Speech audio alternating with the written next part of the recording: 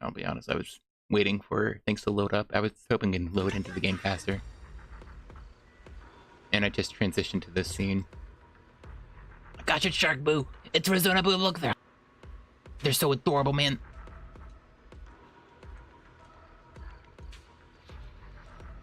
Just connect my controller. I was thinking how I... Alright, it still works. Gosh, I also... Oh gosh, I almost want to sneeze. Oh no, that'd suck if I start having allergies the second I started streaming. Oh, that sucks. Alright. It's gone. It abided. Hopefully I am okay. But...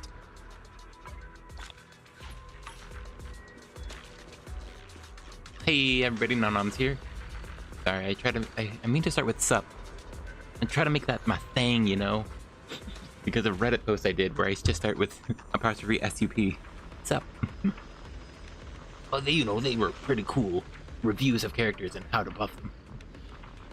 Gosh. Rest in peace, Final Fantasy Brave Exvius. But hey everybody, Nonom's here. Welcome back to more Zenless Zone Zero. Today, there's an exclamation point, so I think I'm 40 minutes late, because the time did change. I completely forgot. The Chinese video game is probably not going to respect the time change in America.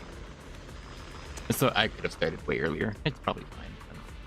Less disruptive. It'll be less early in the morning, I think. Alright, but that means...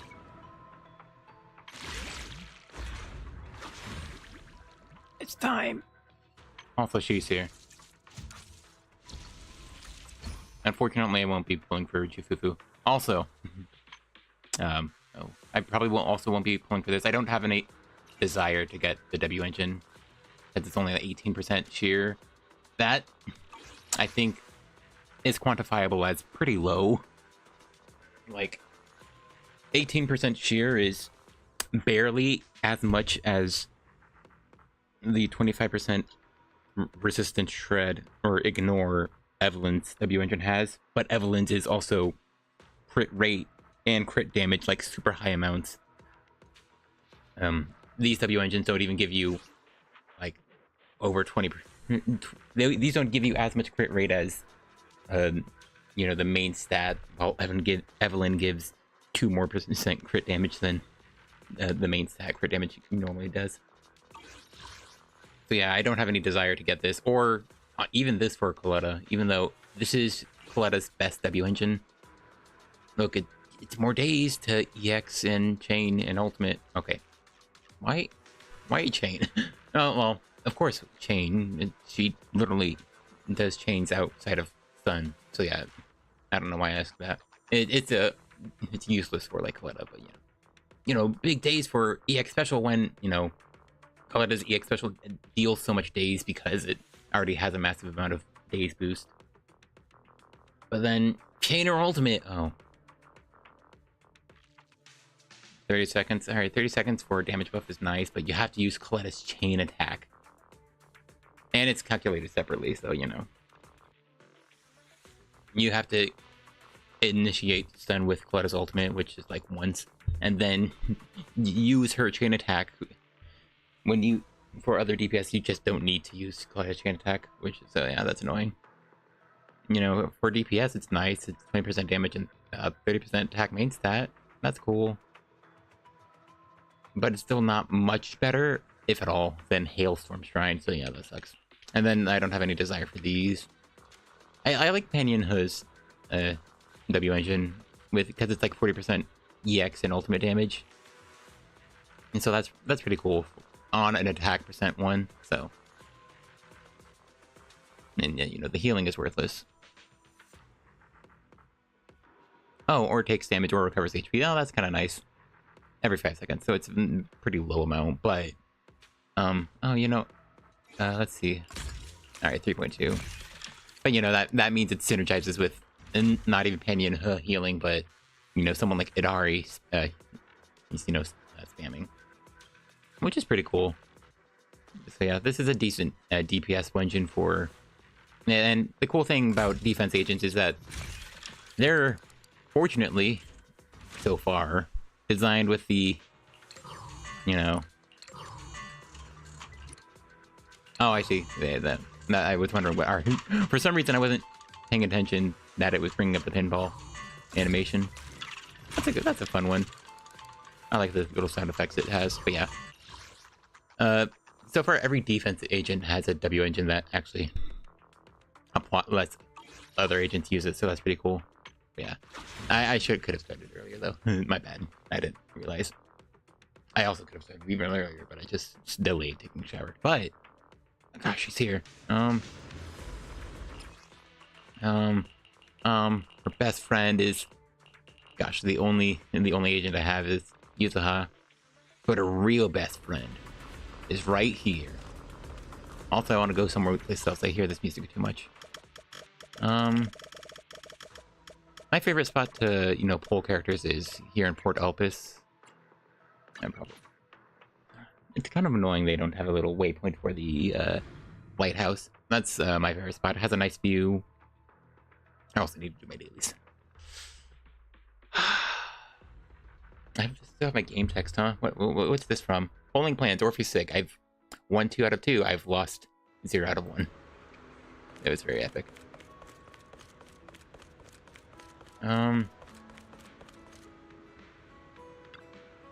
really? You have to change back to Bell just for that? Oh, why'd I go to the 2nd floor? Oh, this is still a nice view, but, I want to go higher up. Anyway, I can change this text now. Ooh. Sea crow with a lamp. A beautiful lantern, oddly out of place next to the lighthouse, but it's a replica. Ever since the original was stolen from the museum, countless similar copies have flooded the market, and they are apparently selling quite well. This lamp appears to be a gift from public security, sent along with a poster downstairs. Mr. McDunn is quite fond of it. That's kind of interesting, I guess. Secret with a lamp. The current agent story is it's in my title, and I can't see it right now because I took down the window. It's here as well, but I took off the game.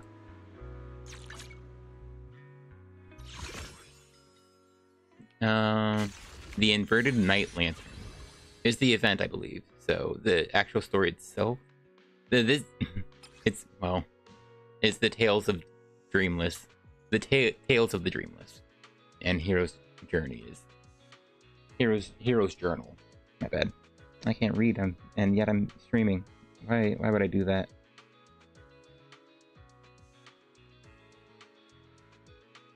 Let's see. Yeah, it's okay. Honestly, just making sure the stream is.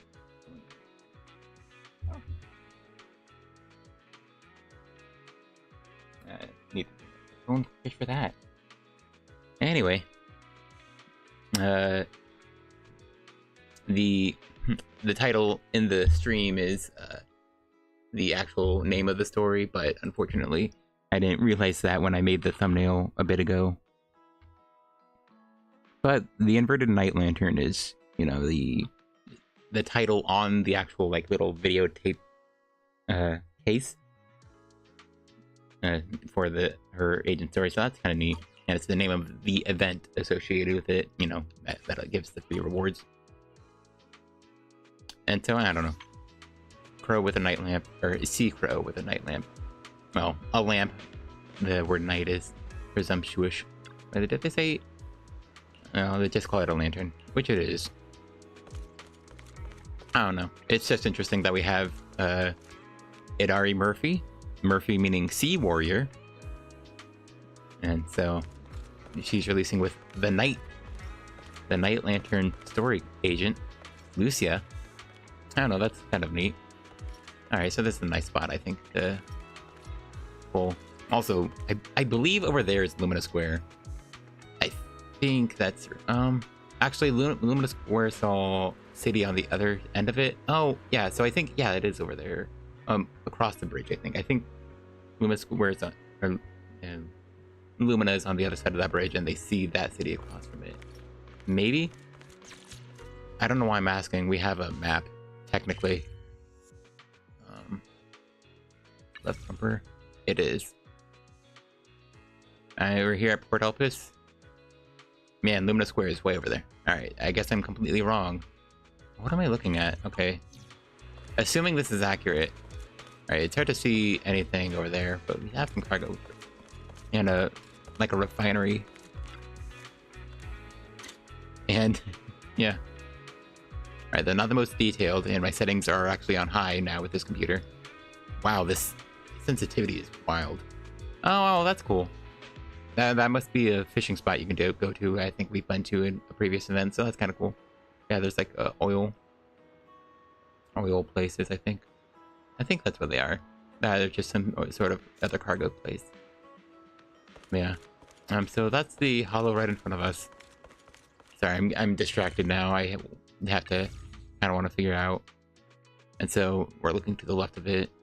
And so yeah. What is that place with all the lights, though? Supposedly it's by a hollow. That has to be the Ballet Twins then, but, you know, gosh, it looks way smaller on this map. Like, the hollow next to us is supposedly... Alright, not supposedly. That does look much bigger. But, of course, we're way closer to it, but yeah. That has to be the Ballet Twins then. It just looks much further away on the big map. Not sure of the accuracy, though. I definitely had questions when they introduced the map, and then 2.0 story opened the way it did. But anyway, I need to do my daily, but I guess we'll wait, because she's here. Alright, hold on. I did want to update the text. I can do it live. Sweet memories of the polling. The plan is clear. I do the 50-50.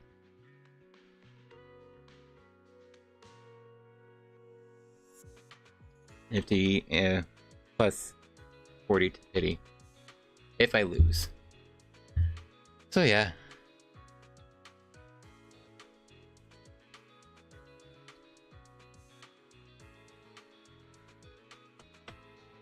Okay.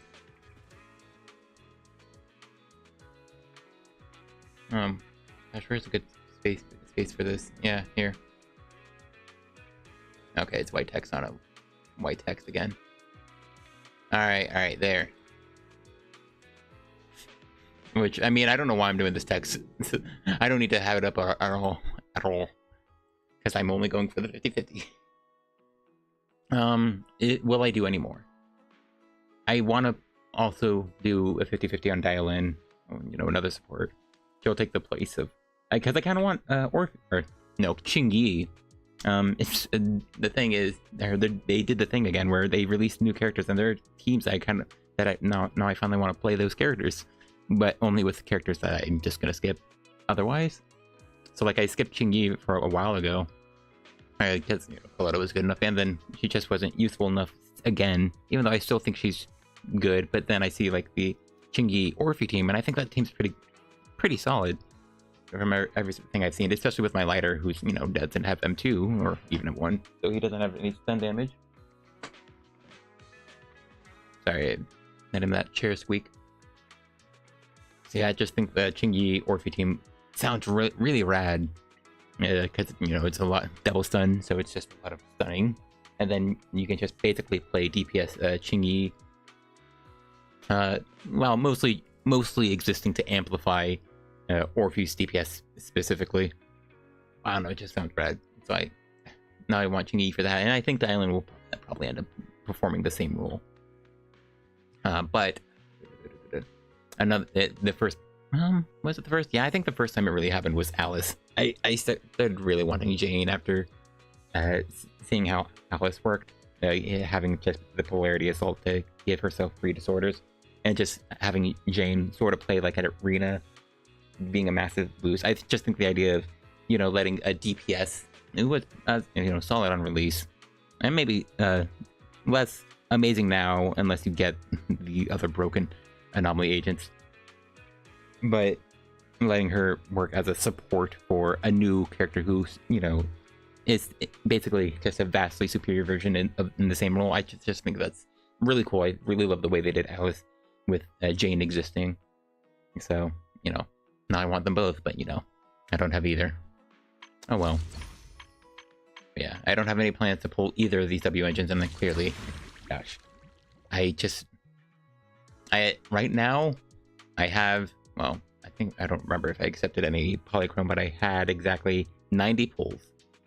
I did accidentally, very oopsily, spend these when I was just looking at how much I had. I just pressed the wrong button.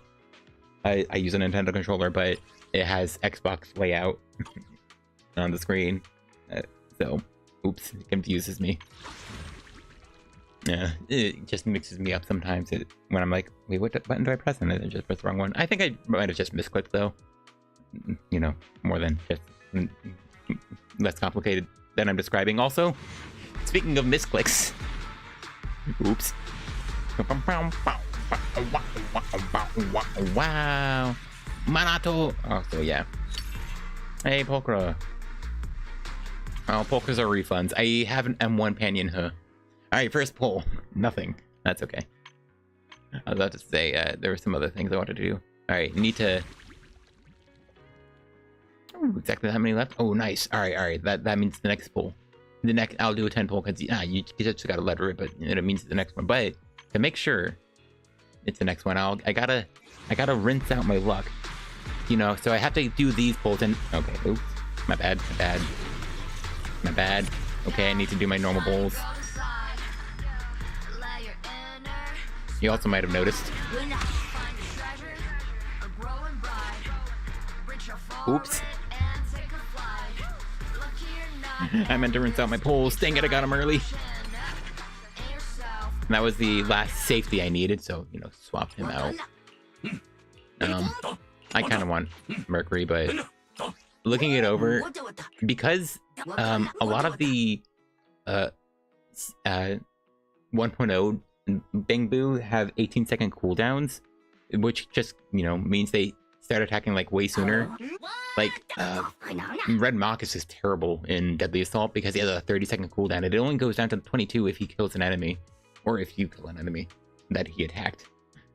And so, like, he's only for mobs. He's only for bringing in mobs closer to you, and otherwise very kind of annoying because he actually pushes around the boss in Deadly Assault. And I think Gulliver, I think, is strong, but has a 20-second cooldown technically, so he is a bit slower too. Yeah. I genuinely think safety might be one of the strongest, but, you know, I actually have to look at the numbers to prove that. But, you know, he's 18 seconds in, just, you know, his animation doesn't seem too long either, so I just think he's a very solid Bangbu, probably, genuinely. As a, you know, I prefer him on my hyper teams than Red Marcus, which is unfortunate, but yeah. Anyway, my bad. Alright. I'll do these 20 pulls. I need to rinse out that luck. I need to rinse out all that luck I just wasted from getting Red Marcus. I mean, utilized effectively by getting Red Marcus. Alright, 1A rank. That's fine. Alright, Weeping Cradle. Alright, that was useless. That was something I could forge. Alright, maybe we need to abide in the indomitable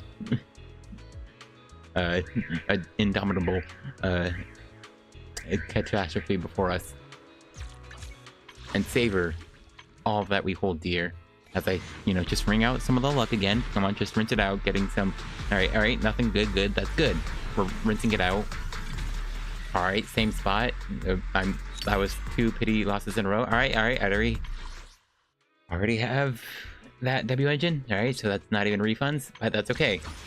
That means that terrible luck means she is coming right now.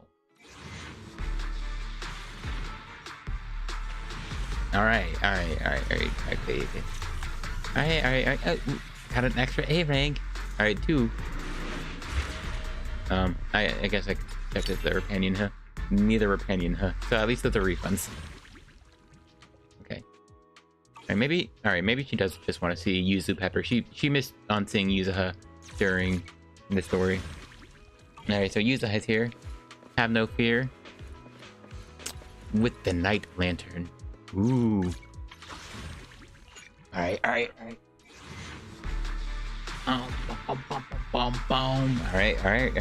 Okay. Happens. Okay, when A rank? Is it Pan at least? Because I do have an M1 pan. Yunquei Summit disciple Pan Yinhu is honored to meet you. Hello, Pan Yinho. I like his red glasses. His little glasses are very cool. Cool, alright. Well, honestly, I just wanted to see the animation of getting Pan. Alright. Alright.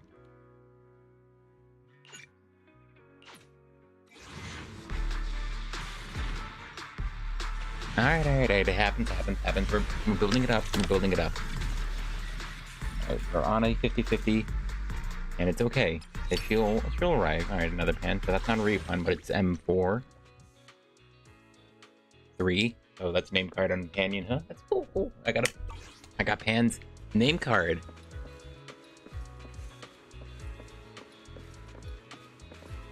Oh, we can look out into the endless ocean.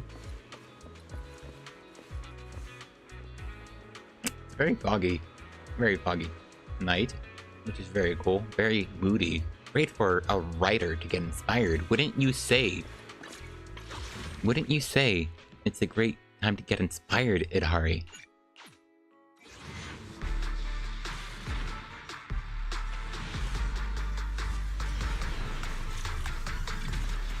Alright, so maybe she just wants to go over to Mystic Wares. Because she never got it to get over there.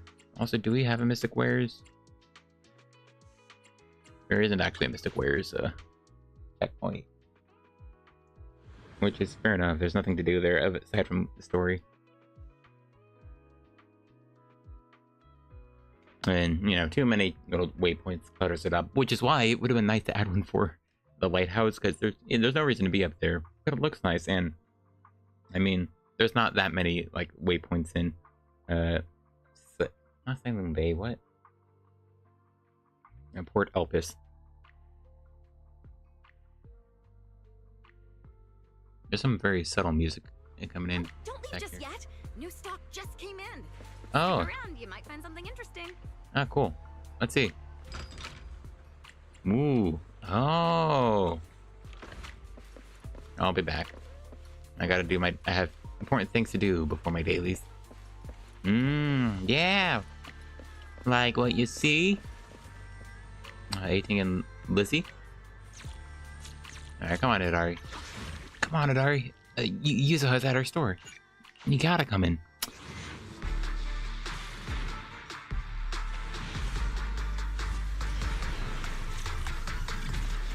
Oh, it's the second A, so maybe that's tempting. It's the first day. Oh, that's cool. Until I get bored. Alright. Fair enough. Gosh. I was thinking about Polka earlier today, because gosh, there's... Oh, I gotta defend the HW engine. I was talking about that earlier.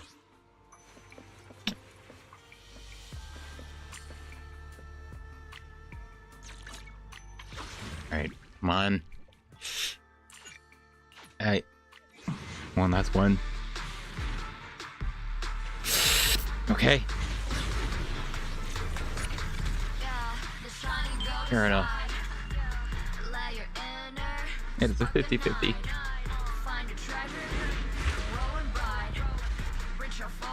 You're recruiting? Oh, Polka. Just so you know, I only work with the best. Oh, nice. Well, I'm sorry that you found me instead. Come on. Okay, come on.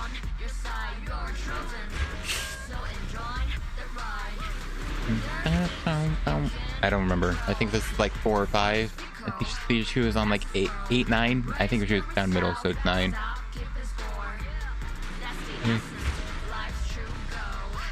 7, 8, 9. I've been awaiting your arrival, Master.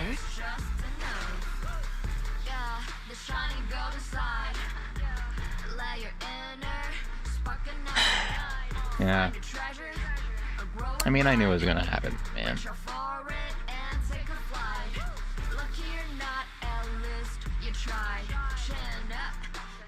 It is disappointing.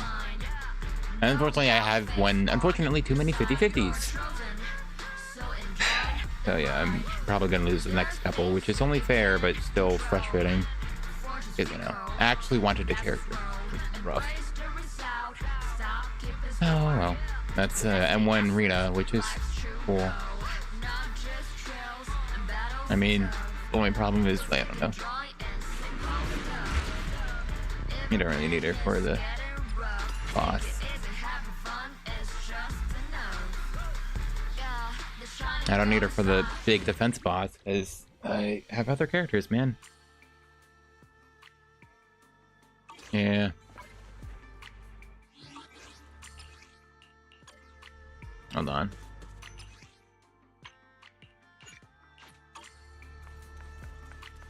And where did we arrive in?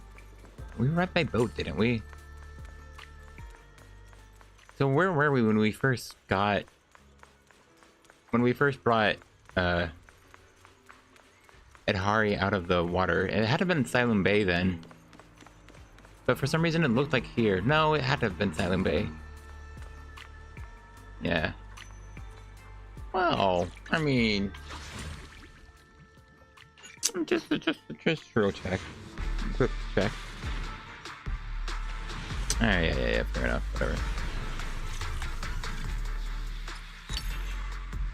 Hey, it's the other defender. You're not even on banner, but thanks for the refund. Oh, there's like a little event thing here. I guess I'll do that later. I think I saw Alice showed up in the whatever event. It's like a check-in thing that we had a couple of times. It will probably tease us with another character, but yeah, it was here, right? Because we brought her in by boat. It looked very dreamlike, so it's really hard to tell. Like, this is right, but it was so bright that we have to brought her in by boat and bring her here, right? It's the only place in Phylum, right? This is the whole place is Phylum, right? Yeah, Phylum Heights. I think someone said Phylum, and so no, I assumed it was like that. What it is? Oh, and there's little hermit crabs. Come on, you Yidhari, please.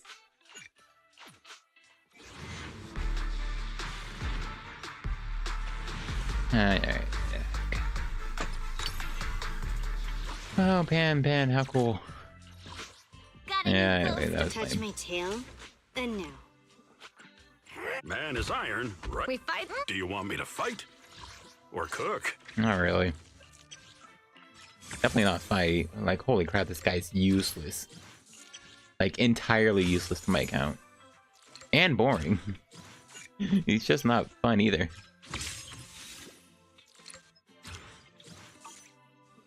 Man is iron, rice is steel. I make a mean chitlins meal. Did you Oh, that's only nice, the man. brave woman? I shall follow you. Let's start. Alright, Rena, well. at your service. How's the polls? I got M1 Rena. My first mindscape that isn't Coletta. It's my second ever standard mindscape from the banner. Yeah. Disappointing. 1, This sucks. 2, yes, all accounted for. Was that even like 10 polls? No, it was 11. And you want to do like one last little special poll here? Yeah. Gosh, it's so lame. Gosh, I'm not even getting refunds. I got freaking Roaring Riot. I don't even use that anymore because I have a phase 2. Yeah, and I already had the dupe to get it. I just don't. Ah, lame.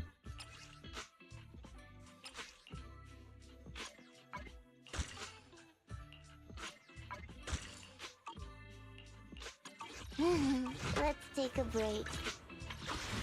Well, I guess it depends on how they do the banner. I'll check.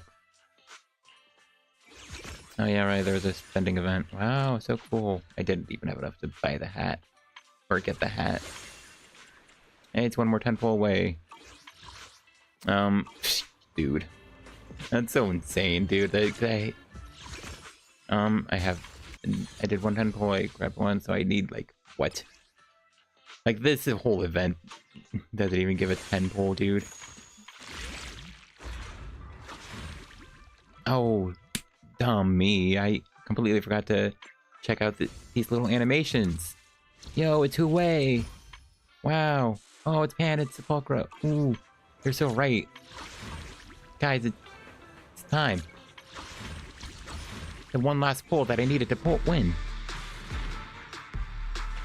Alright, well, it would have been cool. Wasn't even A rank. Alright, so, story, I guess. Oh, well. Oh, yeah, I finally did pulls. Oh, do I get... No, alright. It would have been... I think I would have been upset if I immediately got this freaking Mercury in an immediate 10 pull. Oh, alright, that was pulling. Yeah, I don't have much else to do then get to the story. Alright, yeah.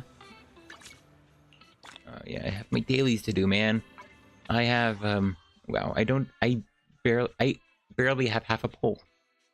I barely have a half a pull in Polychrome. Alright, well, anything else to check? Oh, you know what, I can fix this. It's our turn, bro. Oh, you know what, I already fixed it. It's on Lycon. Let's get to work. I can put Bernice back there where she belongs. I want to see. Oh, my bad, I can pull her back where she belongs. Or hiring me for a job. I was holding Anton there with a build of just in case. It didn't matter. Well, now I have some very useless discs because I was gonna use a silly build. It would have been funny, which is part of the reason why I really wanted Yidhari. But yeah, nah, man. Now I have so many wasted like grinding. Well, it won't be wasted forever. I'll pull. I might pull Pan, you know. I'll probably lose 50-50 because the Shadow's priority still, but man, it sucks.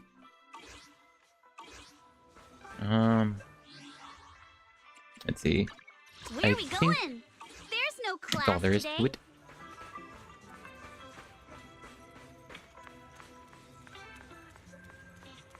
What was the event over here? I'm just curious. Oh man, he looks tired. Serendipity Solution Shop. Oh, is this like we give fortunes? Oh, that looks nice. What is this? Oh my gosh. Return from Hollow? I don't know what that means. That's a cool looking poster. But yeah, now we move on over to story time. Back where I always go for my stories. The first floor where everyone's waiting. I think it's only Orphe and Yuzuha. I think one of them's taking the spot Evelyn would have taken. Oh, wait. I thought Yuzuha's normally right there. I think upstairs. No, okay. I thought that'd be weird. Oh, I thought Yuzuha was normally there. I guess Orphe's taking everyone's spot. We can look at the video archive to see the Tales of Dreamless. Wait a second. This says Tales of the Dreamless. Where did I get my... Where did I get the text on my thumbnail? What? Hold on. This is something I cropped. This is text I cropped from like the little... Hold on. I have to bring up... I freaking closed. It's just... Oh, I also came back quickly, so it's probably not really closed. Hold on. I can't type well. I got it from here. I got it from the fandom wiki page. Right. I'm fresh with ad block. I don't want it. Fandoms. Ads. Yeah, it's a Night Terror. Or the Night Lantern. Hold on. I'm waiting for the image to come up. But man, it's taking forever. Wow, this is going terribly. I might give up on trying to show it. Oh, there it is. Hold on.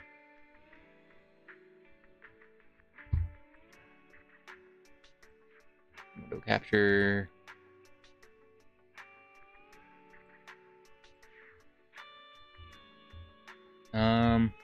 That. The inverted night lantern. This is just a... Hold on, I can do this. Wow, that's crazy. That's really interesting to me. I like the little echoing design of the Dreamless, but yeah, it's the same image. Yeah, they just renamed it, I guess. Also I noticed the end's backwards. Was here too. Huh. That's so weird. Wonder why they did it like that.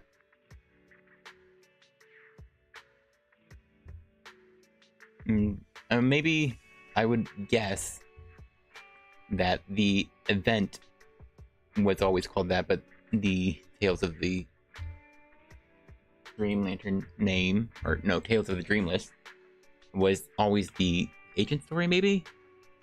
But the inverted night lantern was always the event name. It either they swapped, or you know, maybe the person who did the design for the little VHS box accidentally put the wrong name. Maybe they got the wrong name for it. That's really interesting to me, that it's just a different box now. I guess it's fair enough. They like changed the Lucia's design, like, you know, between showing her off initially and then getting her to be in game. Like, it was pretty noticeable change too. That was odd. And they didn't even announce it like they would do a change like they did with Hugo, even though we had Hugo for quite a while. I don't think we played as Hugo, right? We didn't play as him, but we saw him quite a bit. So it was, I don't know, it was kind of weird. It was pretty weird how they did Lucia entirely. Just with the, you know, design change. You know, and gosh, you know, we didn't really see her much at all prior to, or we didn't see her at all prior to, you know, an event, and prior to her drip marketing, really, which is, you know, where everyone got very upset. Like, who the heck is this? Maduro is not an S rank. Of course he's not an S rank. He has an A on his codes. Just to remind myself, that free Monato is from doing this, right? No, it's from doing this, which I never got around to. I probably won't stream it. I have things I need to get done. I can become even stronger. But this was basically her little event. It probably would have been nice to go around to doing this, you know, because for what the gameplay is, maybe I could have tried, you know, just having it as a chatting about the game stream, and then, you know, having some story in between chatting about the game. Because this, from what I understand, it's basically her agent story here. Also, she's wearing glasses again. Hold on. Wasn't there something else? Where did that? Hold on. It had to be the main story artwork, right? Yeah. No, there's a different one. Because this, yeah, this is the game. What is the image with the two Yidharis from? That's weird. Anyway, I don't need to waste any more time. I already wasted the time not getting Yidhari herself, so... Unless I have any free polychrome that I'm supposed to get here. No, alright. I still need to do the photo event. I'm running out of time on that. I'll do that later, today then, probably. But yeah, the inverted night lantern. Lucia, she was neat, I guess. I think I like her. Oh, sorry, I shouldn't be moving that chair. It squeaks. And that's definitely audible. But I think I Yeah, I would say I liked her from the main story. She was, I felt, the most disconnected part. Yeah, I mean, her involvement was, I guess, the most sort of coincidental. Like, oh, like her father happened to have been the wandering hunter in the area, and she joined up. I don't think there was a particular reason why that, so it feels a bit coincidental. I like the ending of 2.3 story, so I think she's very fine in it. I didn't like her at first. I think she had some lines that felt a bit Yuzuha, which isn't a great thing, because I think I remember heard somewhere that someone claimed the voice actress was like going for someone who's deaf for Yuzuha, which ended up feeling like... Going? There's no class today. Eradicate. Today's reading is... Where is she? Bear witness to the How about a little late-night adventure? I think- promise you'll love it. I can be. This weather's perfect for a little exploring. No, it's not quite Yuzuha, but she had some lines that felt very Yuzuha, I would this touch Which got I- a new ghost story to share? which sort of felt like, oh, well, what's her excuse for talking like that? But yeah, I still don't love Yuzuha's voice. Because unfortunately, she just had lines that, you know, sounded a bit more normal. You know, less unusual. So it feels weird to go from that, the normal sounding lines, back to whatever she's doing for all the battle lines. Anyway, yeah. Oh, she has her big dog here, so that's nice. And a picture of us right there on the side, all mostly wise. And Belle's barely fitting into the frame.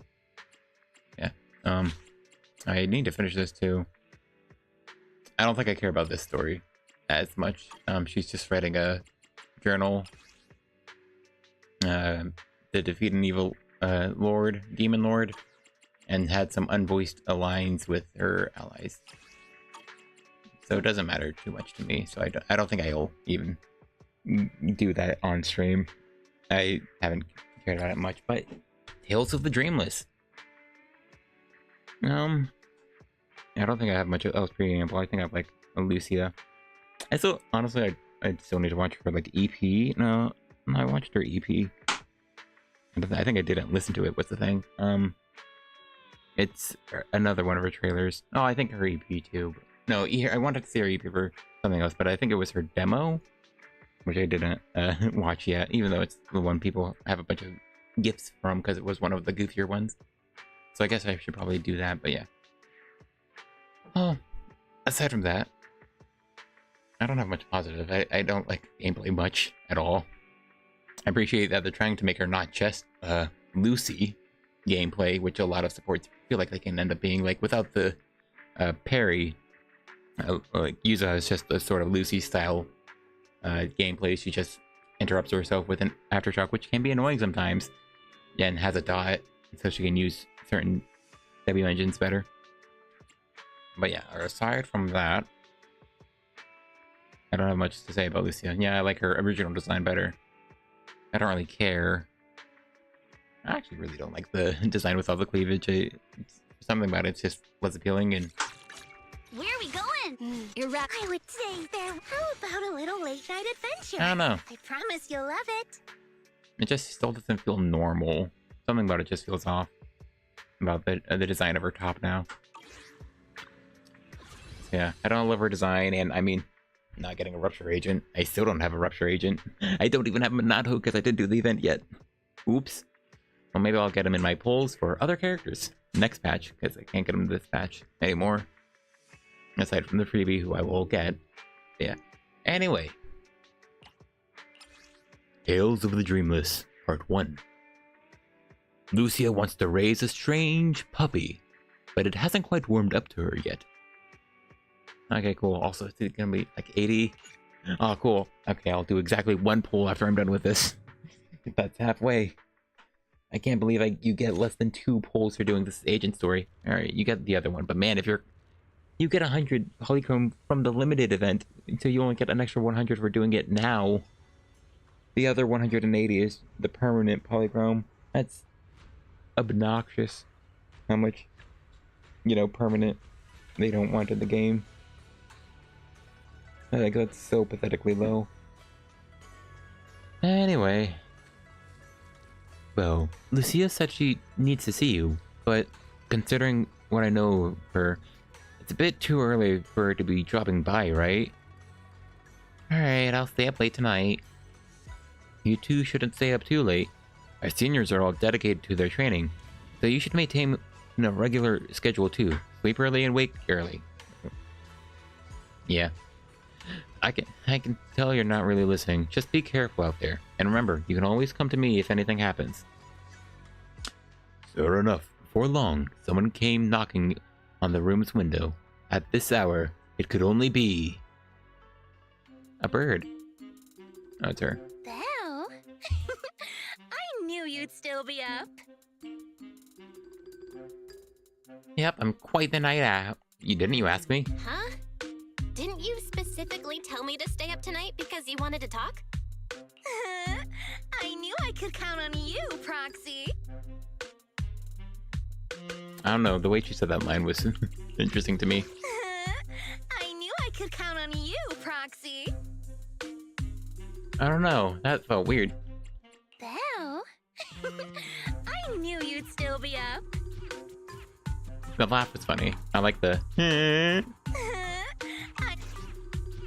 Anyway, the reason I'm bugging you at this hour is I was hoping you could help me with something. Yeah, fair enough. Lately, my ethereal research has been like a Tarrasque mixer trying to get through the old metro tunnel in Cretan Hollow. Completely stuck. Oh. What the heck is a Tarrasque mixer? I don't know why I keep closing this thing when I actually use it. Tarrasque mixer. EED. Oh, okay, it's a big yellow one with a laser. It was noticeably in Brace's demo, which Coletta appeared in, so which is probably why Coletta just, for some reason, never got a demo. It's still insane that Coletta just never got a demo. What? But yeah. It's the bigger guys, gray bodies, but with machinery all over him. Whoa, that's rough. How are things going before you hit the bottleneck? It was going pretty well, I guess. Oh, that's I good. had this plan to turn our lawn into pedal sofas for hollow camping, and I tried to figure out how the traffic lights on Fawn worked. I think I know Fawn.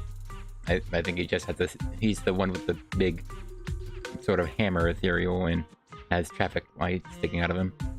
Arlon, I think I know the actual sort of creature, at least in other fantasy games. So it's the big flower one, yeah. I'm trying to remember. It's the big flower that shoots at you. Oh!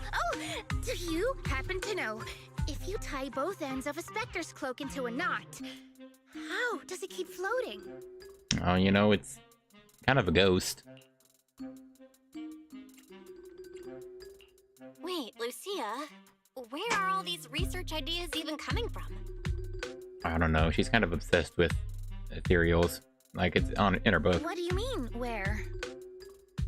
From the Hollows, of course. Just walk on in, run into a couple of Ethereals, and boom! Research inspiration!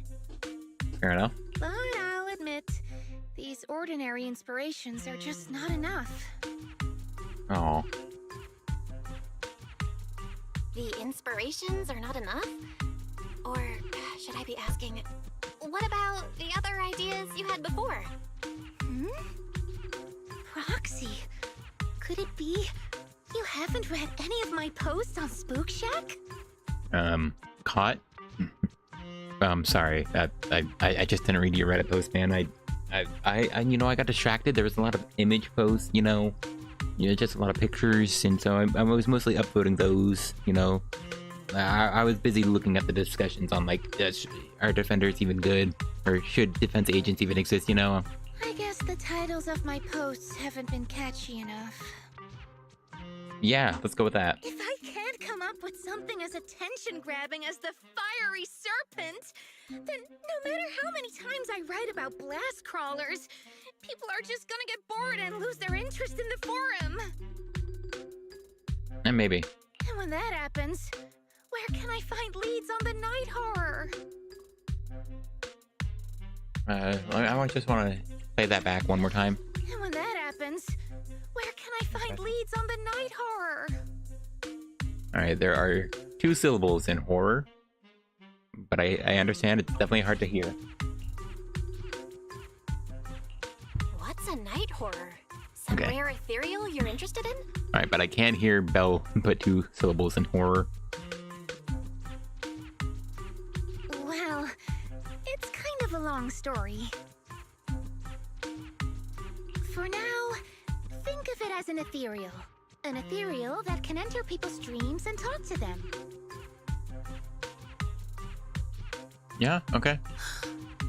Wait, The creator. Roxy, do you think ethereals can communicate with humans?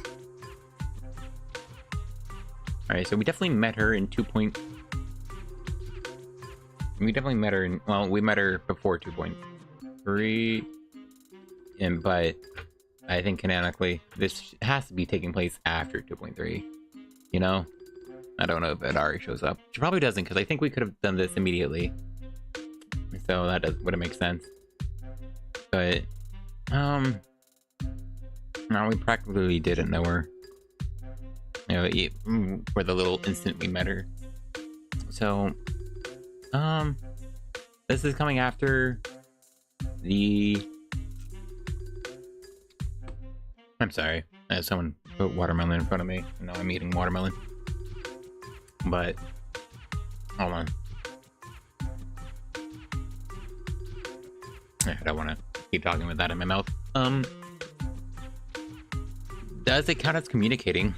I mean, the miasmic entities in 2.3, the drowned ideals, I believe. I always forget those names, but I think I actually remembered it better now. They're basically, there's like a miasmic construct, which, I mean, feels like that's basically being a person. But beyond that, Wandering Hunter is absolutely an ethereal, right? And yet, through his drowned ideal, he was still able to communicate with Lucia. So, I don't know. It certainly feels like ethereals can communicate with humans, and you explicitly, these 2 people explicitly would feel like, yeah, you know what? Probably. What?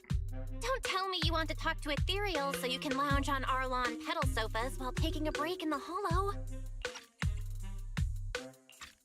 I don't think that's what I picked, or that's a bit more than what I picked, but I think what I actually meant was, I should have picked the other one, but I already forgot what I said. I know what you mean, Proxy.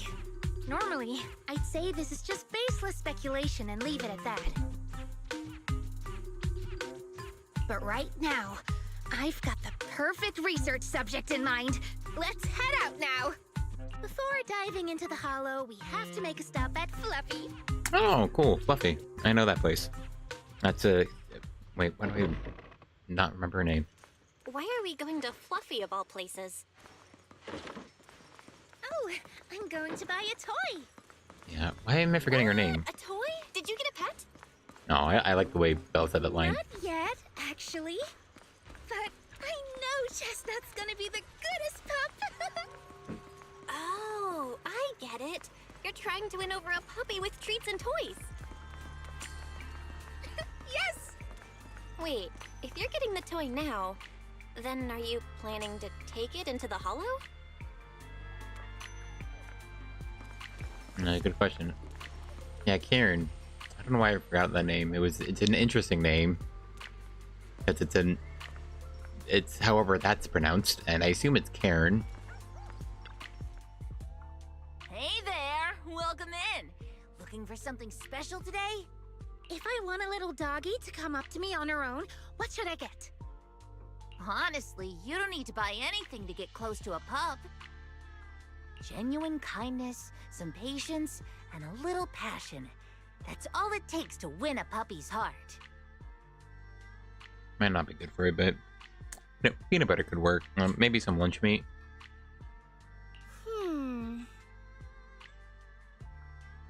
It's true!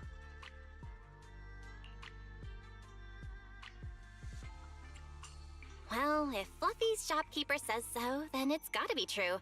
Plus, Karen herself is... Yeah, I trust her.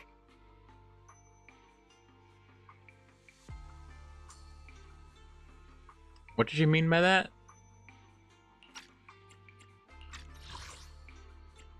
It's true! I also like I was eating a watermelon, but I also just like the way she said that line. It's true! Well, if Fluffy's shopkeeper... Plus, Karen herself is... Yeah, I trust her. What, Fluffy? A dog? Whoa. Wait. No. I'm not saying I don't believe it. It's just...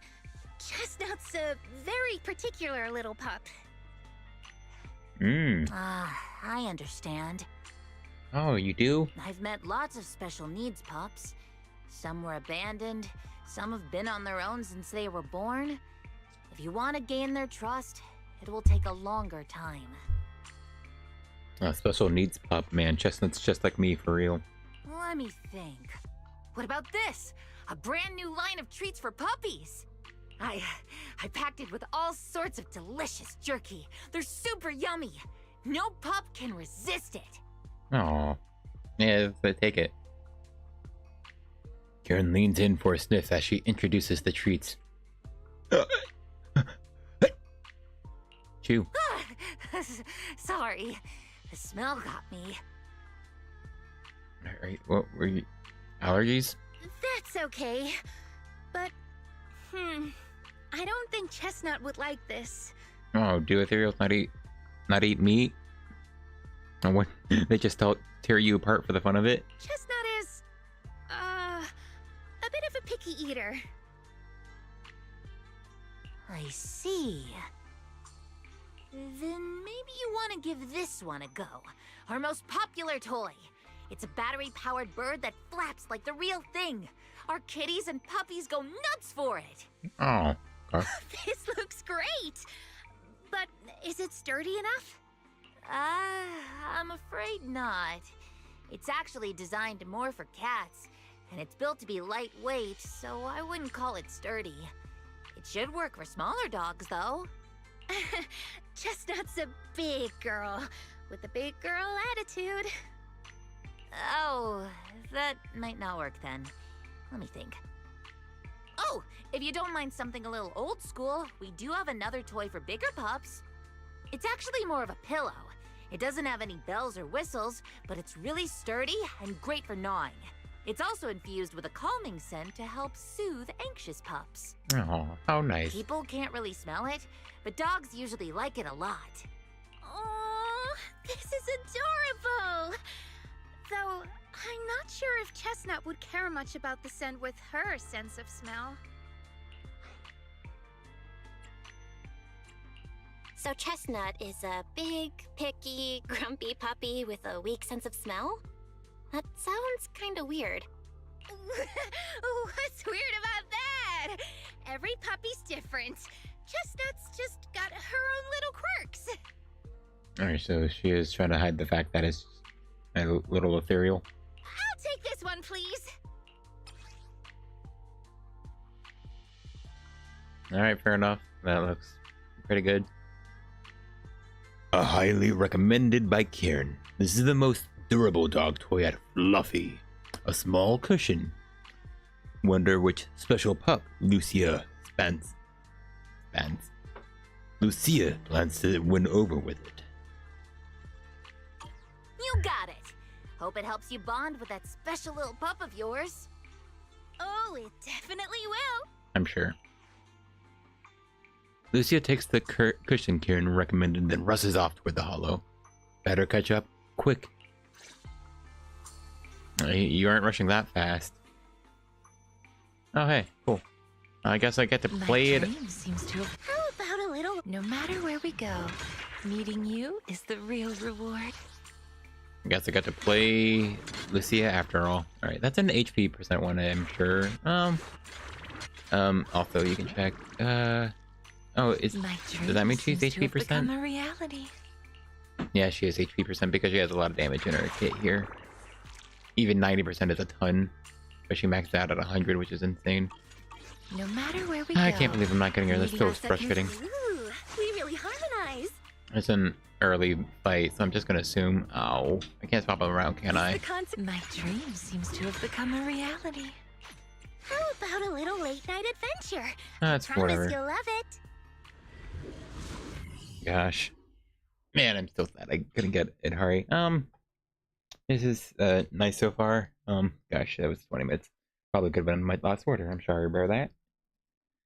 But yeah, we get the picture. She was photos with the dog. I think I've already seen the dog, so she's bonding with a baby little ethereal, which I mean, I guess horrifically is like a corrupted actual pup. If you know the other dogs grow up to be the size of a normal hottie. I wonder how they work. I assume like the more corrupted they get, they get armored, which is why there are the armored hotties with the purely dark ones underneath all of the white armor.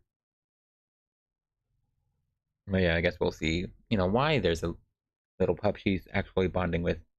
Oh hey, yeah, I don't need it to throw. Let me think. All right, let's head that way. Oh, internet post. Oh, cool. Wow. Why'd it give me a notification? Ooh, the Ore Spirit, a minor eating monster. Ooh, Phantom Town.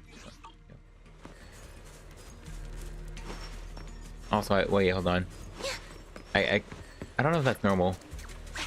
Okay, for some reason. This one's mine. For some reason, Lucy's dash looks different to me. Oh, hey, man. Isn't that strange? This place was nice and quiet last time I was here. By nice and quiet, you mean there weren't as many Ethereals back then? Aim is true. Not exactly. But the Ethereals here were always pretty chill. They hardly ever gather like... This, why did I forget? Goodness, you guys are here. You sound so grouchy, man. I was this close to being killed. That sneaky little hottie totally set me up. Huh? Which hottie are you talking about? Among the pack of Ethereals that surrounded you, I didn't see any. Oh, maybe you didn't see it. There was a smaller hottie, just about waist high.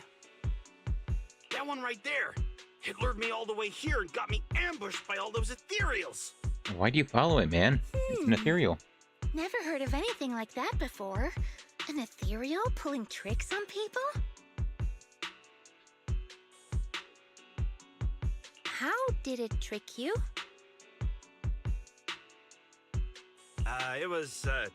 It ran ahead like it wanted me to chase it, you know? Oh. That's pretty weird. It's not that weird. You young folks shouldn't underestimate how crafty those things can be. Yeah. Yeah, you youngins, but yeah, I mean, we see it with Geppetto, supposedly. I mean, I can't really tell, but supposedly coordinates Ethereals. No, I mean, you are pretty weird, mister.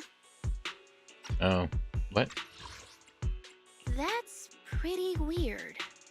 In the Hollow, most people run away from Ethereals. That little hot tea from earlier, if you want to dodge it, it'd be easier than a Thanatos dodging a blast crawler. Why did you even chase it? That's all very fair. I didn't chase it. Look, I was minding my own business in the hollow, and that hottie ran at me out of the blue, with a whole pack of Ethereals behind it to ambush me. Okay. Now that's interesting. Yeah, it's a bit different from its original story. I've only heard of symbiotic Ethereals in Hollow Zero being able to command other Ethereals. I guess you just heard of Geppetto. Maybe that little hottie has what it takes to be the next Nineveh. Oh, you know, Nineveh also has, how you say, wasps and tentacles, but I mean, the tentacles are directly a part of it, I think, supposedly. I don't get what you're on about. You run into Ethereals in the hollow, you eliminate them. That's just the way it is. True. Instead of taking down that Ethereal, you're now blaming me? That is just absurd. Yeah.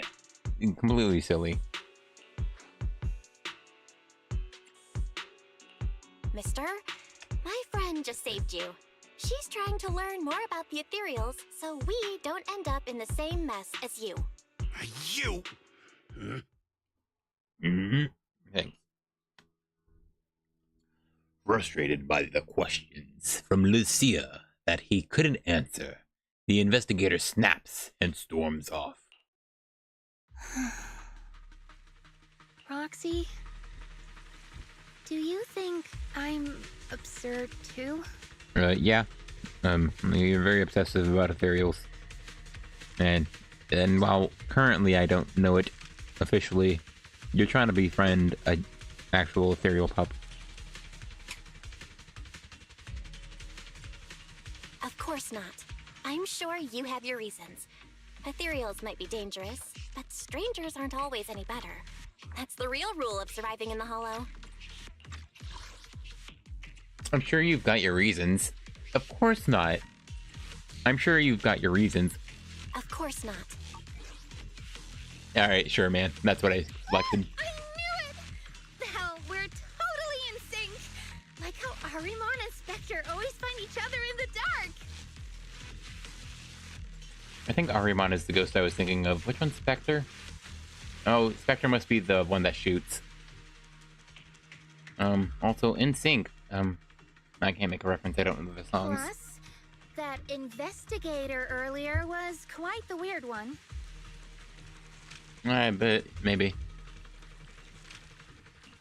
I mean, that's the first time I've ever heard anyone accuse Chestnut of hurting someone. Oh yeah, and this is where we learn is Chestnut's a dog, but also that kind of dog. Wait, Chestnut? Who? You mean that little hottie the investigator was talking about? A little what? Sorry, other hottie. Yeah! Chestnut is a good girl. Oh, you checked? Ever since I met Chestnut, she's never harmed anyone from outside the hollow. More than once, she quietly led me to injured investigators so I could help them. Oh, that's nice. This one time, right around here, my carrot stopped working. Chestnut just happened to stroll by and guided me out. Oh, it's a dead rescue dog and remembers itself. A hottie? Working as a rescue dog in the hollow? Are you serious? And here I thought your ideas from earlier were wild. Yeah. There's other reasons, of course, but I trust Chestnut. She's always been gentle and kind.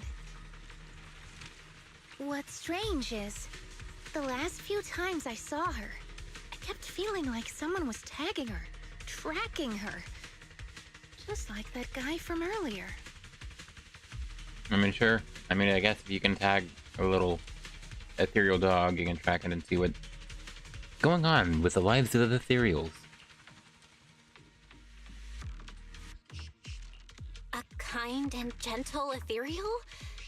I need a second to process it. Those other reasons must be really important. Come on. I already forgot what other reasons. Oh, yeah. It's a long story. Let's talk about it when we get back. Ugh, And thanks to that weirdo earlier, I didn't even get the chance to give Chestnut the toy I picked out. I mean, we just got here, right? Let's look around a bit more. Okay. Maybe she's still nearby.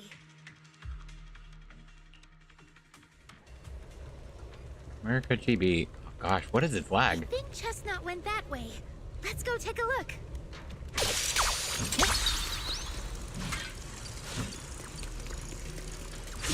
Are you ready for this? Oh, is this? Oh, it's these guys.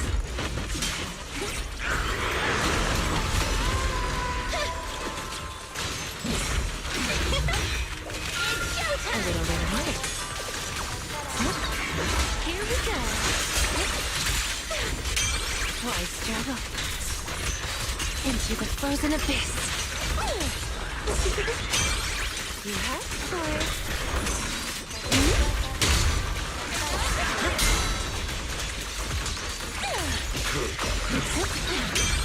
That's as far as you go.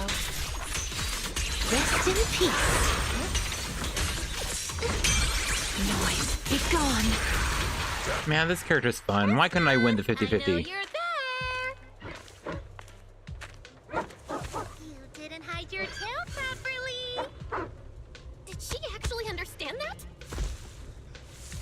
Of course, she always understood me. Aw, you don't like it? Well, at least they utilized the 3D model for the toy. What was the line? I missed it because it didn't have a. It was set. Oh, that must have been Yidhari talking because we were transitioning back to this.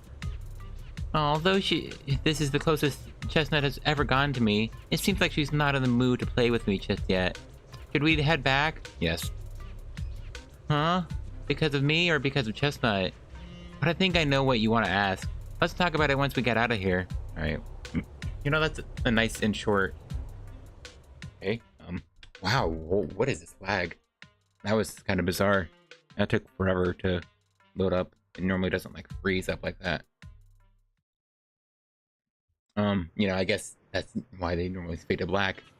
They were actually loading in the next area during that screen, I guess. And I guess, I don't know, must have forgotten to put fade to black there. So it, you know, hides sort of janky feeling and maybe slightly worrying, you know, pausing.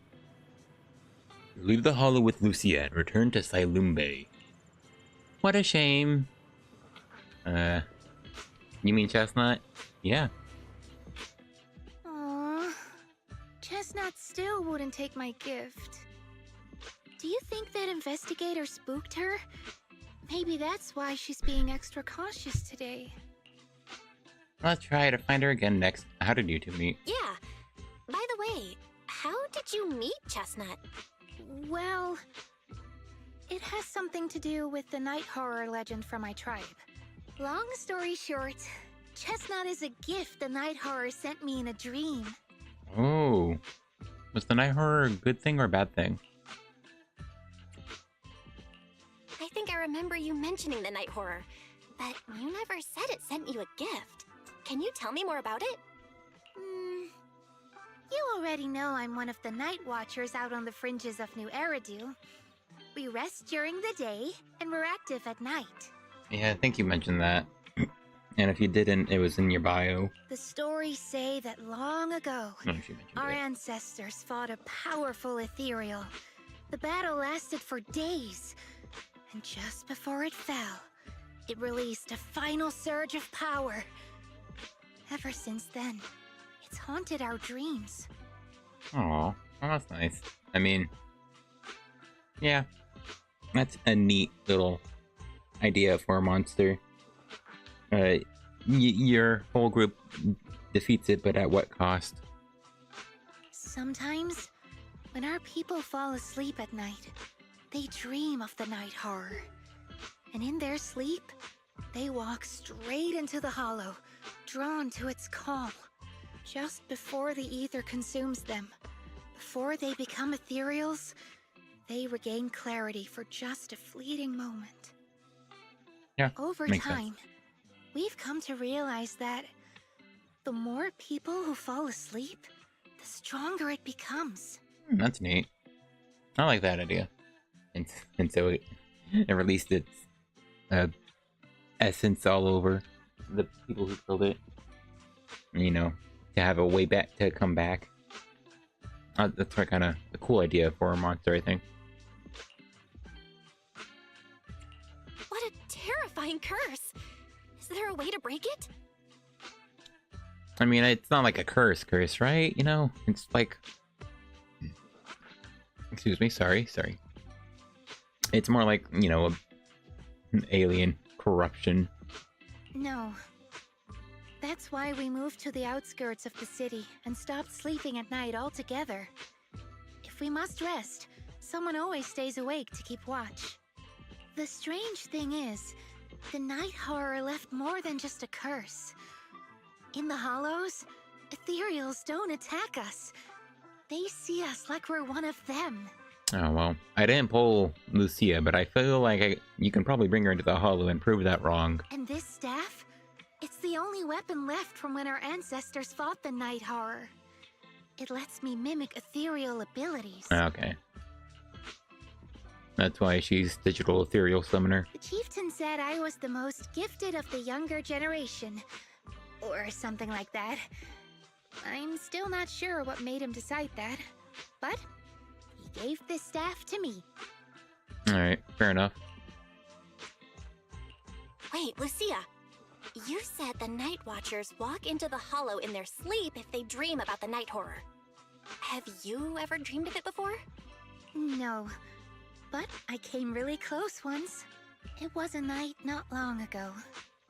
Granny was keeping watch for me.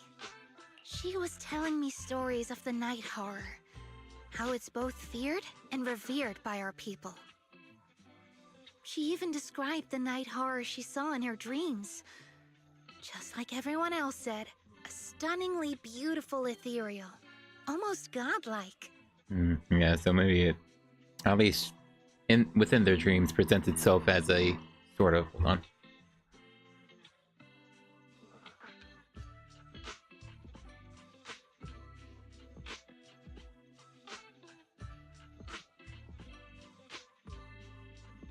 Sorry, the helicopters were around. Just in case they come back, I want to close the door. Yeah, it, you know, almost siren-like, I feel like, in their dreams, to present itself as a beautiful being. Who knows if that's accurate to what it actually looks like when it was defeated. But, you know, it makes sense to give it that alluring side to tempt them into the Hollow. That night, I dreamed of the night horror's gaze. It was looking at me. And in front of me, there was a little hottie. Ah, so it's using the little hottie to tempt her deeper within the Hollow. It looked tired, like it had been through a big fight. We stared at each other, like survivors meeting after a disaster. Still cautious, still on edge. Of course. It could always be. You know how it feels like when you feel like you really understand the animal, but it's really just your interpretation of what a wild creature that isn't you is believing.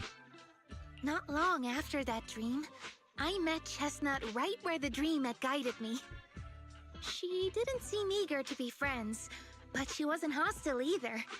And she treated the other outsiders kindly too. That's why I've always believed Chestnut is a gift. A little dog sent by the night horror. In actuality, it is the manifestations of the night horror's being. And the fact is, this whole night horror is stuck in a little tiny dog's body, because that's the amount it could have come up with after dozens of people dying to sacrifice themselves to it. And it can only amount to a little dog. I mean, based on how you described it, I'm not talking about Chestnut. I mean the night horror. Is it really trying to be nice? I don't know. Yeah, I wouldn't count on it. But I think Chestnut is such a good girl. If we can get along, maybe the conflict we saw in the dreams won't come true after all. Hopeful. I don't know. Nineveh's usually just minding her own business, right?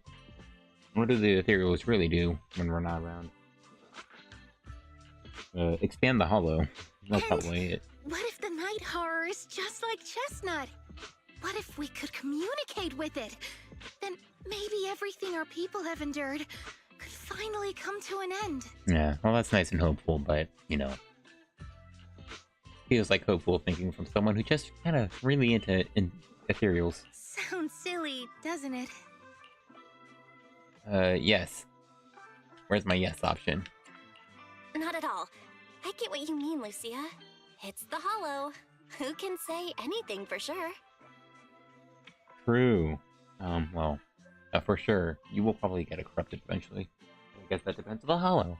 Even among my own people, no one really believes me. Except for Ade and Granny. Believe you about maybe it can be good? Lucia glances out the window. What window? Where are we? The night sky is beginning to fade. Just a faint shimmer of dawn on the horizon. In which building did we get into? Because we're clearly outside, dang it. I can't believe it's already this late. Better make the most of it now. Going back to sleep? Nope. I finally got away from home and there's no one to tell me what to do. So it's time to stir up some trouble. Today, I'm gonna pull an all-morninger. No, I get it. It's like all-nighter, but... Staying up early in the morning can really mess with your health. I used to think that it was just something only night watchers had to deal with. But later I found out that whether in the Outer Ring or Wi-Fi Peninsula, everyone looked just as lost and lifeless in the morning. Or weather. It's... weather in. I definitely read that sentence thinking of the weather in the Outer Ring or Wi-Fi Peninsula. No. But weather. People sleeping, standing up in the cable car, some stumbling into bamboo charging stations with their eye barely open, others drifting in herbal tea shops asking for coffee. Clearly they're taking damage from pulling all those early morning hours. True. Actually, it's because they woke up too early. It's because they stayed up all night. Really? But they just need to get some sleep in the morning like Grandma told me. Besides, I clearly remember. Belle, when you wake up earlier, you also... Wait, we're getting off track. It's actually about Chestnut. I heard that people often take morning walks with their pets along the beach in Silum Bay. We should go check it out? I think I misread that. I want to learn. How do others get animals to like them? Yeah, fair enough. Oh, that guy has a little bird. That's adorable. And I can't take a picture of it. Alright, 0 out of 10 game? I guess we can't talk to that woman with her animals. Man with a bird on his shoulder. Fun. What the heck?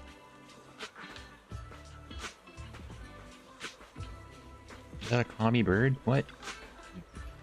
Oh, sorry. It's fine. Everything's fine. Everything's a-okay. Wow! Want to say hi to her? Hey there, little birdie. Chirp chirp. Also, that bird definitely had some type of long title. Hold on, I need to... rewind to that.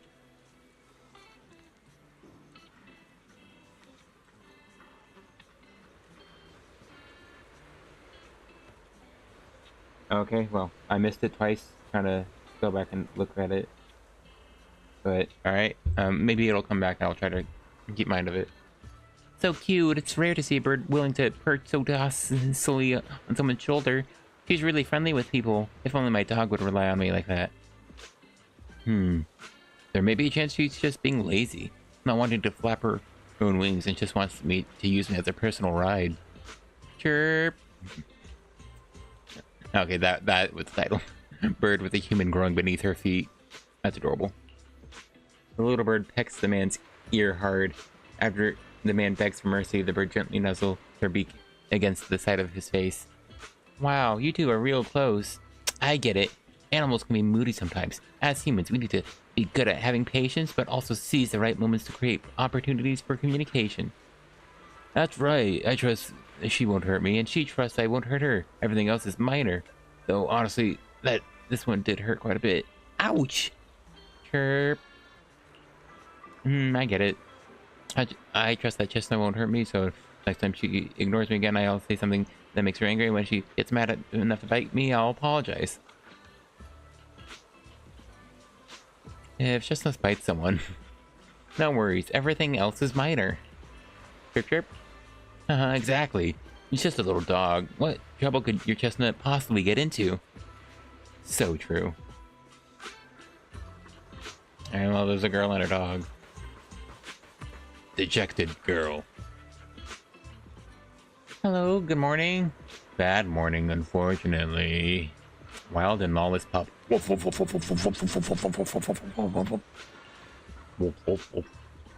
Alright, got it. So what do you want me to do now?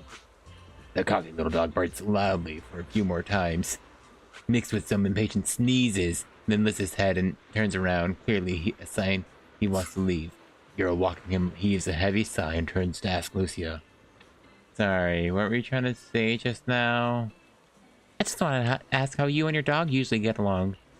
Oh, it's simple. He screams at me, I obey.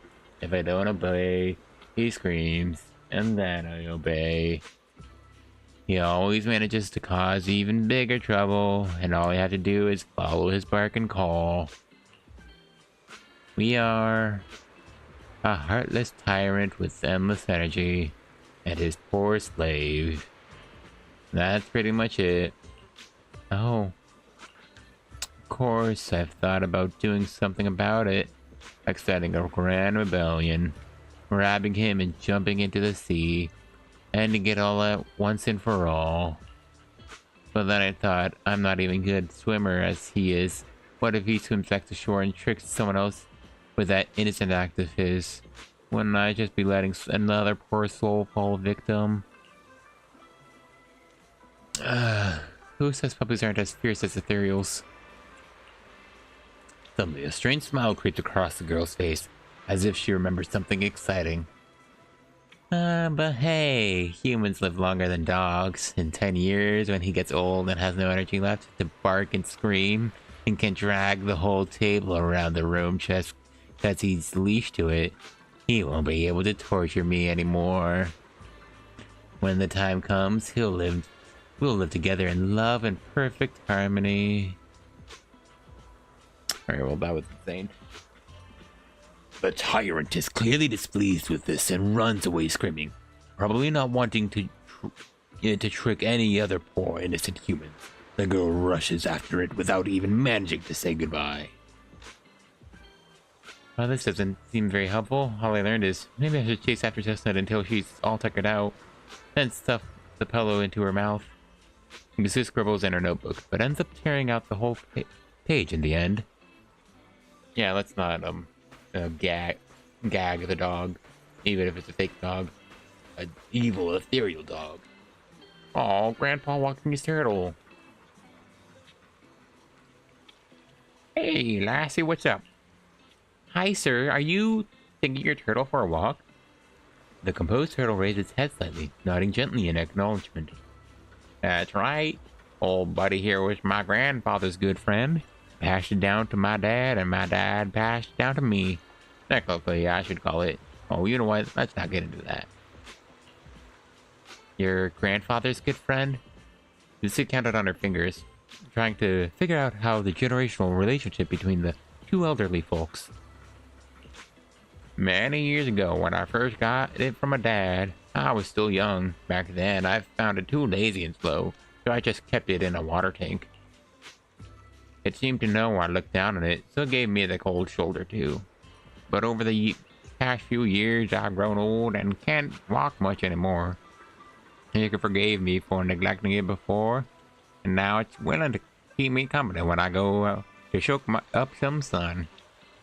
That's nice. I wish I could have a quiet moment with my dog too, but I don't think she likes getting too close to me. Take it easy, young one. When words fail us, we can still communicate through actions.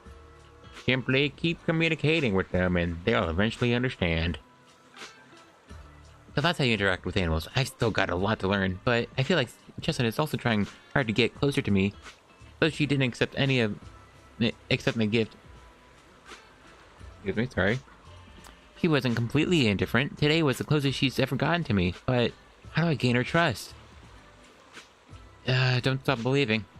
So you mean, even though I saw Chestnut being hostile to that investigator tonight, I still gave her the pillow, so Chestnut was willing to get close because she thought I believed she was a good ethereal?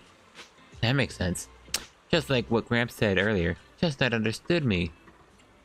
But that investigator, Chestnut was really unfriendly with him. Totally different from how I'd seen her treat others before and how she treats both of us. I like to believe Chestnut made her own judgment after observing him. Though I don't know yet a reason, as an ethereal Chestnut, being so friendly is already a miracle that defies nature and goes against instinct. I don't want to let her down. Probably because it's her bedtime. Lucia seems pretty sleepy already. Get some rest. Alright, tonight's hollow bedtime tales ends here. Even for a planned all morninger, this has gone on way too long. It has been over 50 minutes. I need to get out of here before the Night Emissary's magic wears off. I'll come and find you when there's any new development. Leave story. Like a princess from a fairy tale who must leave when the time runs out, Lucia waves goodbye, pulls up her hood, and gracefully vanishes into the crowd. Oh, was there a crowd? Alright, well, that was cute, I guess. I will be learning more about the Ethereal next time, which it will be this time. Wow. Yeah, the Tajin with the watermelon tastes pretty nice. Sorry, I want to finish this watermelon, but I also don't want to eat talk with my mouth full. It feels rude. I don't like it. But yeah, I don't think there's much to add. I guess what happened. I think the only thing we learned about her history so far is sort of information we've learned. We got to learn a bit more about the Night Emissary. I think that's pretty cool. The Night Terror. The Night Horror. That's what I meant. But yeah. I'm trying to understand the little lights. Is that like a rat, turtle, dog, rat? I assumed it's supposed to be the hottie, but what the heck is that second green image? Like, it's not like the same animal. The head shape is the same, at least the second time, I guess. But it just looks way different in that green one in the third. And the tail is just different between the middle two and the segmented tail of the blues. I don't know, that was weird. I like the little hottie in the book that we see on the top right. To the right of the hottie she's hugging. Yeah. Talk about the artwork. But yeah. Yeah, Battle Combat has ended. It's surprising they have this button at all, now that they just do it, the rotation they do now. Do I have any polychrome to gain from here? No, I actually don't. There's only polychrome in the lower half. How much even is there? There's 680 here. There's a pole. Second pole. Third pole. Is there a pole every 100? So 780. 1, 2, 3, 4. Yeah, so it's 4 poles on the 780 polychrome. Which, wait, isn't it 160? Oh, speaking of 160, it's time! Yidhari.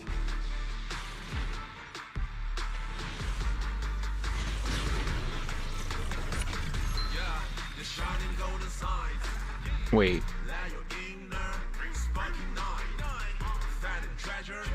I'll be honest.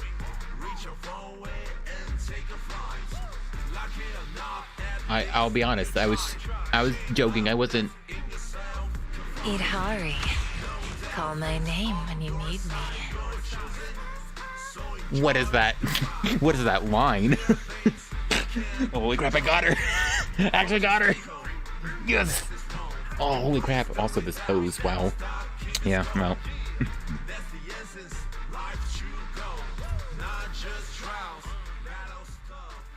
I do have my decibels on higher than normal. I don't know if I should turn it down, but I should turn it down if I'm going to talk now while looking at this and appreciating the music. Wow. Huh. I feel very calm. Because I just wasn't expecting to actually get her, to be honest. I actually got an early pull, and it was within my limit. That was... Hold on. Let me check how many pulls left I have when I did the yellow pull. 58 left. And it's a 90 for the hard pity, right? Because I don't know. Yeah, that's I mean, actually, it's exactly how many pulls I done with my. I think I did a yellow pull and then 11 total pulls, like one extra pull right before the banner swapped over. Well, last night. I mean, one little yellow pull on Vivian's banner just in case. But oof. Wow, I actually got her. Wow, that's actually so rad.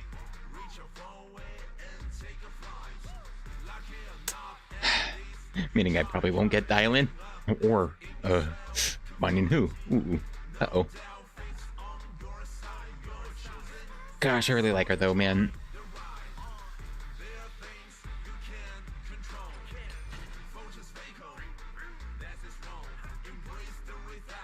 No matter where we go, meeting you is the real reward. I do like that little strand of hair right next to her beret. Also, just like that, she has a little beret. I think that's very cute. But I like that little strand of hair wrapping around her beret. Yeah.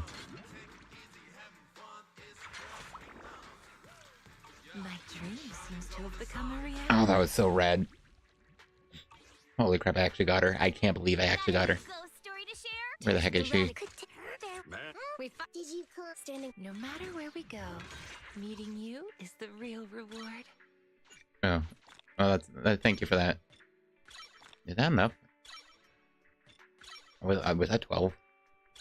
Uh-oh. Oh, good. Actually, yeah, no, this is more than enough. Oh, and I did have a decent amount, so I should be... Oh, wait. My bad. I was wondering. What is this? Oh, okay, cool. My dream seems to have become a reality. Hold on, we're... Lycon. Yeah, I handed him all of the stuff. Oh, actually, this is wrong. Yeah, this is the best I have. At least it's HP percent and attack percent. And some flat HP. Alright, HP should be pretty low for what I'd want from a Rupture Agent, but... Yeah. No. Oh, that's interesting. I don't have a single Rupture W engine. I never knew they had that little thing. Yeah, gosh, I don't even reach 2,000 sheer force. That's insane. This is a build that would... actually... I got some attack here, actually. As long as I don't go broke. Danny's was the last thing that was giving me trouble. Okay. Oh. Oh, yeah, no, actually, that makes sense. Sorry. Taking a break from the main story here for a second. I'm so happy. Yeah, new. Actually, it's kind of odd. It's kind of odd that... Gosh, we have so many of these now. But it feels odd Seems to have become a reality. that we... Gosh, that she gets attack here. Yeah. Yeah, barely misses 2,000, which is pretty bad.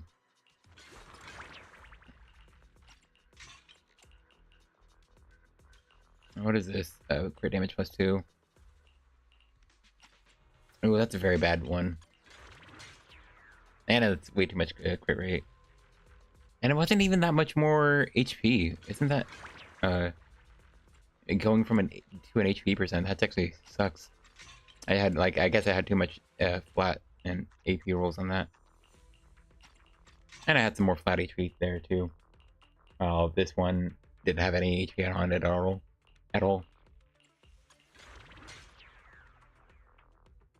Quick stats are great, but yeah, it's the HP attack and giving me poor shear entirely. Man, Asha might genuinely be the best agent for me. Well, Is the concert starting? the actual best one's gonna be Pan, unfortunately. You need help? Ready? Time for some. Ready for combat. Standing. Do you want me to fight? Or cook? I'll greatly prefer. Alright. I mean... Thank you.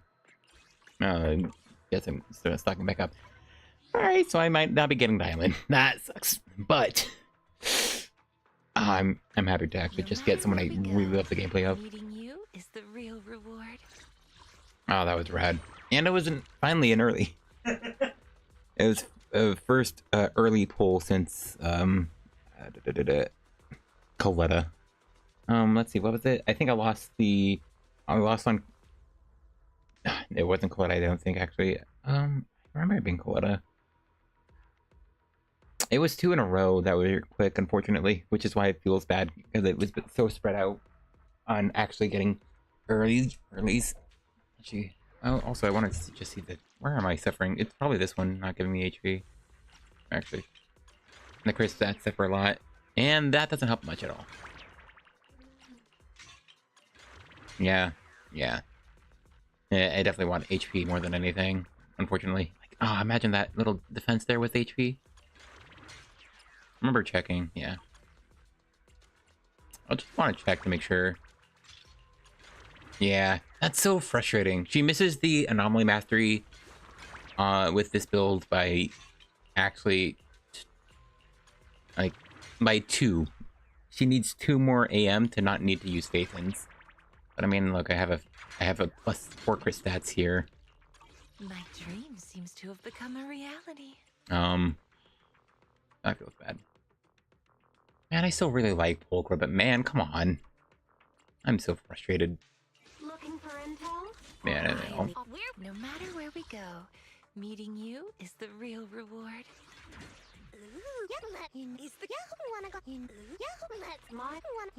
No matter where we go, meeting you is the... Oh, so I want to do this just because I like having the other characters I actually have built here. Funny. And this is my Orphe build with when doing the lighter Nicole team. Oh, I see, and she's missing her disc because someone was stolen from her.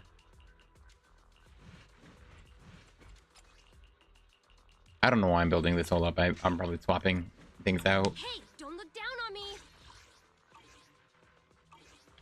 All right, hold on. I just want to test then.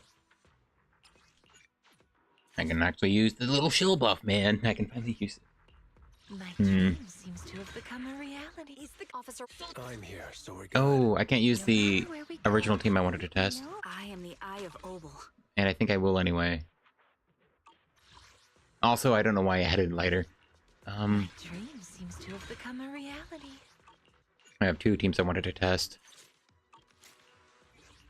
No matter where we go, Is the What was it? I kind of wanted to do double stun, right? Oh, Lycon, that's it. one? I shall follow your orders. my dream All right, seems to have become a reality. Is the I've got your back. Okay. We're taking a break from the main story to do an intermission. Who gets what? I am the Eye of Obel. Yeah, she doesn't get her buff because she's electric, right? Yeah, electric or attacker. You know, she works with Yanagi hyper carry teams. You know, I can still level up my skills here, and those aren't nothing. So, well, speaking of leveling up skills.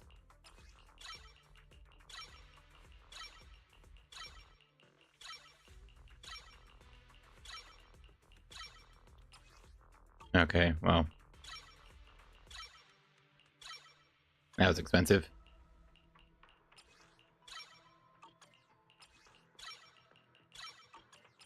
Oh wait, you know, I maxed that out. I should have maxed this out first. I might get broke before I reach it. Alright, I was close. But yeah.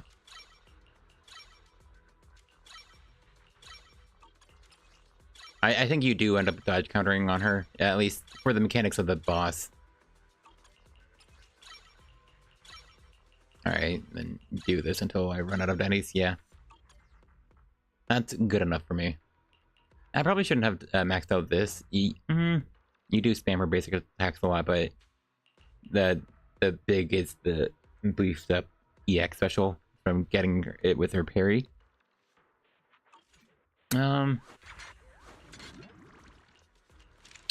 Who gets what? Do I full chain? I think I would end up double chaining. Mostly, so swing jabs isn't great. I think trigger might end up dealing more damage. And very cool thing about my trigger is I'm also a lighter player. And I lost her W engine to him. Well, I lost her W engine and got his instead. So... I want impact. It's gonna be a double attack team, but she's not gonna get buffed by anything else, so I don't think her own damage is gonna be that amazing. I'm unsure about Lycon. It probably has to be Protopunk, and I have at least 2 perfect Protopunk discs. All right, well that's close enough to perfect, basically. But it's the other 2 that are just the other option is AM. That'd be funny.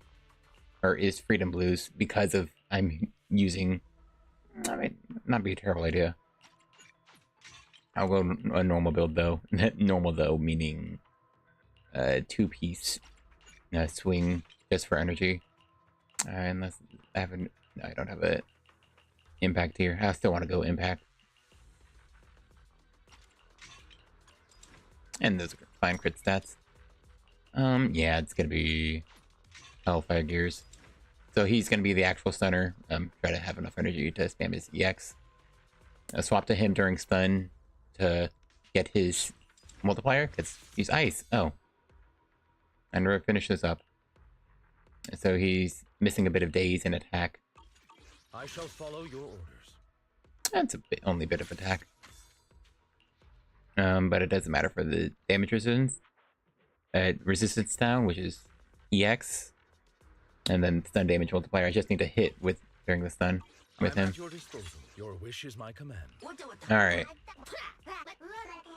I also need to level up my penguin now. All right, first time playing Yidhari.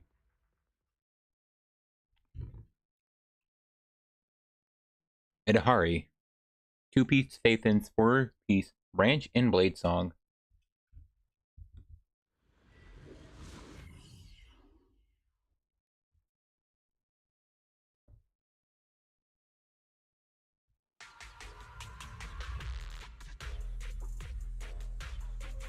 Copy. Okay, dang, I forgot. As foreshadowed. This is loud. Okay. I think I turned my own volume up a bit for myself. It should be... I'm trying to... It felt... I need to turn myself down. I'm not sure. I will check back in on the audio.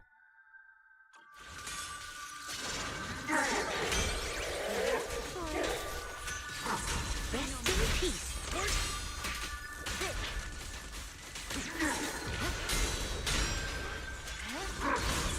You're my sights. Too bad.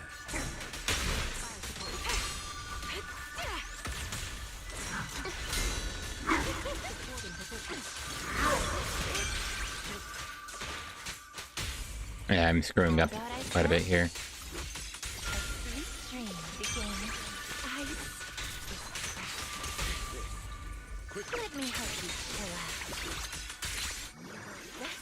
Okay, do I get enough? Alright, at least I got this in. Into the frozen abyss. Oh, I should have. Will reach its mark. I don't know why I did that.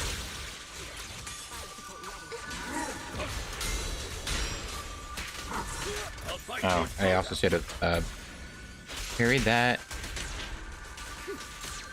Increase firepower. Oh, that's lame.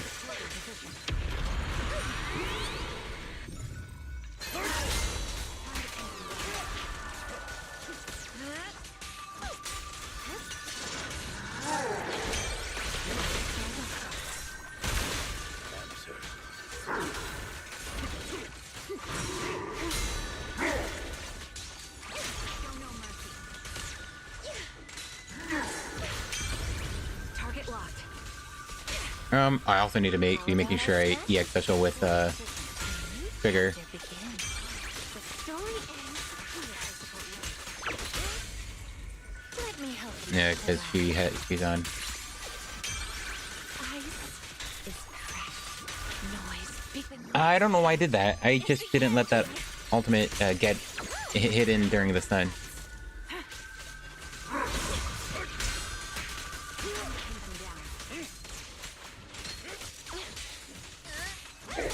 Supporting position. Not as easy.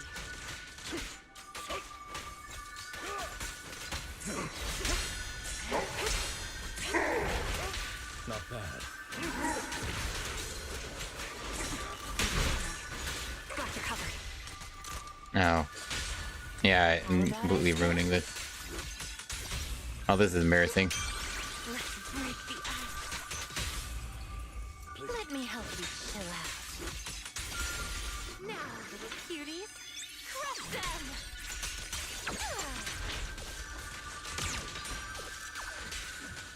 Man, I missed it. Yeah. Adjusting for wind. My bullets are one with the wind. As for shadows, time to pin them down. Alright, this probably starts stun, but How about I smash it? I didn't even get the maximum stacks. The story and the melody of combat. Let me help you chill out. Ice is cracked. Oh, well, a nice screenshot. Man, that was terrible. This build might be a bit cooked. Oof. Well, I got 20,000. That was awful, though. I swapped, let's see. Trigger has a big...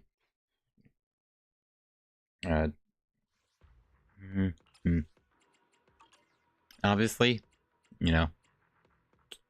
My penguin boo just isn't maxed out. I don't have the money. Sucks. Also, time to find the money. What happened? Why did I buy that one? Okay. Well, at least there's a cap on that one. I meant that. Come on. Alright. What happened? Also, the drift went in my controller when it got out of the buying the first item menu. Alright, that was weird.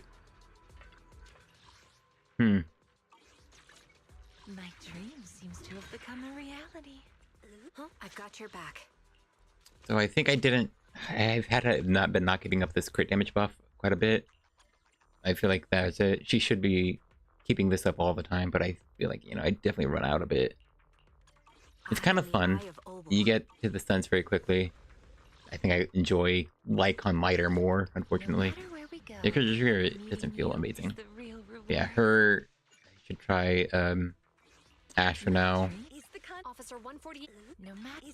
I've got But, your back. Trigger, I think, just has a much better item there. But I don't have any shear, so I think even a reduced shear force from Asha is still very valuable. Let's see, it should be 300-ish, yeah?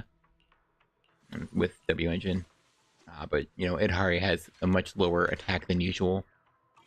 And then other agents. My other DPS, so it's even weaker than usual.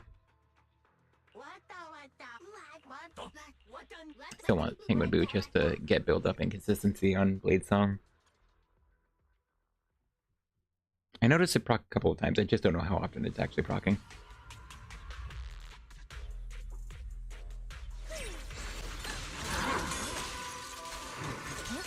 Take the shot. Ether vision activate.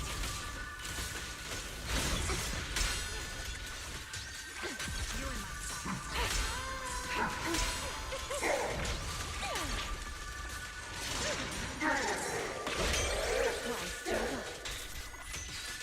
Noise. Be gone.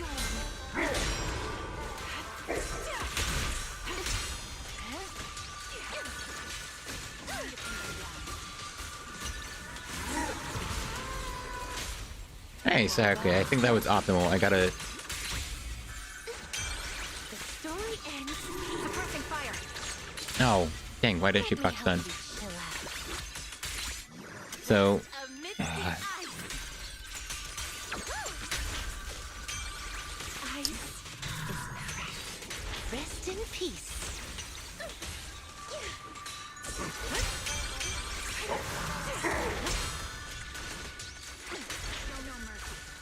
Are you ready for this? Okay, yeah. Will reach its mark.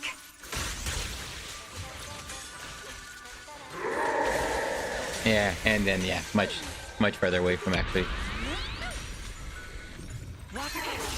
Much further away from actually proccing it. Adjusting for wind. As foreshadowed.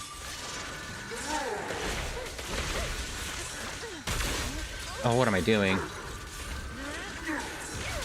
Oh, what was that? Wait, I was holding... She ended that quickly. Yeah, I'm entirely screwing up. See the target's exposed. You hit a dead end. Yeah, I'm gonna do this then.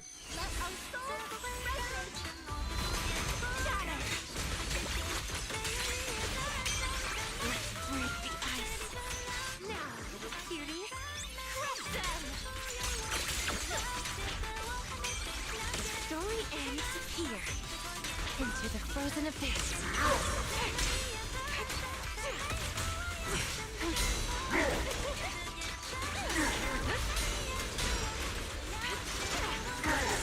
Alright, then interrupt this attack since I'm not quickly... Oh, right.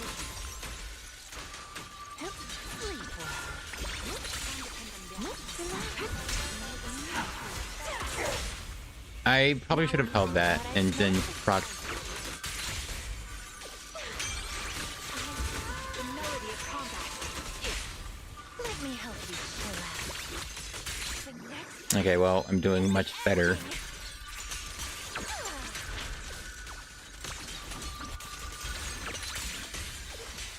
Dang, I missed it.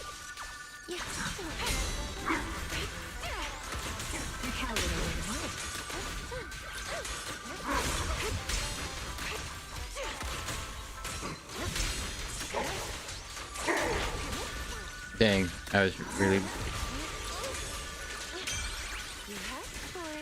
Oh, I'm surprised that's what that did. be gone. Why struggle? Okay, I think the time was close to running out. Alright, well, it's much better, which makes sense with my shear is insanely low. Yeah, maybe. Alright. I'll play around with her a lot more. Kinda need a trigger for... Okay, alright. One more run. But with my favorite team. My dream. Where we asset soldier officer is the no matter. Huh? I'm here, so we're good. Alright, he can get his stuff back, Trigger.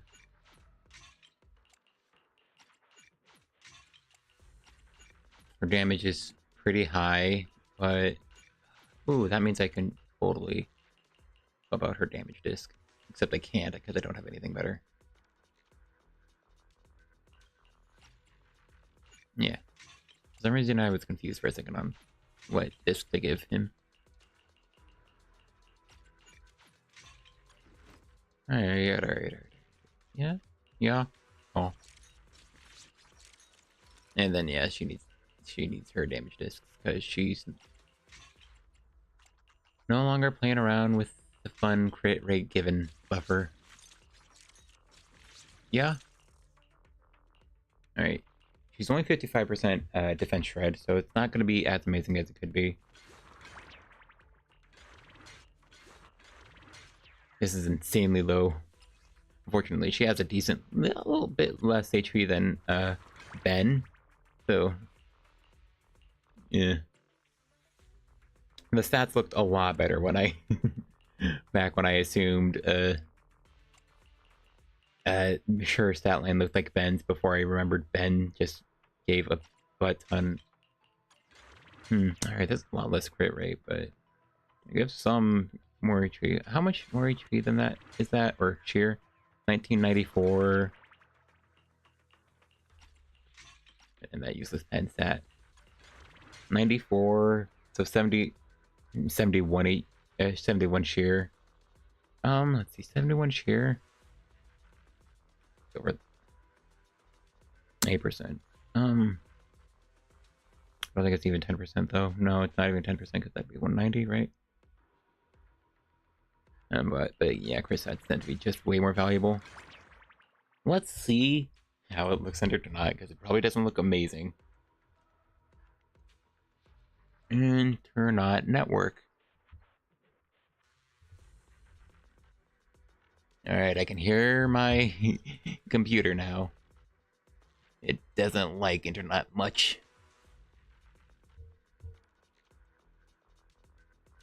Dang, she's not on here yet. Too soon. I still have a rank 189 Evelyn Chevalier. At rank 189 out of 54,248. And my G1 is ranked 217 out of 24,700. And my Orpheus ranked 680 out of 11,000. 680 out of 11. What? You're way off the grid. My Bernies can reach up to 800 out of 36,000, but you know. Yeah, dang. And given time for Yidhari or something. Alright. Out of here there then. Never mind. Did my other one have HP? That's 2 crit rate crit damage rolls though. If it was flat HP there, maybe. I actually would have considered if it had flat HP and even attack percent instead. Suddenly I want all my HP W engines. Do I have a crit rate full of HP? No. No. I mean, my problem is I don't have a slot to replace that. Gosh. Yeah, you lose too much. I wonder how normal, like, Ishwens look. Cause, yeah. Let's see. 8,000 more HP is which you can get from going with her signature and HP here. 8,000 more HP is like 800 more sheer, you know? And not invisible. This is a lot of damage though, dude. Like, holy crap, she has 100% innately. I don't have any here, but now 30% here. She's at over 200% damage, dude. That's insane. She's not maxed out. Oh, I found some more money, I forgot.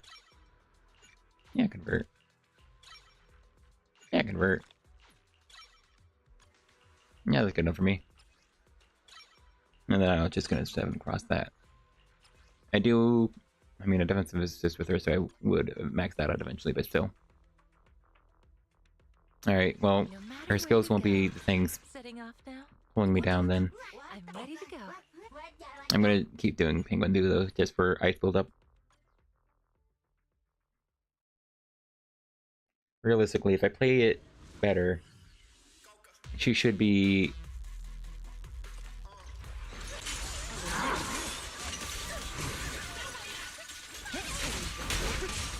My bad. Oh, gosh dang it, man. Oh wow, her parry interrupts that. That's kind of insane. Easy. Are you kidding me?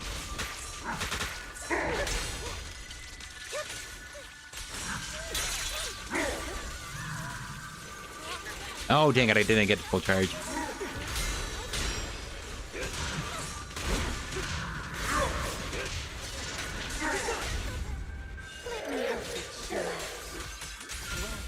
Alright, I think I full chain.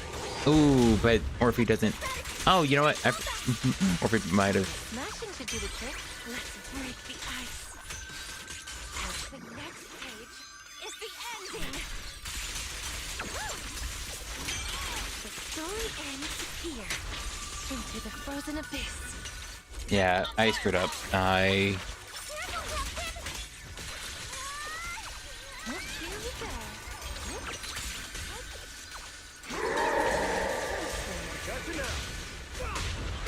I screwed up again. I'm actually gonna get his buff now. Make way for the undefeated champion! A little reward. Yeah. Rest in peace. Are you ready for this? Why struggle? Because he'll refill us up, right? Be gone. Makes one to read it. Yeah. You've hit a dead end. Tactical status. Delay combat. A little smashing to do the trick.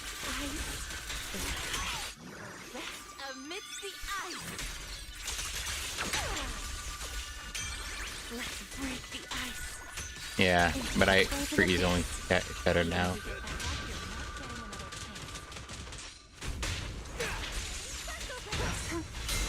Yeah, I just clicked that button to swap. I wasn't even trying to hit him.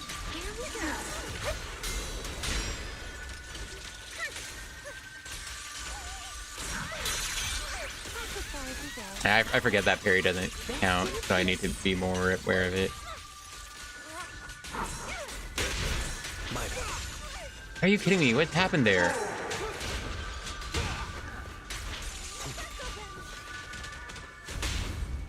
Alright. Okay, I think, yeah, he did freeze, so now I'm going to this stun with crit. Oh, dang, no, I wanted to use the full charge. What am I doing? I'm spamming the button, I'm delaying how soon I can. The story ends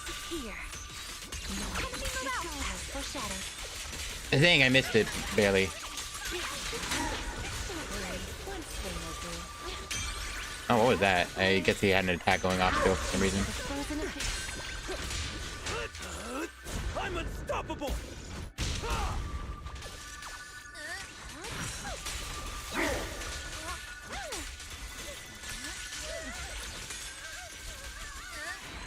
Okay, I screwed up there, but, you know, I think it's better than my other Orphe teams. Yeah, I felt like I screwed up a lot.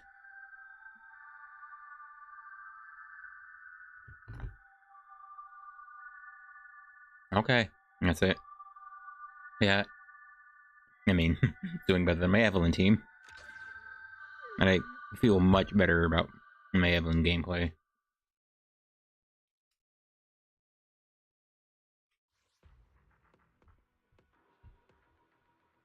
Unfortunately, it also beat out my M2 Bernice. I'm very sad. Yeah, no. Jeez. Oh well, she's so fun. I just need to figure out her better. What did I click on? Okay. I'm back here. Where it teleports me to? No, well, it's teleporting me back to Phylum. I guess we'll finish there. Well, yeah, finish the story over there. Alright, 2 hours in. The intermission of actually gained Morphe. Also, man, I feel like they kind of want to force this place, which makes sense because it's season 2, but man. I just never used the facilities here. I just used them 6th Street. Yeah, I hope they don't give us a new... Actually, no, I don't mind. I kind of think it's neat if they give us a new place to go to, but... I mean, I will probably still be using 6th Street unless they say I am no longer able to. Alright. Continue. Tales of the Dreamless, Part 2. The night horror seems to have appeared again. Lucia must go find her sleepwalking tribe members. Oh. Oh, that's interesting. I wasn't expecting that's the direction we're about to go into. You've never needed a bedtime alarm at home. Also, I realized it's probably going to load in this area, so it's probably better that you do the story here to have it already loaded up. You've never needed a bedtime alarm at home. After all, wisest reminders are more reliable than any clock. But tonight, a familiar visitor will be coming over. Lucia sent a message, but didn't really explain what's going on. I'll ask her when she gets here. I can ignore Weiss's curfew and stay out late having fun again. Oh, she was excited.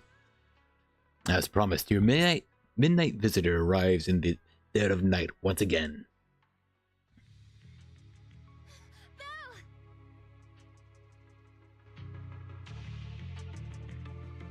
Quite a bit. Just to have consistency. That's what I was at earlier. What happened? Don't panic. Take your time and tell me slowly. It's the night horror. There's word in my tribe that the night horror has returned. Oh, that's scary. Our old chieftain. He sleepwalked into Lemnian Hollow, and no one's seen him since. You think they'd be more careful about it, man? I thought you had someone watching over him. You know, watching over people if they slept. What? Was it an accident? What do you mean by, was it an accident? Wait, like, no one watched him? Lucia falls silent for a moment, still trying to gather her thoughts. A few days ago, some people came to speak with the chieftain. They asked if any night watchers would volunteer to sleep at night so they could follow the sleepwalkers into the hollow and find the night horror. Oh, that kind of seems a bit stupid. Like, you had to assume the night horror was still, like, physically there, and not just hidden within the sea of ether. They promised they only wanted to learn more about the night horror's powers, and if anything went wrong, they'd wake us right away. But for everyone's safety, the chieftain said no. Alright, well then why does he sleep? They spike his coffee? Not long after, people overheard the chieftain arguing with someone loudly. Oh, even better. He got in a fight, then got knocked out. That sounds suspicious. Do you think those people were involved? Since they got turned down, they forced the chieftain to sleepwalk? That's a bit extreme. But they left right after they spoke with the chieftain. No one saw them return or sneak into the tribe. It looked like the chieftain just began sleepwalking because of the night horror, and following the fate of all night watchers, returned to the Hollow's embrace. That's so sad. Something's definitely off here. I've been carrying the staff he gave me, and I still remember his words. Maybe all night watchers will eventually embrace their fate, sleepwalking back into the hollow and becoming one of the Ethereals. But until that day comes, we live as people. We live our lives to the fullest. Ow. I hit my ankle directly walking in back into my chair. Anyway.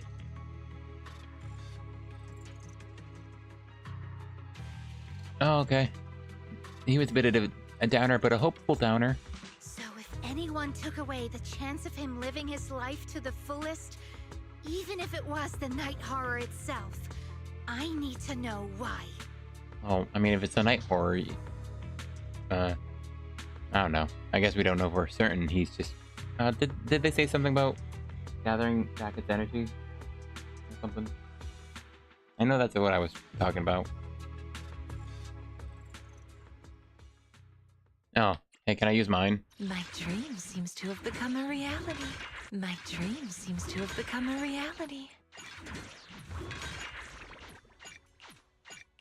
So mean. You know, Ogle squad. at your command. I mean, I don't have much else to do there. Soldier Orphe. Ogle. Geared up and ready. I mean, she's just there to keep attacking. Well, someone else is fighting. Gosh, also thinking about how, man, if the DA had a DA buff that actually buffed all party members, man, that probably would have helped a ton. So, supposedly, this DA buff should help out Yidhari get it done. Well, the DA buff is stun damage, so that's actually quite useful. I think the biggest issue is this. My Orphe just has very poor crit rate.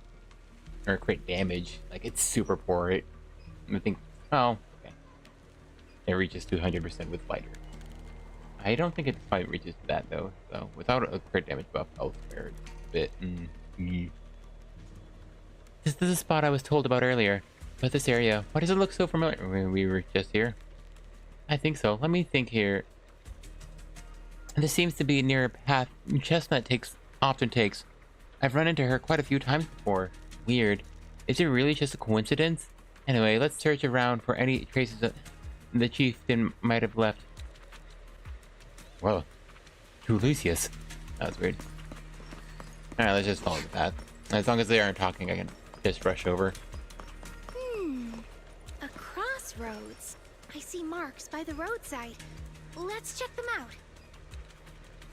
Those are the most innocuous footprints I've ever seen. Ooh, unremarkable vegetation.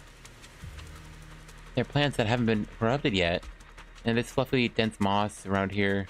That grass is inside that rock. I need to check my settings. Why is it like that? I mean, I appreciate it for my performance, but like, wow, you didn't need to put the grass there. Why is that grass inside that rock?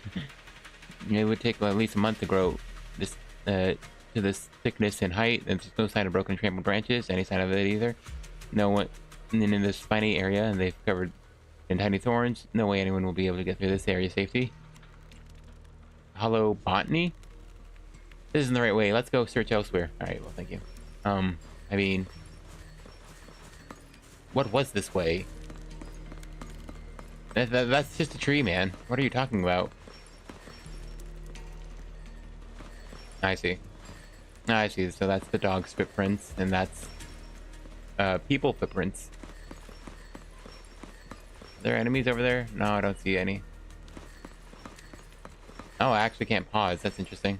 Well, I can't look at the map. Let's see. Character quality. Environment quality is high. That's weird. Text quality? That doesn't make any sense. Global illumination? That also doesn't make much sense to me. I obviously turned a bunch of things down because my performances felt oddly bad. So, I don't know. I feel like the things that tell the environment to look good are all up. So, man, they just put some grass inside that rock. I don't know. It's like a minor thing you won't ever notice, and it's probably true in a couple of places. Not sure for that rock, actually. Or that rock. But I mean, I don't know. They just zoomed in on it, so that was very unfortunate. I'll look at the people footprints first. It's weird to have only 2.5 pairs of footprints. Lucia carefully examines the footprints on the ground. Hard to believe we almost missed such an obvious clue. It is a bit glaringly obvious. He left dirt footprints right on to the concrete. Should be this way. You want to take another look? Well, to be optimistic, I think these look like footprints left by members of the Night Watcher tribe searching for this chieftain after he went sleepwalking and disappeared. Besides, this area is usually deserted. Yet there are multiple sets of footprints, all fresh and undisturbed by Ethereals. Even if it wasn't the chieftain, we should still check it out. Strange marks. I've taken a look. These are indents from fiery serpent explosions. Footprints left by Huskron, imprints from our bodies, great shields and marks carved when our caver set down his legs nearby. But no signs of humans. No neatly dressed investigators, no barefoot hollerators, and certainly no shoe-wearing Ethereals. Nothing. Well, I believe you. Yeah, let's check out another spot. Oh, the convenient rock that's not always there. Alright, well, now I know where I'm supposed to go. Now, I'll be honest, I think that rock is a bit silly. It feels like a sillier way to block us off from going that way. To be honest, they already have the little lights that for the invisible wall. Ethereals seem wild up today.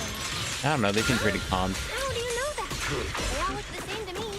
Oh wow, I've never seen that. Glow around their cores. It's Oh, wow. shifting fast. Much faster. About 20% quicker than usual. Whoa, you can tell? That is a good question. I mean, 20%, you can probably tell if you look intently onto the cores, and if you notice them like flickering. 20% is probably a speed increase that you can probably notice it being faster than usual if it's normally consistent. Also, I saw Yidhari spinning in the back there. Also, I know this guy. It's a hater. You actually know this Ethereal? No, not like that. But if the chieftain had turned into an ethereal, he would be a far stronger one than this. Oh, go chieftain, I guess. High-rank ethereals never get along. So if one is flexing its muscles here, it might actually be good for us. That isn't enough following what you just said. If you're calling it good news, it's good news. Alright, I knew there was an achievement for it. Yep. But first we need to deal with this little troublemaker. It's being a menace.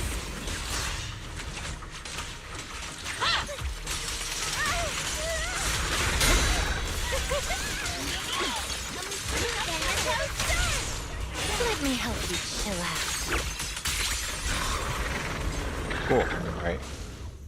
And that was a good boss fight. Because of the trial agents they gave us and the level they put the chieftain at, it lasted longer. Also, I feel like I'm not talking as much as I should be. Or, you know, listening to the dialogue. But it actually lasted long enough without me really not trying to kill the chieftain for the dialogue to finish. So that was good. I think it was at a good power level for, you know, not just bringing in a M6 echelon to one-shot it real quick. Yeah, for the trial characters, that's pretty good. Lucia walks around the area and finds a few markers which seem to put her more at ease. I hate to break it to you, but that Ethereal we just saw was definitely a hater. They were all Exaltus priests before turning into Ethereals. Okay. That makes sense.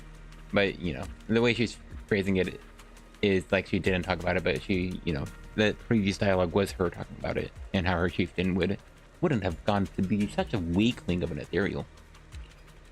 Why?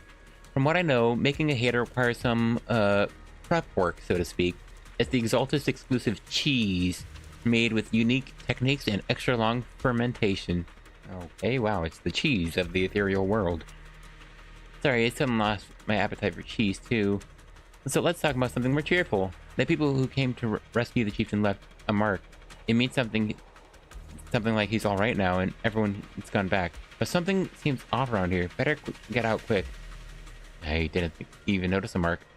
Sometimes night watchers encounter more troublesome situations in hollows. To let our kin know about our predicament, we've established a unique and comprehensive system of markers. The message left behind this time, it matches what I felt. Should we head out now? Hold up. I've got a feeling that something's making the Ethereals around here restless. Look carefully. We might find something good. And I haven't seen Chestnut today. What I mean is, since the chieftain is fine, we should continue our previous research until we get new information. If I remember correctly, there should be an ethereal around here that'd be perfect for research. You want to play with Chestnut? Yup. He's right behind me, isn't he? Or sorry, she. Lucia keeps scanning the surroundings, wondering why the Ethereals are acting so strangely. No other clues nearby, huh? Clatter. Oh, what was that? A clatter? Did you not read the onomatopoeia? Huh? Oh, doggy. Chestnut? Did you come looking for me to hang out? Oh, you mean you want us to follow you? Come on, let's follow her. I don't know. I paused for a moment there, just looking at Belle's face. I think it was a good... Something about it seemed a bit memeable face. Something about her, though, looks taller and sort of more slender than she actually is. It almost feels like Wise, but they changed the hair or something. I don't know why it feels like that. I don't think it's like that, but... I don't know. I don't know what about... hold on. Did you? Oh, I don't know what about that image you seems a mean bit you want off us to from how follow Belle you? normally looks. Hold on, just like that? Let's go! We've entered the Hollow so many times, but this is the first time we've had a tour service! This is nice, goofy music.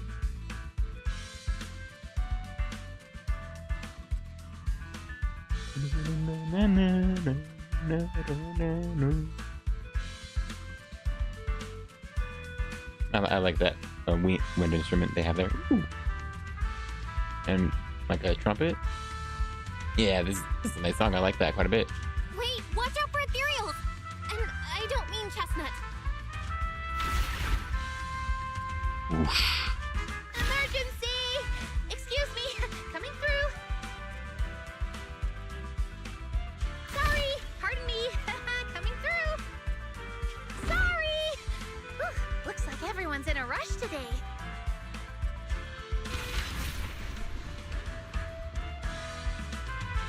Weren't we supposed to be looking for clues? I think I just hit my steps for the day. Oh. Belle doesn't have a step counter. Oh, the cute Mimi dog face. Oh, maybe Mimi. Chestnut, what is it you're leading me to? Don't tell me we'll get all the way there just to find out she was chasing after a lost chew toy or something. Are we finally here? That's fun. I like Belle's face there too. That's a pretty good, you know, like emoji, probably image. Hold on. Since I say that, I think I hit the wrong keys. I don't know what Alt Shift S was even supposed to do.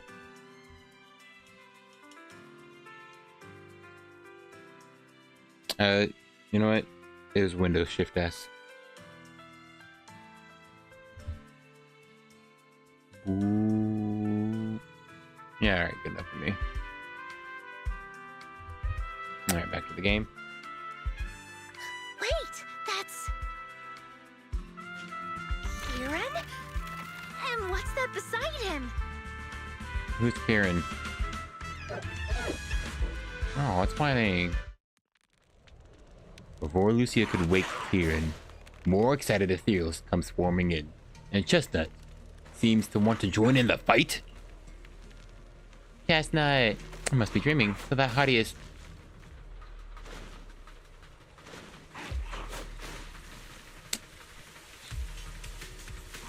You know, he's off screen. Ah. A part of me really wants to wait here to see if he finishes off the Ethereal. I think because he's an ally, he couldn't finish off like Banyue in the main story or any other guest characters. I don't think they can finish off Ethereals, but that might only be if they're like, if there's the last Ethereal and they can't finish off. But if they can't finish off, then yeah, I can't just wait here for him to kill, or for her to kill all the other Ethereals. So, Hottie is helping us beat up other Ethereals? Watch out, Chestnut, here I come. Okay, well, she wasn't gonna finish that anytime soon. Are you Ready for this?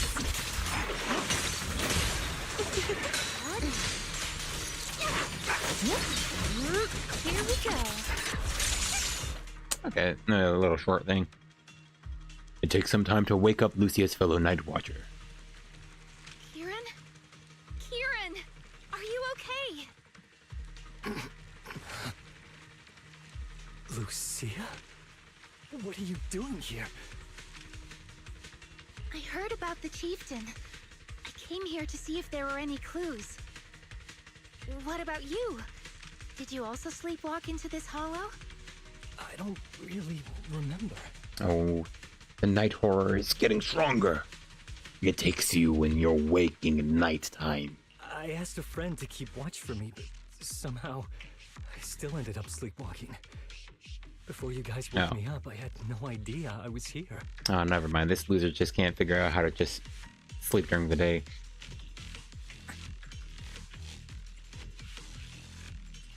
It's pretty late. Maybe that friend of yours also dozed off.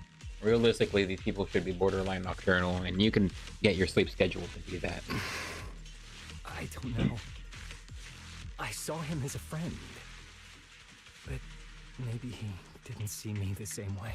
Oh, well, that sucks. Yo, bud, can you watch me over while I sleep? You know, so the night horror doesn't, drag me to the hollow? The friend, quote unquote, who really despises you. Sure. He's always in an investigator outfit. Last time I ran into trouble in the hollow, he was the one who saved me. Lucia knows. When things go south in the hollow, we Night Watchers are always the first ones to be abandoned. It's rare for anyone to turn back for us. Is that how it goes? And why? What? Why? Just because you don't get attacked by Ethereals, they treat you like you're some kind of freak? Oh. Is that what we're going with? Mm-hmm. Okay, sure. Especially when the Ethereals come swarming, it really becomes apparent that we're Night Watchers. I don't know. I mean, I can get it to some extent, but I don't know. It feels like a really useful skill to have to not get attacked by Ethereals. But then again, I guess it's not always intentional. Sometimes people genuinely can't tell. In the chaos, a Night Watcher in a helmet doesn't look that different from a frenzied maniac or a vicious striker. I think I know the Frenzied Maniac. I forget, honestly. Those should have been capitalized. Those were enemy names. That's crazy. That's crazy. But there's something strangely funny about it, too. Sorry. I shouldn't laugh at it. Man, that's crazy. Why is she laughing about it? In dangerous situations, people tend to turn on anyone they see as different. Yeah. When panic hits, those so-called teammates usually choose to abandon us first. That is so sad. And they always say things like, "You'll be fine. The Ethereals won't attack you. Just hide here. We'll come back for you when we can." I mean, you're getting so sad and upset by it, but like, they always say things like, the Ethereals won't attack you. Well, if the Ethereals don't attack you, they won't attack you. Right? Unless there are Ethereals who will attack you anyway, but I mean, yeah, I guess you're being treated different because you are different. What? Most of the time, no one comes back for us. Okay, but why? Did they die trying to get out? That's why, after that guy saved me, I really thought he was a true friend. Oh, that's so sad. Whatever. I understand what you mean. But has he been acting strange lately? Strange. Well, lately, he's been asking a lot about the night horror. And really digging into things like how we communicate with Ethereals. Does that count? He's an investigative journalist, and he preyed on your willingness to be friends with him. Very sad. Many such cases. Communicate with Ethereals? Yeah. He saw me trip over a beholder engine once. It just looked at me and left me alone. Didn't attack me or anything. After that, he got it into his head that Night Watchers... By the way, Gosh dang it. speaking of calming and communicating with Ethereals, isn't that your specialty, Lucia? I'm playing that back because I was just moving around, but I was holding my controller on my leg and it almost fell. So Yeah, he saw me trip over a beholder engine once. It just looked at me and left me alone. Didn't attack me or anything. After that, he got it into his head that Night Watchers must be able to communicate with Ethereals. It has the power to calm them down. Bro, beholder engines are like those big, well, not that big, but small, gray ones with the yellow metal on them that are usually with the, guy I mentioned earlier with the lasers. And you saw them a lot in season 2, or, part 2? Wait, chapter 2 of season 1 with the construction. They're the smaller guys that pair with the big ones with the lasers. How do you trip over that? That's like 3 feet tall at minimum.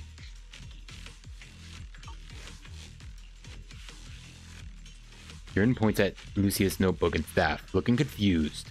You mean those Ethereals I summoned? Oh, that wasn't me controlling them. That was just an optical delusion. That's kind of funny. That's kind of a funny way to put it. Because it's an optical delusion as opposed to an optical illusion. I assume it's intentional. I'll just assume it's intentional though. But you never know with this game. I layered some visual effects on top of simulated ethereal attack patterns. So it looks like they're there, but it's all just illusion. I assume it was intentional. I see. But what about this thing? No, that's real. We don't know. Kieran, all confused, points at Chestnut, who is crouching quietly nearby. Oh, that's Chestnut. This ethereal's been sitting there quietly this whole time. I thought maybe it could understand us. Wait, is it one of your illusions too? No, they're not that lifelike. Ah, yes, totally. You don't want to explain it? Come on.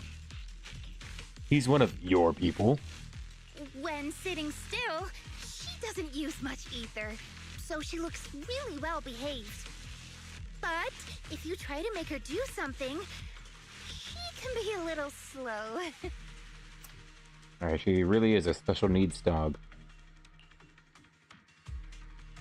Lucia waves her staff at Chestnut, pretending to cast some kind of magic. Chestnut instantly starts wagging her tail and puts on a show. This illusion isn't doing very well. I'll have to practice more later. Aw, I was gonna ask her to do something else too. Who said that? Oh, I see. This ethereal looks insanely real. I've seen some of your illusions before, but this one... Seems like you've improved your skills again. Congrats. I guess so. Thanks. I'll assume she'll explain after this, but I kind of don't understand why she's not telling the truth. But even with the staff passed down in our tribe, you still can't really control ethereals. Does that mean what the guy's after? Controlling or communicating with ethereals was never actually possible in the first place? I don't really know why that would be the conclusion. Like, the staff not letting her control ethereals being, no, it just can't happen. Oh, I mean, he probably should have. I feel like it would make more sense if he sort of more open with it being a question rather being, does that previous observation concluding to this one? I think it begs the question. I think that's the difference. There's a difference between like begging the question and raising the question. But yeah. I don't know. It's just some little things with the wording or phrasing of it all just confuses me a bit. Manipulating the ether environments to control ethereal behavior isn't totally far-fetched. Take Geppetto from Hollow Zero. It could even command other Ethereals to launch ambushes. Yeah. But this strange device here? I doubt it can pull off anything close to what Geppetto could do. Ah, you hear that? You're not a Geppetto. If we're talking about massive symbiotic Ethereals like Geppetto, then yeah, it could definitely manipulate the ether environment in a large area. Yeah, now we just need the agent who does the same. But I feel like we don't really need something that extreme to influence ethereal behavior. If we just want to change how ethereals behave, then maybe suppressing or stimulating their ether activity levels could do the trick. I'll be honest, after realizing the grain parts of Lucia's top is translucent, a part of me feels like, why does she even have it? I don't know if she should have the green at all now. You know, with the change. Anyway, I was getting distracted. I just can't get over it being translucent for some reason. It just feels off. As expected from our ethereal expert. Have you seen anything like that before? No. But the ethereals we encountered earlier were unusually agitated, as if they'd been provoked by something. Do you think it could be because of this device? I mean, if they aren't normally agitated around here, then probably not. And don't forget the chieftain's disappearance. That could be more relevant. What if someone's using the Night Watcher's abilities to try and communicate with ethereals, or to test how much they can control them? I can believe it. Are you saying that someone's been experimenting on us? Using our ability to sleepwalk our lives? For research? And to be clear, using your ability to sleepwalk in your lives for research isn't... I mean, you were talking about earlier, it's not like a completely insane thing to do. It's, you know, the type of research. That's right. They probably want to exploit the Night Watcher's abilities to locate the night horror and research how to communicate with ethereals. This theory actually lines up with how we've been treated during Hollow joint operations. But okay. It's just a theory for now. We shouldn't jump to conclusions. We need more leads, like figuring out what this strange device actually does. Oh wait, what strange device are they talking about? Is not just her staff? I thought that's what it was. But is there something else?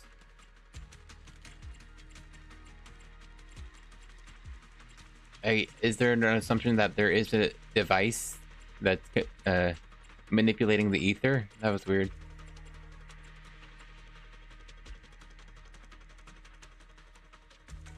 They probably want to exploit the abilities to locate the night horror and communicate with ethereals, and it's how they are treated during Hollow. Okay, I don't quite get that. Okay, I'll keep you posted on what's going on back in the tribe. All right, thanks, Kieran. With that promise, Kieran takes his leave. Weird little thing. Ah! Come take a look at this thing! Now, let's scrub them away in one stroke. Oh. Yeah, I guess we ran all the way over here in a comic book cutscene. So, I guess I was confused about the location, but this was not seen. I don't remember seeing this while fighting the Ethereals. The ether amplifier. This device, it looks like an ether amplifier. If I'm not mistaken, the way it channels ether is somewhat similar to my staff. Was that ethereal just now also an illusion? Of course not. Those are real ethereals just now, even more agitated than usual. Lucia glances in the direction Kieran went. Actually, my staff can indeed influence the behavior of ethereals. Influence how? Since my staff can knead ether into a ball, it occasionally emits an intense light at the core of an ethereal, finding those ethereals that still have vision. Binding those ethereals that still have vision. Oh, I guess some have eyes. If that ethereal isn't nice to me, I'll catch it off guard and bonk it on the head. Okay? Just kidding. I've noticed you've been kind of out of it, lost in thought. 1 minute nervous about talking nonsense the next. Feeling better now? Let's talk about this machine first. Wait, what? that line didn't seem relevant. Or, huh? What is she talking about? It's what making the Ethereals around here. Chieftain, Sleepwalk, and Kieran's Blackout. They're probably connected to whoever put this thing here. But who could have done this? The person behind it all. Could they also know about the staff passed down from our ancestors? Looks like more Ethereals are coming. Alright, quick little boss fight. You and Lucia turn toward the source of the sound. A familiar figure comes into view. Chestnut is back and brought along the cushion from before. Aw, I play fetched. Aw. Wow, you like this pillow, don't ya? Thanks so much for today. Will you come play with me again next time?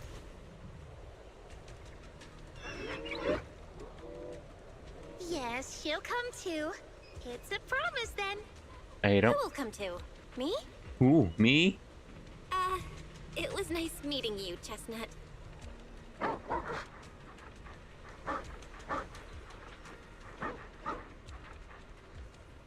Oh, you know, I kind of like a cutscene like that. That wasn't too bad.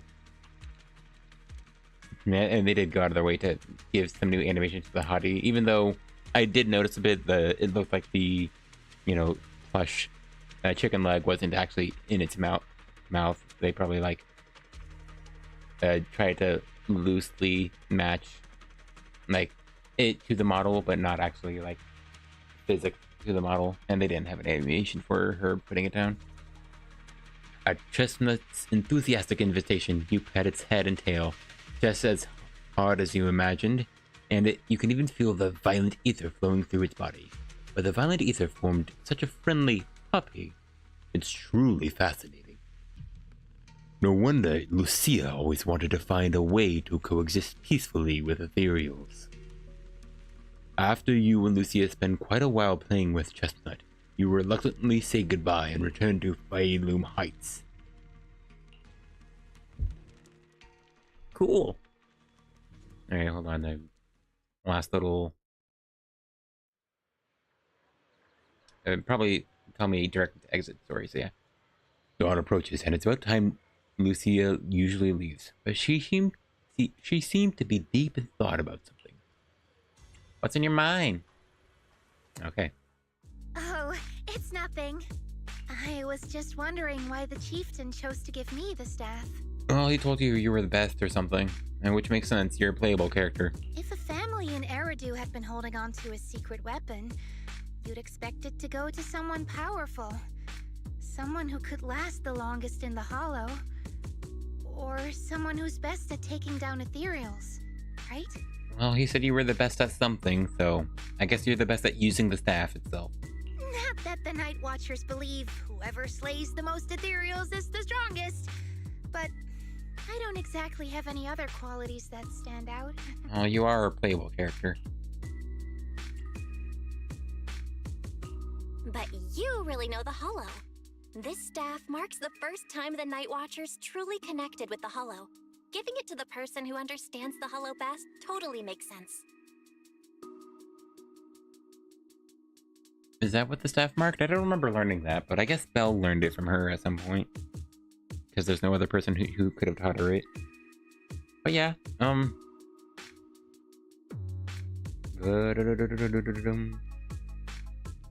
yeah, it makes enough sense. Knowledge is power, as they say. And the pen is mightier than the corn. Sorry, I just wanted to say it wrong. And that was the first word that came to mind. Mostly because it has the OR, like sword. But yeah, knowledge, I think it's believable enough to me. That does make a lot of sense. Actually, I've always had doubts about the true purpose of this staff. For decades, our chieftains have used it to fend off Ethereals and protect our people from Hollow disasters. Well, that seems like a pretty good use for the staff. But for me, defeating Ethereals was never the goal. I wanted to understand them. Even among the Night Watchers, some say I've strayed too far from tradition. Well, to be fair, you do use Reddit. Right. You've always had a special interest in Ethereals. I don't think I've asked before, but what made you want to study them in the first place? Ethereals. Some are born from the hollow itself. Some are the continuation of life in the hollow. Let's see, does that make sense?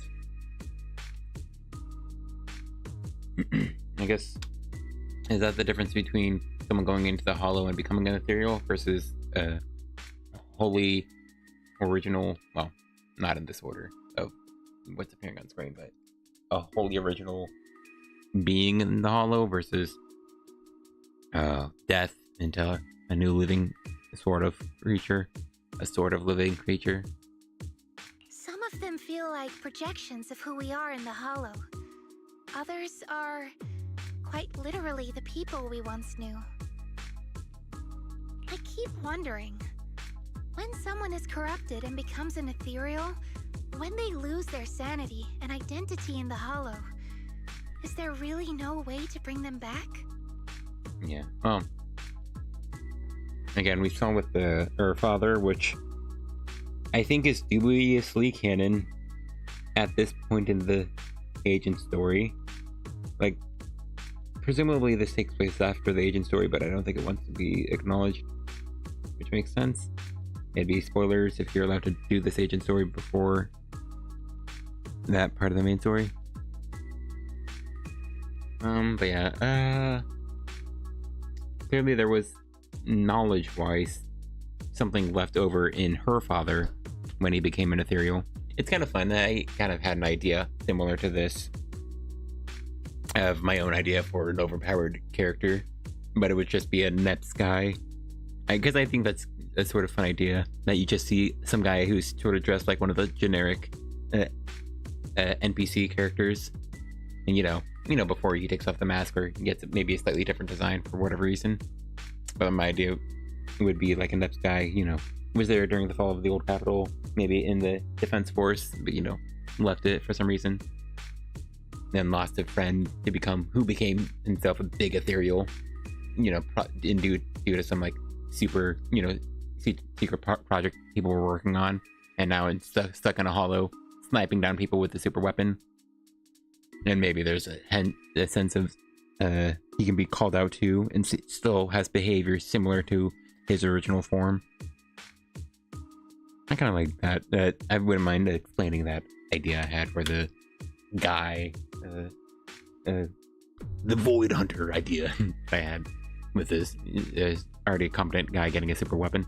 Anyway, but yeah, I think I've thought about that idea too. How much is left when something becomes an ethereal? Probably nothing left to bring physically back though, and if it can't survive out of the hollow, at least most can't, then rough. But yeah, the mental and sentience of the person would be nice to bring back, and I assume we'll get into that eventually. More intelligent ethereals, sort of like Bringer, who was just constantly speaking during his boss fight, and he even had that moment of post credits in 1.4 talking to the siblings. So, but he was a person becoming an ethereal willingly with the creator and all. So maybe I wonder if there's something outside of the creator, or at least our current set of Exaltus, for communicating with the dead or something. Would be neat. If we see the hollow as our enemy, then it's nearly invincible. No matter how strong you are, I don't think anyone can wipe out every last hollow. Not with that attitude. We need Dan. Someday, surely. I mean, come on. He was like a 2-story tall robot guy. You're telling me he's not here even? So what wasn't Billy? Isn't Billy? And people keep saying Billy's like hundreds of years old. I'm pretty confident Ching-Yi was, so she was totally around when the Void Hunters first formed, based off of the generation gap between the original Miyabi and our current Miyabi. No, wait. Hoshimi Miyabi. What's it? Hoshimi? I think Hoshimi is the family name. And so yeah, the Sword Master, I think, was that 3rd generation? and current Miyabi's 11th. So, you know, that many years. Which is like, it's like, well, it's like 16 to 30 years per generation, I assume. But if one day we could uncover all the secrets of the Ethereals, or if the Hollow itself could answer us, then maybe there's still a chance to bring our lost loved ones home. I mean, this almost feels like it could be talking about her own father, but we saw him disappear. The main thing is that we saw him at least speak to us via, well, by proxy of his drowned ideal. His word, he said words in his own voice, but that was probably just in Lucia's own mind, remembering his voice. We can't change what's already happened. Maybe we can still move toward a future where we no longer have to live in fear of the Hollow. Yeah, that's what these altars are up to, you know? I don't know. Lucia, those are some big questions. But maybe the old chieftain gave you that staff because he believes in your search for the truth. I'll be honest, Belle was just saying that line a bit cheerfully, a bit of with a slight cheery voice, which is, I think, just a bit off for me. Is that so? Lucia may have said a lot of confusing things, but she doesn't seem too bothered herself. Well, there's no way the two of us can figure everything out just by thinking. Let's not stress ourselves out. Phew. So much has happened tonight. I'm exhausted. I should head home and get some rest. Yeah. Aren't you like a bum? Isn't home just sleeping on a roof? But I'm sure we can find out more about the chieftain and Kieran. Once I hear something new, I'll let you know. Alright, thank you. Maybe it's because both the chieftain and Kieran are safe. Lucia hums a cheerful tune as she walks away. It's hard to believe I've actually touched an ethereal. A living ethereal. Moving. And it let me pet it on its own volition. Sorry, I needed to add more N's and bigger sound for all those exclamation points. Lucia, it's so amazing, so awesome, so epic. This is so exciting. What kind of adventure will she take me on next? Well, hopefully one that doesn't take too long. It's already been 3 hours. But I'm just feeling a bit sleepy. If I head back now, I should make it in time to eat breakfast. The breakfast wife bot, right? I'll sleep after eating. Dun, dun, dun, dun, dun. Oh, it's nice to get like lore, not just on like Lucia's tribe and, you know, the lore of the Night Watchers, but also just some thoughts on Ethereals and their existence and memories. It's all pretty cool. I think it's very neat to see a character who does constantly reference information we really don't get outside of, I think the database, huh? Yeah. Like, you would only know these characters here. Also, man, what is this image, dude? If you don't know what Geppetto looks like normally, I think this image is actually terrible for trying to describe what Geppetto actually is. Like, that thing on the top there looks like his head. How would you tell? Honestly, the mouth looks like it could be legs. Who knows what the thing in the front of the screen is? That's actually a terrible image of Geppetto. Like, at least you can see, like, Nineveh's humanoid body here, and then you just see all this big expanse around her. It's a bit confusing, but then you see... But it actually gives a general idea of the whole thing, really. So big you can't see the rest of it. And then, yeah, Palak is just two people, easy to see. I think Teep's here is actually an underrated, really rad art. I really love Teep's art. You can see the... I think it's actually the back legs. Like, the back legs are behind, and so you can see the two pairs of arms the two small arms dangling in the front of the two bigger arms looming in on the side. I think it's very nice action pose for Teeps. I think it's one of my favorite like artworks for the Ethereals. But yeah, anyway, I just think it's neat to have a character who, and yeah, there's a Husker on the Droideka, the Reggie Steel Droideka thing. But actually have oh, this is what Arcaver is. I remember that name. Have someone reference the Ethereals by name, so like this is information you could figure out. Like most people probably won't figure out which Ethereal she's talking about when she says like Beholder Engine. If they remember it, like it. Oh yeah, you get it when you remember it has like pipes in it, vaguely mechanical.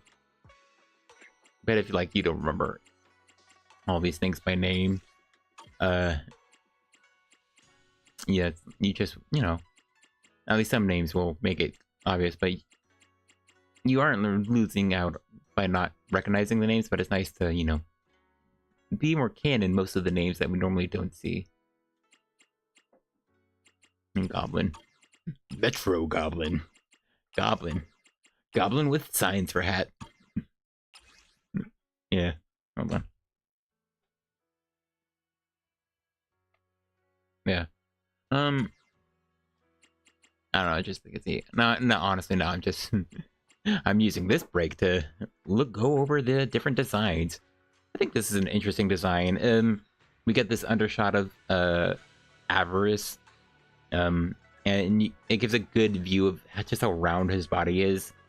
His tongue is interesting. It's very much, it reminds me of the Arcanus, I believe, Arcanus skin for Tahm Kench. Not to be confused with Arcane.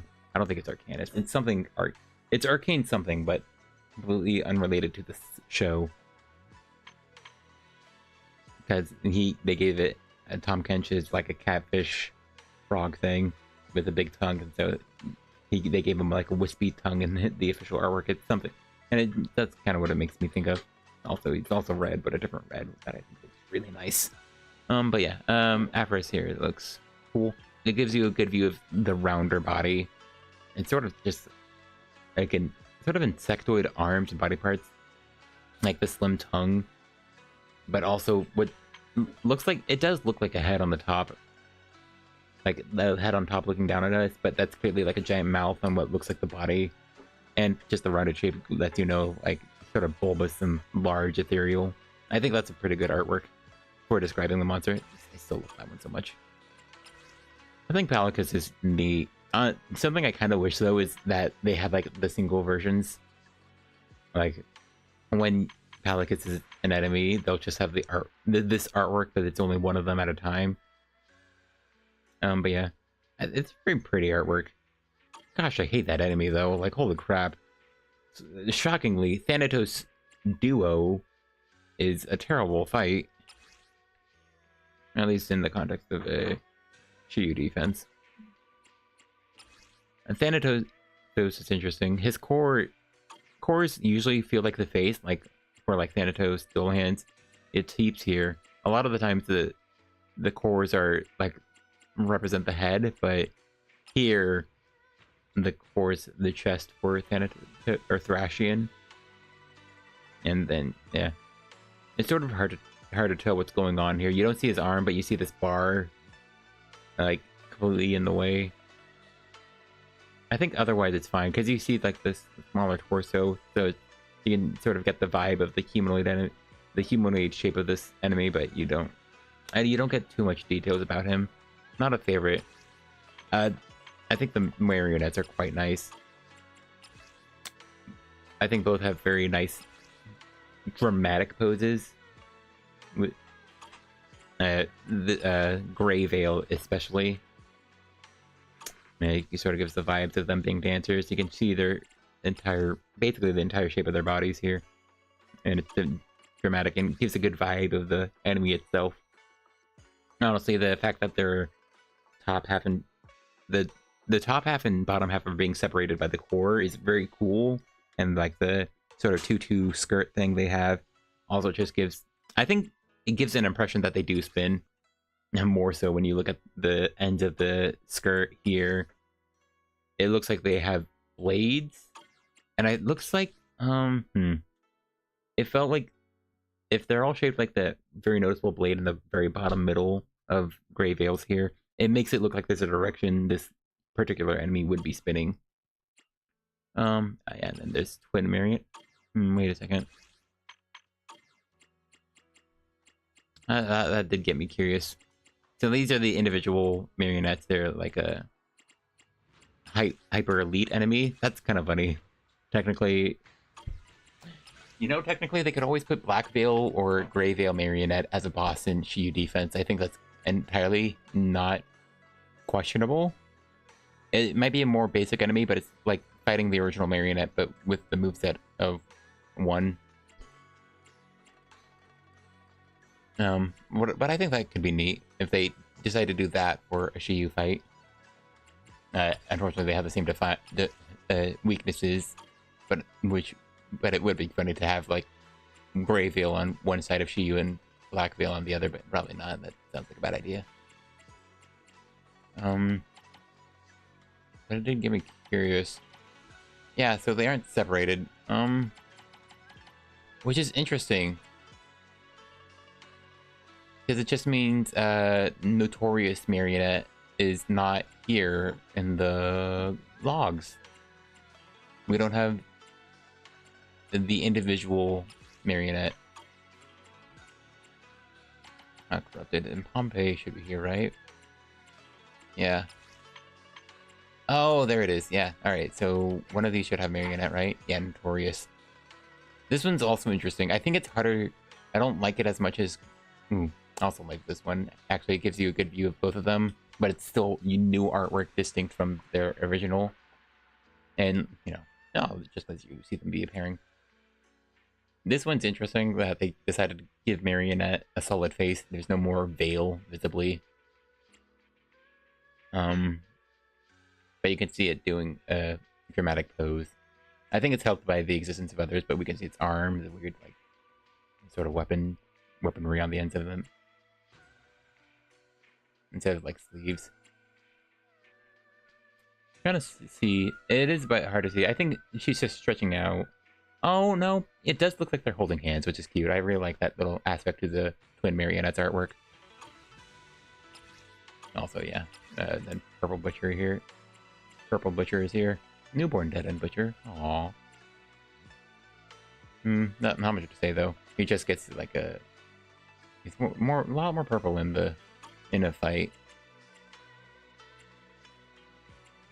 I love Treasure Crab. I thought it was really funny. I don't know. I guess I just like mimics when they don't one shot me. I thought it was really funny. I'm a big fan of the crab. I don't get too much from this image. Yeah, I can see the claw. It's sort of just shapes, to be honest. You can sort of see the pinchers. You can see, well, I meant like the mouth mandibles, maybe. But I think the biggest thing here is that you see the claw, and then you see the truck, the little item, cargo truck, right? Which is enough to inform you what this is. It's like a mimic that popped out of the truck.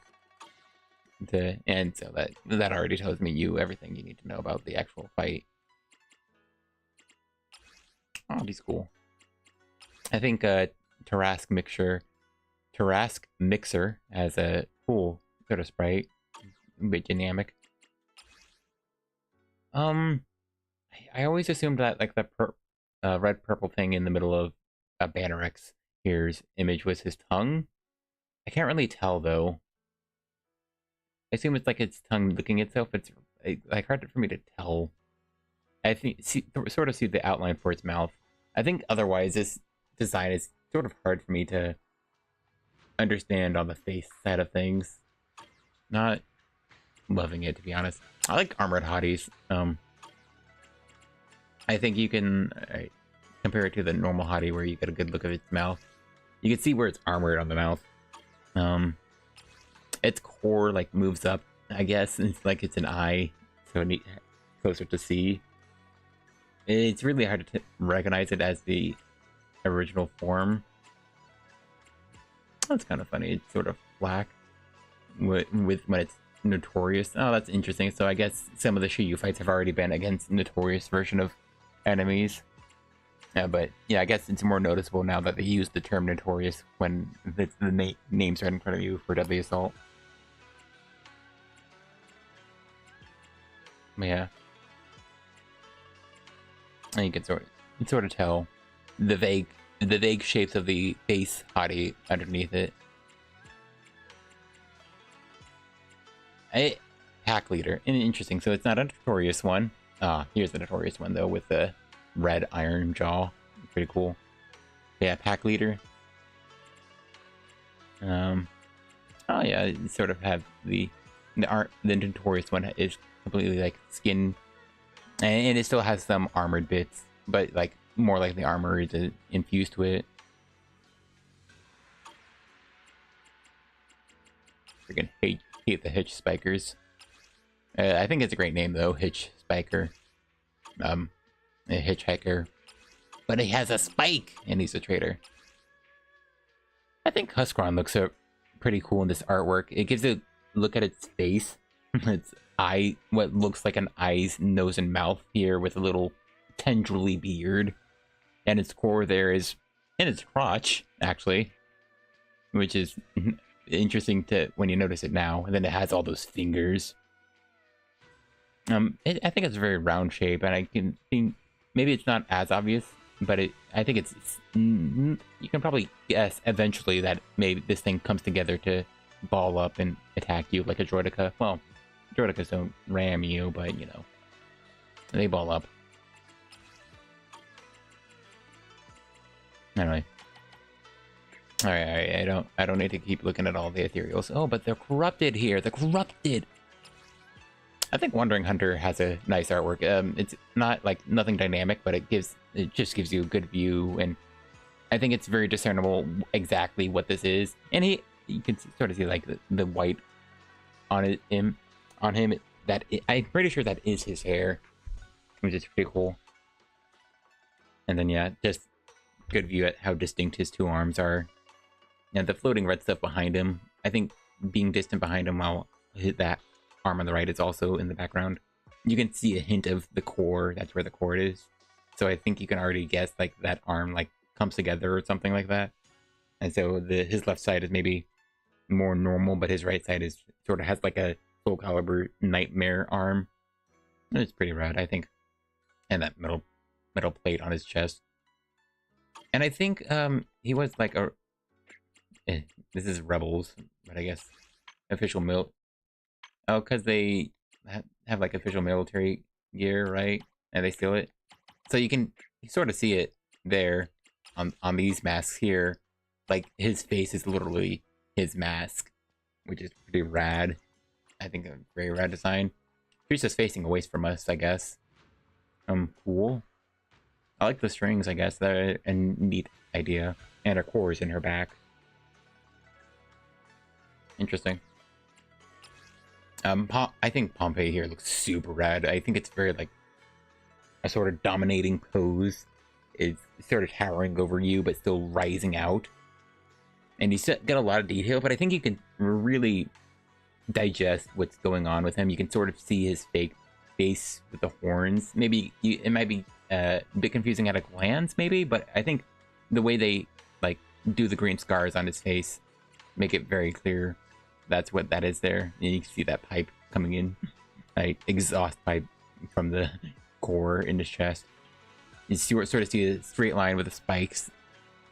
I think it makes it easily identifiable as like a sword. Maybe you could use it for like his tail, since you sort of see his tail back there. But I think the tail also comes wrapping around even further in the background, so you know it's the opposite side of the sword, and the foreground is the opposite side of the tail in the background. You don't see his arm, but you can tell just from the white here, white on the left, you can see that two arms are, you know, asymmetrical, different with how they're corrupted. And then there's just, you can see his arm right there in the background, right arm next to a wheel. I think it's very discernibly a wheel, and with the exhaust pipe inside of him on his chest, you can probably guess what it is pretty easily. And I think this artwork is super rad. I think this one's cool too, just different. You know, I don't think I ever noticed the Notorious Pompeii didn't have a sword. Is that right? Yeah. I don't think Notorious Pompeii does any, like, sword attacks like the original does. No. No. Gosh, doesn't he? Pretty sure he does.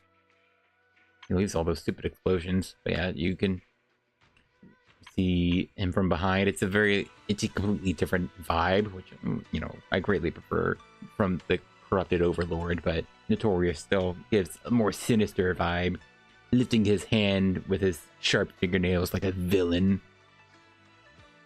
As, like, you can see his tail sort of hidden behind the ethereal enemy unit stamp. Is that the same? Yeah, ethereal enemy unit.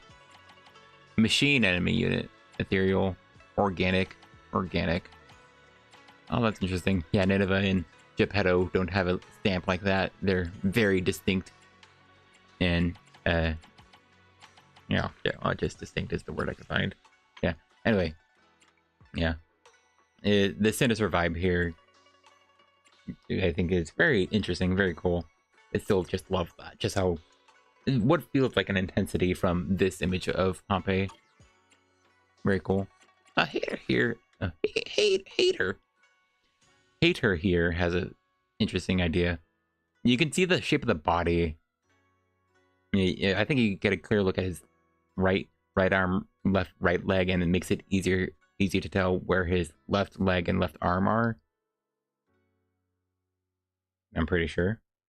Oh, I guess. Yeah, actually, unless his left leg is split open or something.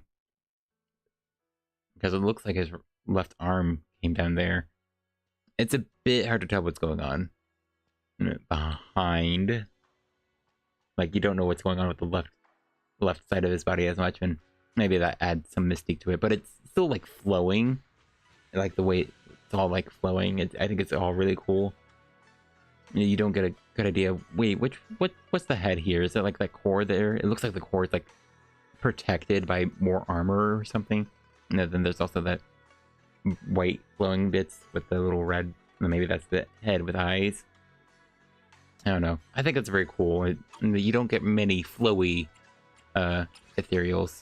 There's Trinox, and Trinox is normally paired with someone.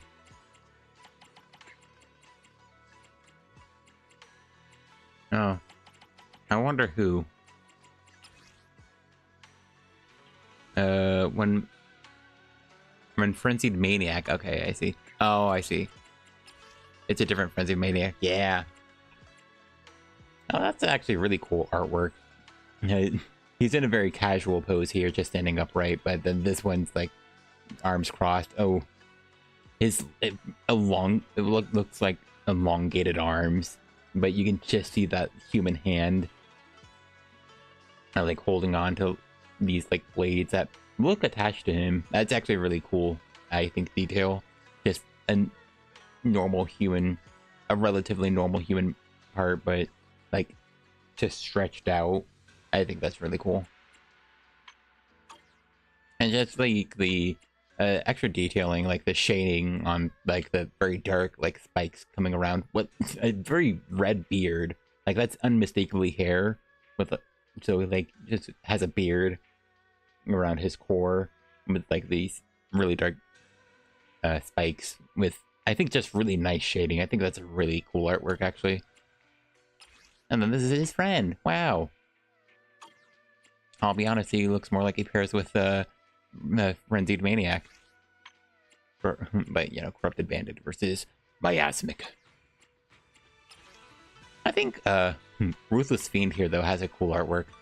You get a very good look at his, I guess, sort of smaller arm, like mandible arm.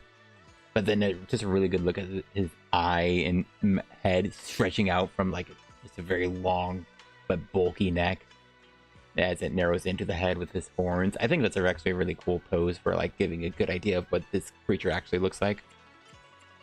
He's standing here. He's, you know, trying to aura farm or something.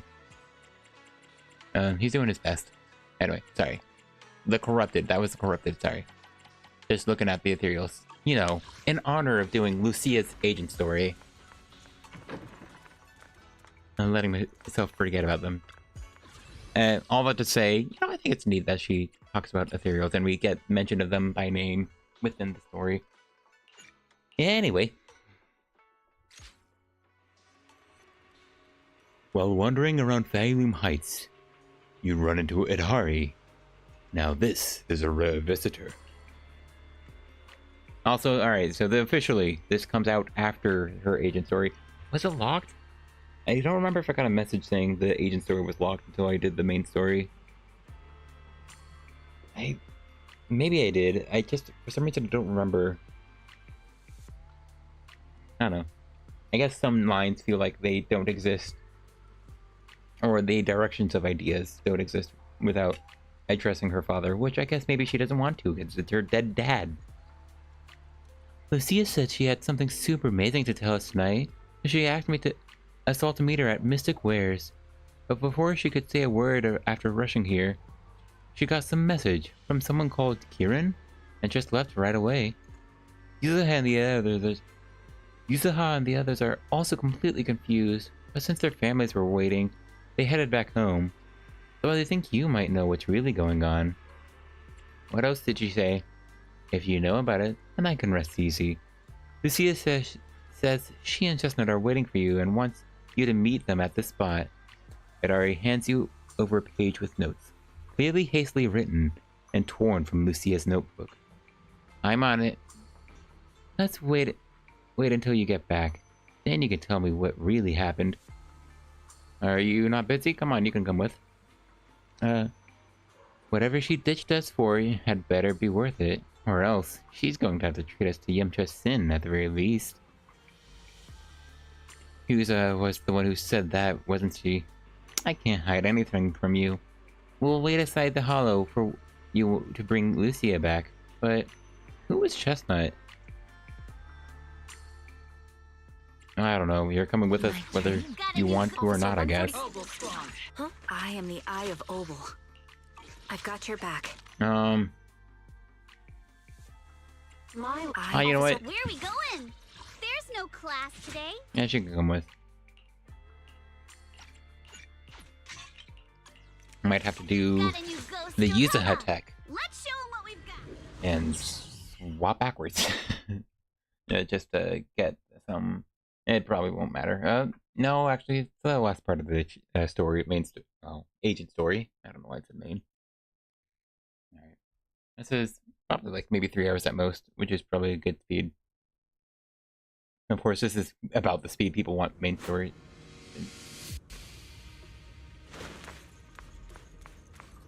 Oh, you are.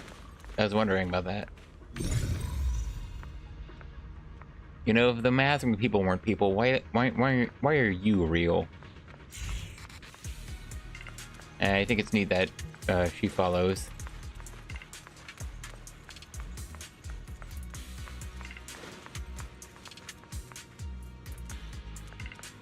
Look, our little guy is in position. Woof woof. You're so smart. This whole thing feels weird. Belle, what are you muttering about? We're deep in Lemonian Hollow now. Now, I've never been here before. Even I've never been here before. That investigator really is hiding here, plotting something. I wonder how Kieran managed to track him down. Never mind that for now.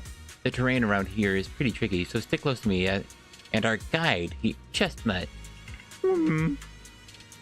Chestnut seems particularly excited. She seems like she was pretty happy with that hollow adventure last time. Cool. Let's just follow Chestnut. Oh, Whether she's it's running. the suspicious investigator we saw earlier, or Chestnut should remember their scent. She has the makings of a rescue dog. You should totally train her. I was just noticing, yeah, there it is. I couldn't see it immediately, but I was hearing it.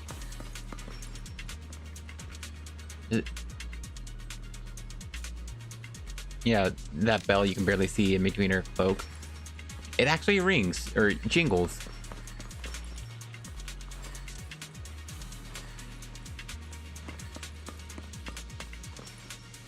Alright, I won't wait around for the idle animation, but yeah. It sort of distracted me. Because it's something was definitely like ringing and in line with like Lucia's animations. That was cool. Anyway. Chestnut left a claw mark here, next to some scattered document. Not bad, Chestnut's marking really help. To be honest, if someone can spot those claw marks, they probably wouldn't miss these documents either. Oh, I get it. Lucia is trying positive reinforcement dog training. Wait, what's written here? It's about Chestnut. From a reliable source, a smaller than average Hachi, usually active in the Times-Worn Hills area. After a repeated observation, it can be confirmed that the target displays affection and almost no hostility towards non-ethereal beings. It appears that communication with the target is possible. Chosen as the research subject, the capture plan is as follows. The document is vague, but it's almost certain that they're all about Chestnut. Heck, some parts are even mention Lucia. Just as I thought, that person was after Chestnut from the very beginning. We need to find them quickly. And what does a reliable source mean? Could someone be feeding them information about Chestnut? Oh man. You're getting played, Lucia. Kieran is betraying you. He has a detailed design, so this has to be true.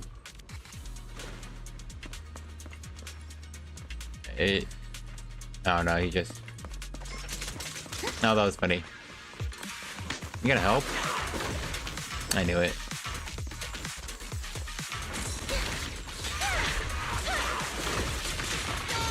Oh, it's a shame.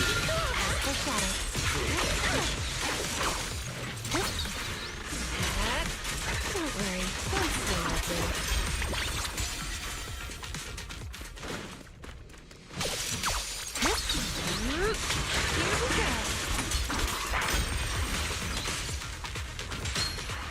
Alright, just wanted to kill those quickly. I really like the vortex on her hold special, that's nice. Ooh, broken phone. Left behind in a hurry, damaged but not fatally. What the?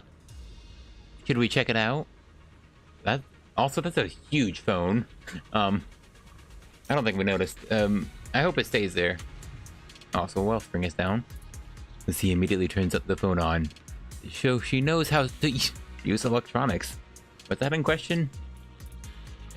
She was a bum, not a country bumpkin.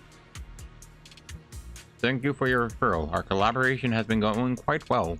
However, allow me to bring news of that hottie to that gentleman. I'll be seeing you next time. Oh no. Even if we have a chance to meet again, you likely won't recognize me anymore.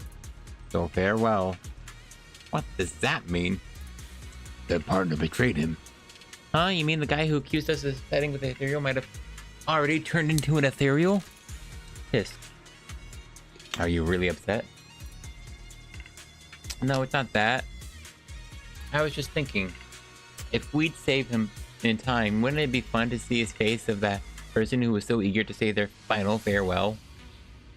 Thing it didn't say, but yeah, that was a massive phone just for us to be able to see it. If you thought about it, like that phone was maybe as big as her hand on like half of it. I don't know. And it was also just really bulky too. Oh, briefcase. Oh wait, yeah, this is blocked off now. Funny. And this was what we were talking about earlier. I think instead of the wall, the rock at the bottom, that earlier in the last chapter, I think this is fine. They already use it a lot. No idea what how it exists, or the rationale behind its existence, but it's a bunch of X's that tells you not to go this way. It's fine to use it instead of a big rock that won't exist next time you go to someplace.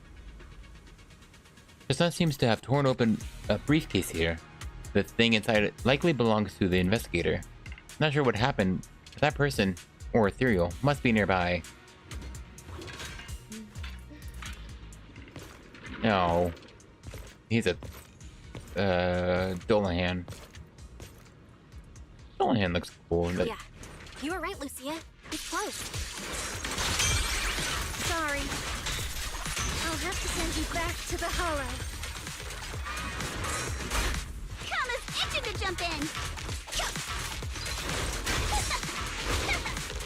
I'll take the front line, Yidhari.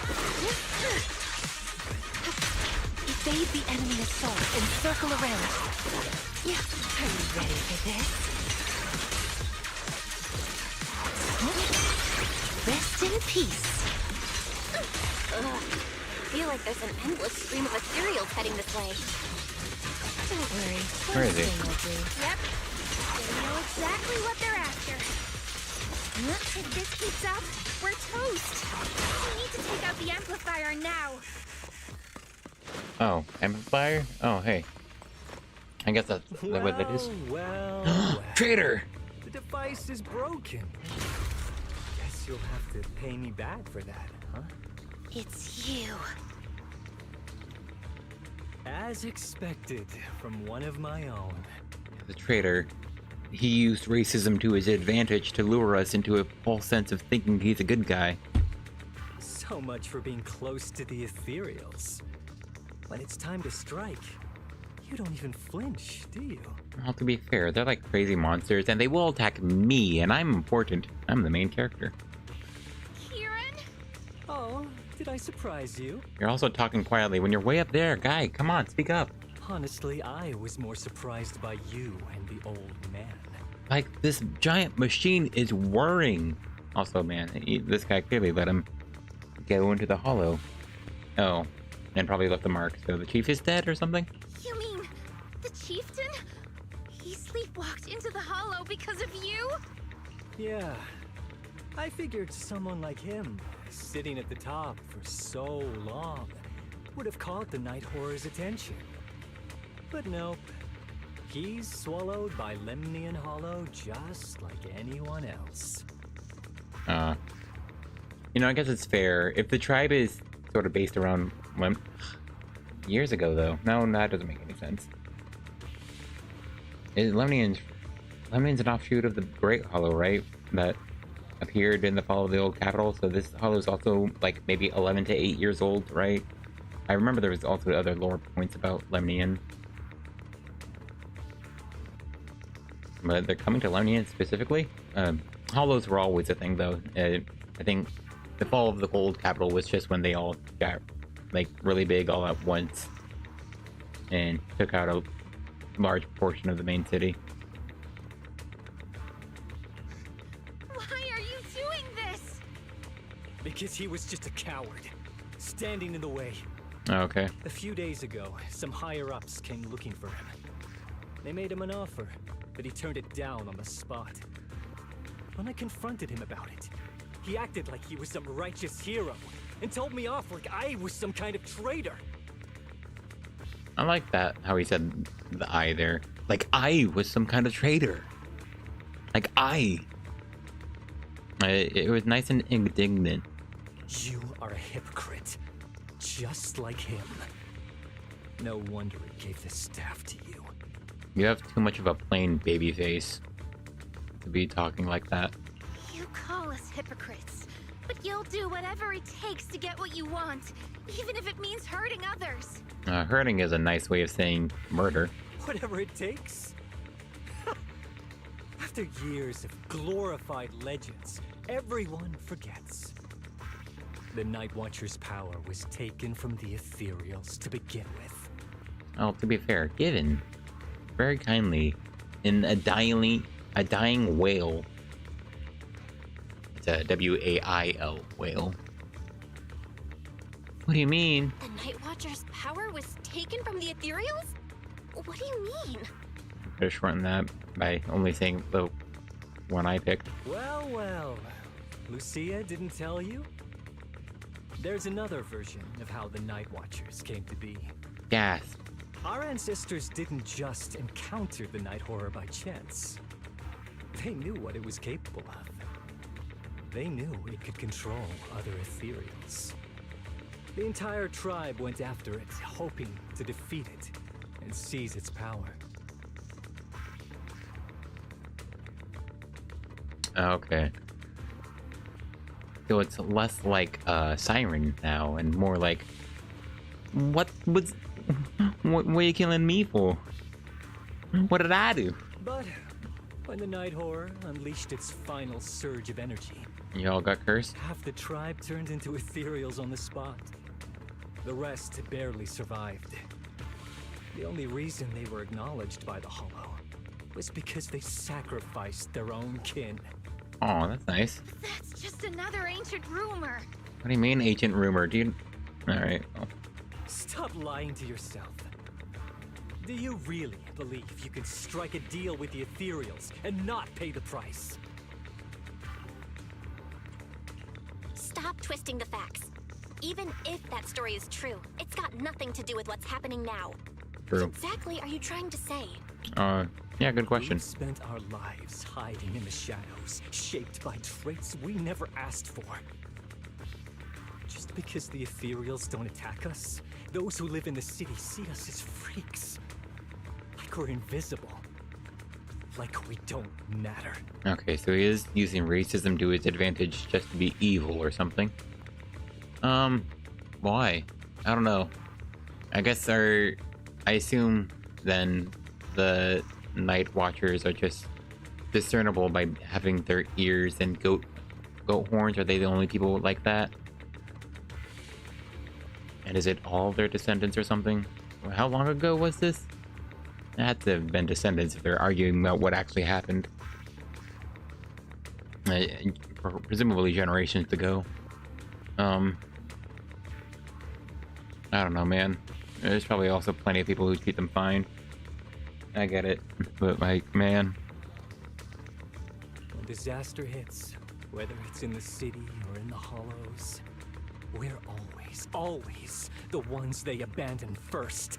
Well, consider, if there's a choice between someone who doesn't get attacked by Ethereals and a child, and you gotta save one.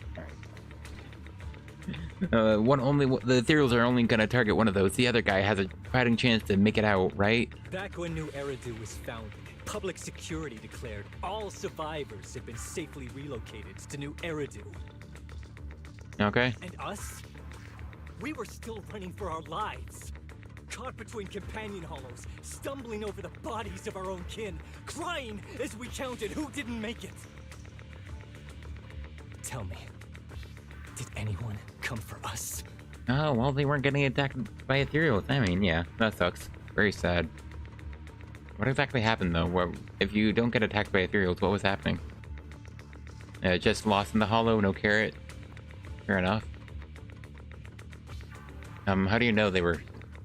If you're still trapped and running around, how did you know that's what they were saying? Lucia, don't you want to change our lives for the better? Doing what exactly? Even if we were to leave all this behind, it shouldn't come at the cost of our people's lives. Oh, is he, like, trying to do a fun little mass suicide pact? Who are you waiting for to come and uphold justice? Being seen as kin by the Ethereals, walking freely through the hollows. This is the Night Horror's blessing!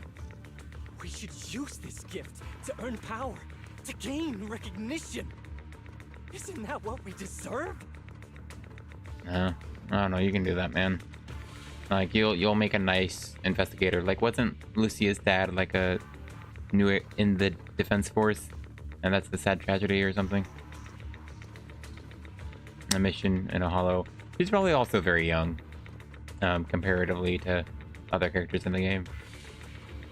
Based off the cutscene we saw, didn't they say that was like 8 years ago? She had to have been 10 at least. She looked younger, but you know. Gosh, she actually looks way younger than like 10, if that's supposed to be. 8 years, I think, is coming from Monato. Maybe not, but could be. If it means a better future for everyone, then what do a few sacrifices matter? But the price you're paying for that future, is it really your so-called gift? Or is it the lives of your own kin? What is it you really want? A place for our tribe to survive? A stamp of approval from New Eridu? Or something else? Actually, yeah, what? Those sacrifices were just inevitable casualties. It's nothing compared to what we gave up when we first fought the Night Horror. Besides, after the early trials, I finally found better test subjects and stronger allies to back me. Everything's going smoothly now. Oh, that's nice. Better test subjects. Are you talking about me? Lucia, you're so full of yourself. Though I too used to think you were some kind of prodigy, summoning Ethereals out of thin air. But now, you're just a coward with a fancy stick, putting on cheap tricks, hiding behind research, while running away from your fate! I think he's talking like a villain now. But yeah, a bit presumptuous to assume you were the... what was happening here? Test subject. I couldn't care less whether you live or die. Alright, fair enough. That's sort of the vibe I got. What is it you're after? Chestnut or the staff? Obviously both. Okay. That staff was entrusted to me by the chieftain. After everything you've done, you still have the nerve to ask for it? And Chestnut is my friend. She is a free ethereal. I will not let you take her away. Yeah, she's a free... Oh, save the speech. I've heard it all before. The Night Horror is watching over the conflicts, gifts from your dreams. But you've never even dreamed of the Night Horror. You are just making up stories to hide the fact that it never chose you. Yeah, probably. The only reason you stumbled upon this rare hottie in the first place was because I slipped up. And I'm here to fix that. It's time things go back on track now. Ah, he's responsible for the hottie. You treat our people with even less What? care and compassion than Nineveh does the Hornets. Oh, does she not care? Dang, they should have friendly fire then. That'd be really cool. Imagine how much cooler the Nineveh fight is if she can just destroy the Hornets on accident. I don't believe a word you say, and I won't let you hurt anyone else just to feed your ambition. You didn't really think that half-finished prototype you destroyed earlier was my only backup plan, did you? Not everyone can stand to see the Night Watcher's rare gift go to waste. My ally supports my research generously. They've even thrown in a little extra firepower. So hand them over. Your magic stick. The gullible little ethereal you tricked. And you, my new test subject. Huh? Me? What? What do you mean me? If you surrender now, maybe I'll even spare you from getting torn up too badly before I put you to use. Oh, what do you mean by that, man? What are you talking about, Bell? For?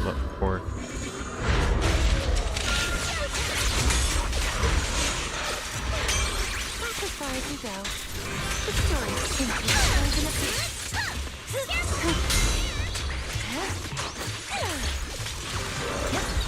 Here we go. Are you ready for this?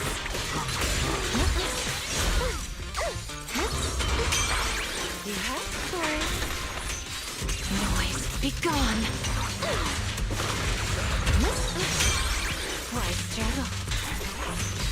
That's new piece. Pretty, right? A little reward.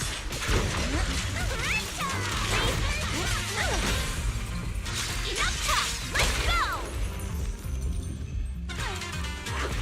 Easy. How about I smash it?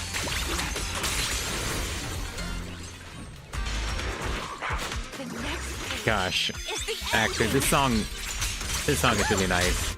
Dang, I'm sad it went by so quickly.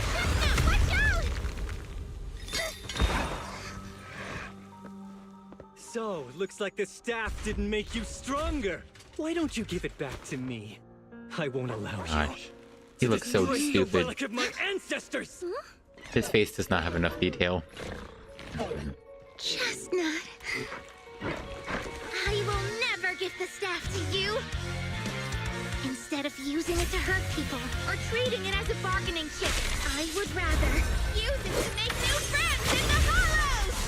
Wow.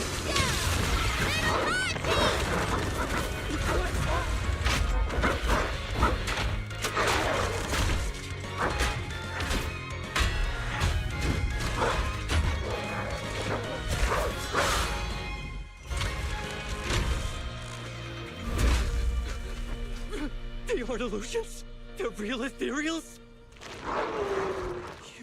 You're a monster! See?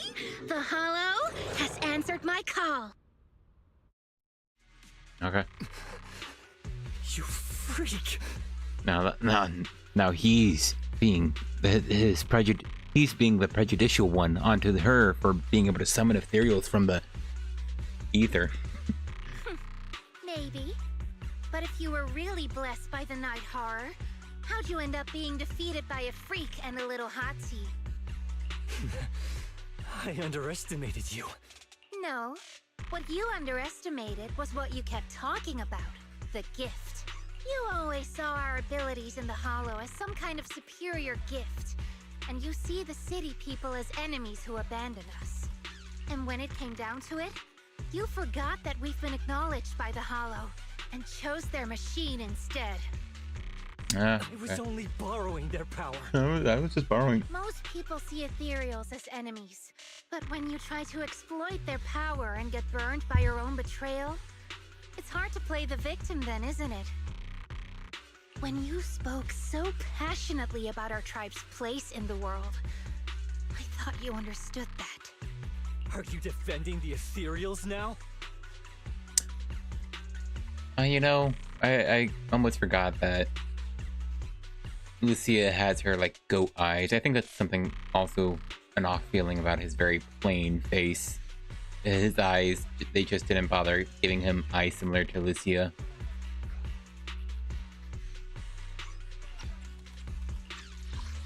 Are you defending the Ethereals? Most people see Ethereals when you spoke so passionately about our tribes. Most people see Ethereals as enemies, but when you try to Whoa! That is a wild take. Wild take, buddy. And for the record, Lucia never stood by when Ethereals were hurting people. Yeah, buddy. So back off. I don't really like Belle here. You see the Night Watcher's power as leverage or a weapon for revenge. I see it as a way to understand the world. I want to learn about Ethereals because the Hollow is their home. They're born there. They exist there. And they return there. I want to learn from them. Not because you also want to find the night horror? Two syllables in horror. That's only part of it. I want to find it, to speak with it, to try and fix the situation we're in. But that doesn't mean I'll stop trying to understand the other Ethereals along the way. Just lets out an annoyed sneeze from the side. Wait, what about Chestnut? There's still so much we haven't figured out about her. Chestnut, I might never be able to fully understand you. This is probably goodbye for us. The sneezing stops abruptly and replaced by a soft, eager whimpering. You never said who your ally was, but I'm guessing they already know about Chestnut, don't they? That's right. I won't lie. I did promise my ally I'd bring back an Ethereal that could talk to humans. He's very interested. So, make your choice, Lucia. Stay with her, wait for them to find her, and watch as she's dissected, destroyed? Or let her go deeper into the Hollow and never see her again. Sure, man. No need for threats. I know what you mean. People like us, strange, sometimes invisible to others. If we don't live among our own, it's nearly impossible to find someone else who's just as special, a real friend. Thankfully, I met my friends. Friends with genuine kindness, some patience, and a little passion.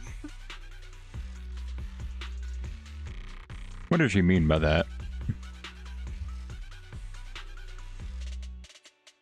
Oh, is that how you're supposed to treat a dog? Sounds familiar. Who said that again? Wait, wasn't that what Karen said? The way to get puppies to like you? Oh, good work, Belle. You're bringing it all around for everyone else to remember that happened. Friends. Friends. Friends. Friends. Sorry. I just thought he said that very funny out of context.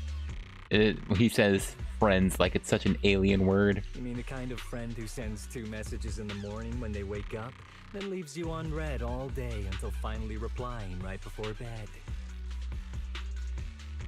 I don't know what's wrong with that. Hey, are you night blind or just stuck in your own little bubble? I'm Lucia's friend, and I'm standing right here. I stayed up way past my bedtime to be here. Don't act like I'm invisible. Okay, thanks, man. That was very wordy, I think. See? See, I have a friend. One. Staying close doesn't mean you have to talk to each other all the time. We live in different moments. But that doesn't keep me and my friends apart. Oh, that's a cute statement. I like that sentiment. Now, before I say my proper goodbye to one of my best friends, Chestnut, and hand you over to public security, I've got one last question. That ether amplifier of yours, what are its side effects? Turning to ethereal faster? What? Right before I summoned the brave little hotties, I felt a strange power surge through me. In this area, only that amplifier could have caused something like that. But what's the price? You think that machine summoned those hotties? It's impossible. You've destroyed that thing completely. And as your tribesman, I didn't feel anything unusual. Maybe it's time you face it. You're just something that can't be explained. You're a... Freak?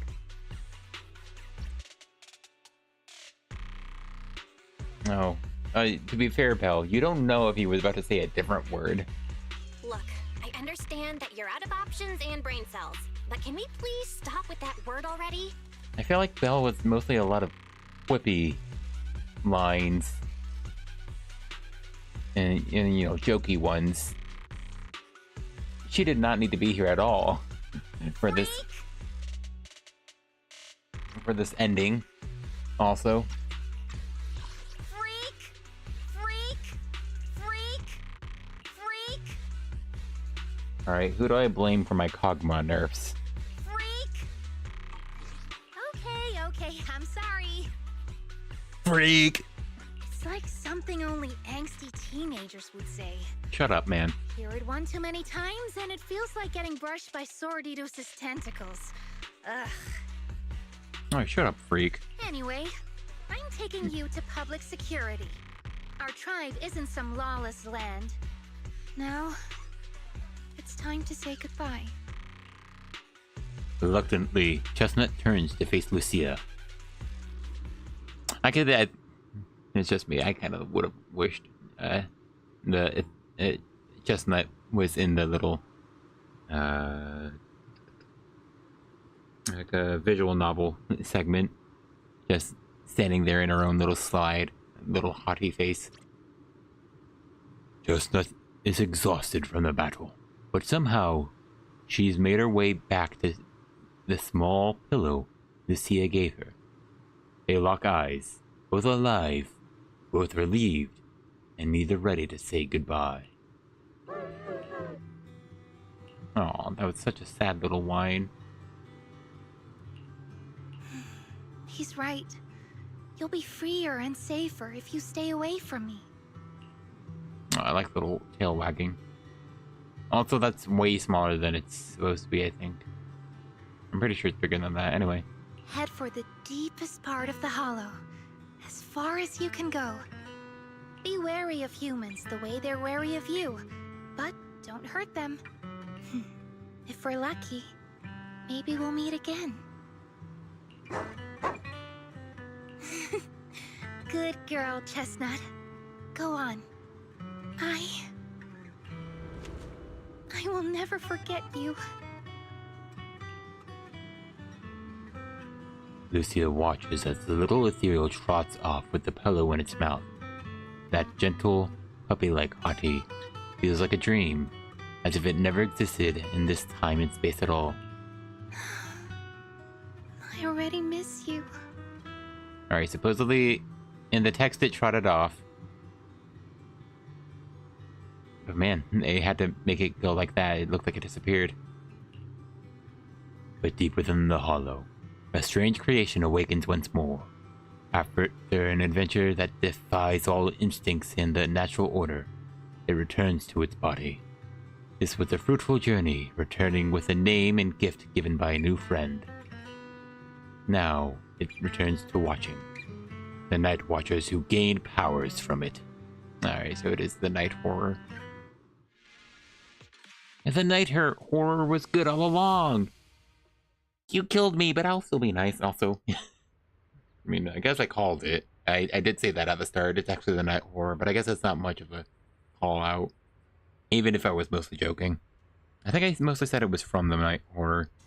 But then my other joke was, oh, this is as big as I could get after eating all of those people. Lucia said she needs to deal with Kieran first, and we'll be back in a bit. So, baby, let's take a break. So much has happened. Wonder how Chestnut is doing. Will you ever see her again? After taking a short break, you are woken by your phone's notification sound. Sure enough, it is a message from Lucia. Alright, come on.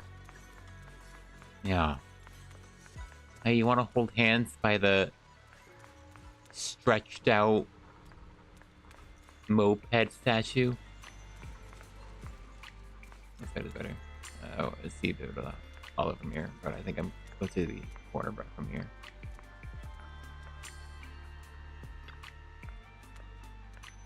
I knew it. I should have gone the other side. Oh, you're finally awake. Are you all done?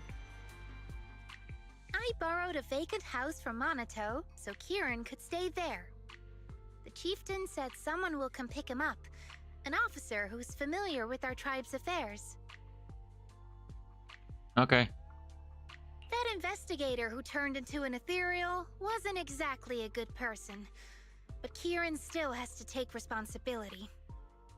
Yeah, I guess killing someone wouldn't exactly be nice, even if he wasn't that nice person. I guess it depends on how bad, you know, it wouldn't be, probably shouldn't normalize that. I'm just Great. a wrap. I'm glad things have settled down. But I can't help thinking, isn't there still something we haven't figured out?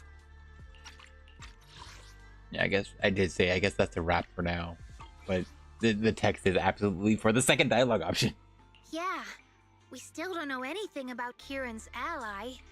There might still be someone out there waiting to take advantage of the Night Watchers. Oh, that's scary. Also, she said ally weird there. Yeah, we still don't know anything about Kieran's ally. Ally? Still... Why'd she say it like that? Ally?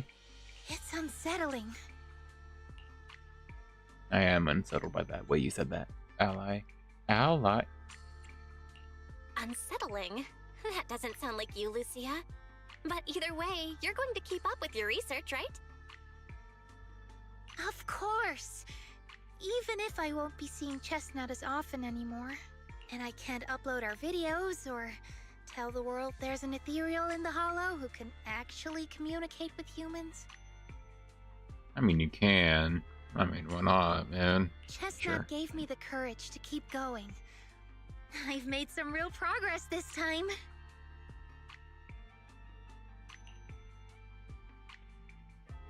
Sorry, I found like a little metal washer on the ground.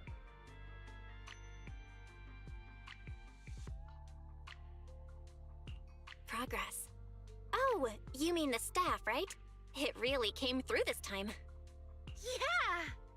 You see, I don't know how it happened, but just now, through the staff, it felt like the Hollow responded to me.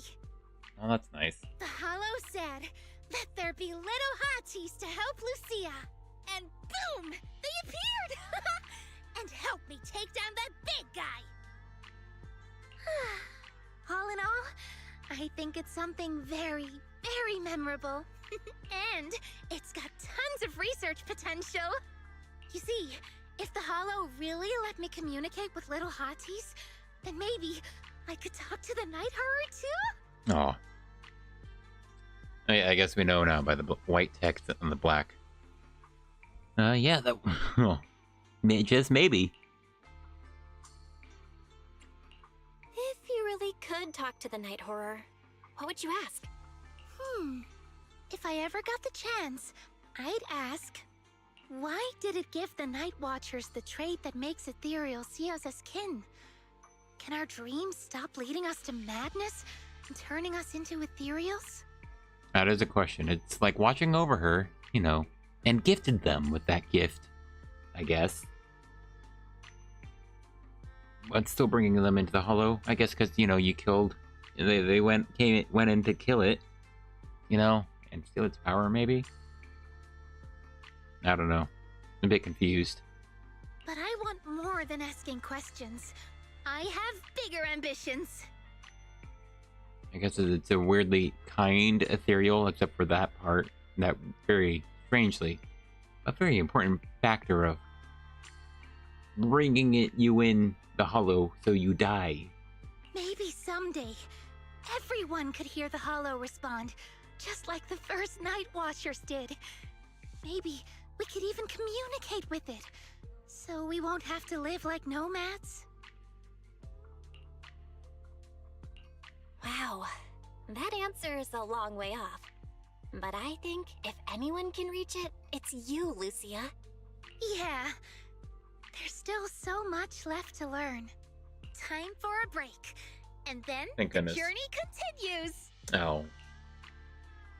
To deal with Kieran, Lucia had to return to the Night Watcher tribe and hadn't been in touch for several days. After going to bed early for a few days straight, you're actually starting to miss the feeling of staying up late. Oh. I probably should have faded all the way to black there, if that's what's happening. A few days later, at Swabian Temple late at night. Still, ever since you came to Yonkoi Summit and started following the same strict routine as our senior disciples, I haven't seen you stay up this late for so many nights. Don't tell me you and Lucia made plans to become Night Watchers together. Sorry, he said that like more like, don't tell me you and Lucia made plans to become Night Watchers together? Yep, let's head out. I don't believe Belle would go anywhere where she can't get Yumcha, Sin, and Noodles. Oh right, Monato seems to be waiting for you in the outer courtyard. Go take a look. When you get back, we'll talk about what's been happening lately. And make sure you get to bed early tonight. Oh, okay. Now, do I have wise text after this? What about you, Minato? Roxy, Lucia seems down lately. Oh, this is still going on? Yuzuha and the others seem to think you might know what's up. Actually, we've seen her post. Is she still sad about parting ways with that ethereal puppy? Where's Lucia? Just saw her at Fluffy. Let's go over now. Oh, is she getting an actual dog? Although Lucia's always going on and on, like, we gotta be friends with Ethereals. We can never quite follow her train of thought. Okay, sorry. My But camera was as her turned. human friends, everyone really likes her. Oh, that's good. Plus, she's always so cheerful. So what's been weighing on her lately? Sorry, I paused earlier because he just ran right into the wall. But my camera was turned, so I barely saw it. It's Karen! Oh, miss, I remember you. Would you mind if I asked a few quick follow-up questions? Oh, you mean the sturdy little pillow I bought here? Yes. Sure, go ahead. What do you want to know? Thank you so much. So, did your puppy like it? Yeah, she loved it. I'm glad to hear it. Next question is, how's the wear and tear? Pretty worn out now. Oh no, I'm so sorry. We'll keep improving the pillow's material. But the material's already been reported as too hard by a lot of customers. If we make it any sturdier, I'm worried some smaller pups might hurt their teeth chewing on it. Chestnut is, well, a big girl. For most dogs, the material is already strong enough, I think. All right, noted. And one last question. Has your pup shown any discomfort from the filler's scent? Not at all. She's quite a strong pup. Loves running around with that little pillow in her mouth. Wonderful. Thank you for shopping with us. We appreciate the feedback. Lucia, are you done talking? Oh, look, all 3 Ethereals. It's the new dog. I'm bringing him in to set him up for adoption. Wow, her eyes went wide. Karen falls silent, staring at the tall, slightly intimidating canine Thyron standing before her. Huh? What's with that look? What were you guys talking about just now? Oh no, Lucia said this couldn't possibly be the pup Lucia was taking care of. After a whirlwind of explanation, you finally convinced Karen the toy wasn't meant for Monato. Karen apologizes 6 times for the misunderstanding, then brings up the store's most popular dog treats, insists Lucia take them. Next time, don't call hotties puppies. All right. Canine Thyrans aren't puppies either.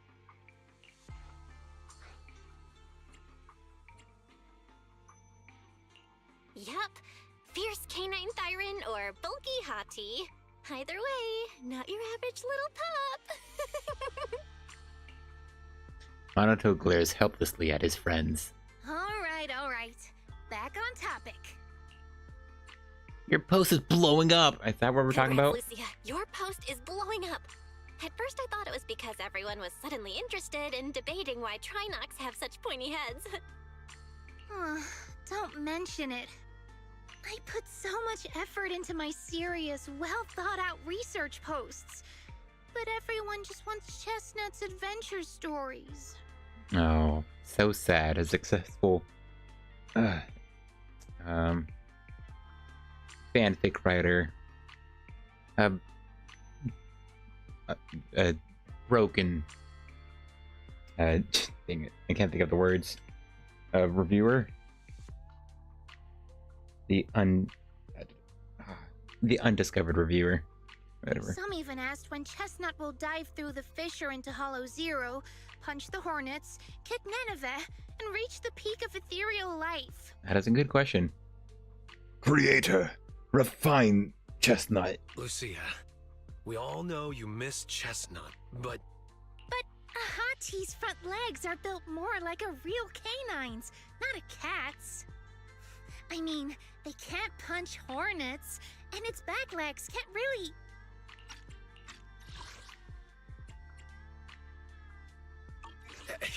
Wait. This is what you've been stressing over?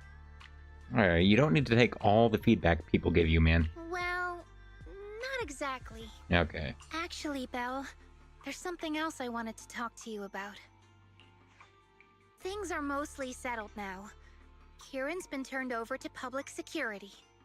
But when I asked the chieftain, even he had no clue why I was able to summon an actual hottie using just the staff and a notebook. I thought the chieftain died, and that Kieran put down the marking to signify everything's okay, Anyway, well, glad he's alive, but I assume it was the guy at the beginning of the story that's dead now. If it wasn't just the staff, then maybe the little hotties appeared because the night horror was watching me again. Or was it because of Chestnut? Do you think the night horror might not be an ethereal at all? What would it be? I trust your judgment. But aside from Ethereals, the only other beings we've seen born from the Hollow are the sacrifices, right? The night horror doesn't seem like one of them. Then what could it be? Sacrifices are just a different ethereal with extra steps added, right? It gave the Night Watchers the traits that make Ethereals mistake us for kin. It can enter our dreams and lead us into the Hollows. It even foreshadowed my farewell with Chestnut. It has to be something far more mysterious, some deeper creation of the Hollow itself. Yeah. I mean, would that not still make it an ethereal? But I still know far too little about the Hollows. Like you said, the answers might be a long way off. You know, yeah, maybe it's ancient, like one of those big, enormously massive things from the lore trailer. The Void Hunter lore trailer. At least I can restart the research I put on hold. So, who's coming with me into the Hollow to see if an Avaris actually bonks its horn when it rolls over? I don't think it does. You already promised Wise you'd sleep early today. Let's leave such night outings for next time. Lucia isn't disappointed. She happily waves to you and leaves, scribbling away on her little book. The night sky of the unknown, and on this dreamless journey, there are plenty more truths regarding the Hollows, waiting to be discovered by this siren girl full of curiosity. You know, I thought Wise wanted to tell us something. But it is finished.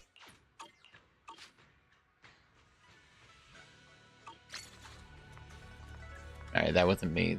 I had a bit of drift that turned me perfectly in this direction. So now I don't want to move the thing. But that was Lucia's agent story. Alright, alright. I did promise like a poll. I was intended to do like one poll after each segment, you know, if I did fail to get Lucia, but then I couldn't help myself, so I kept doing 10 polls until I ran out. Then I think I did 2 in a row, hence the first break. All right, it'd be funny, you know, it'd be really funny. All right.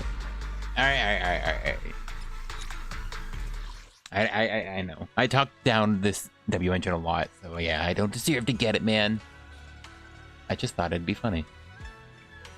It's a lot less amazing compared to others, specifically in the context of fighting Hunter. Just because Hunter gives shear, and then the DA buff also gives shear, so it's actually really minor increase over. I'm sorry, I saw the red bar on the bottom right. Worried about if that low connection affected Steam or the stream. Anyway, it's fine. Anyway, that was the agent story. Oh, there she is. Okay, well, I guess the camera is at Belle's height.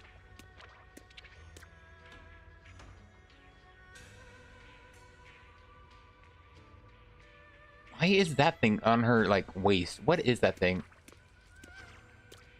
Why is the tentacles on whatever that is moving? I don't understand that. Also, yeah, her pant leg thing with that weird little skirt frilly bit is weird.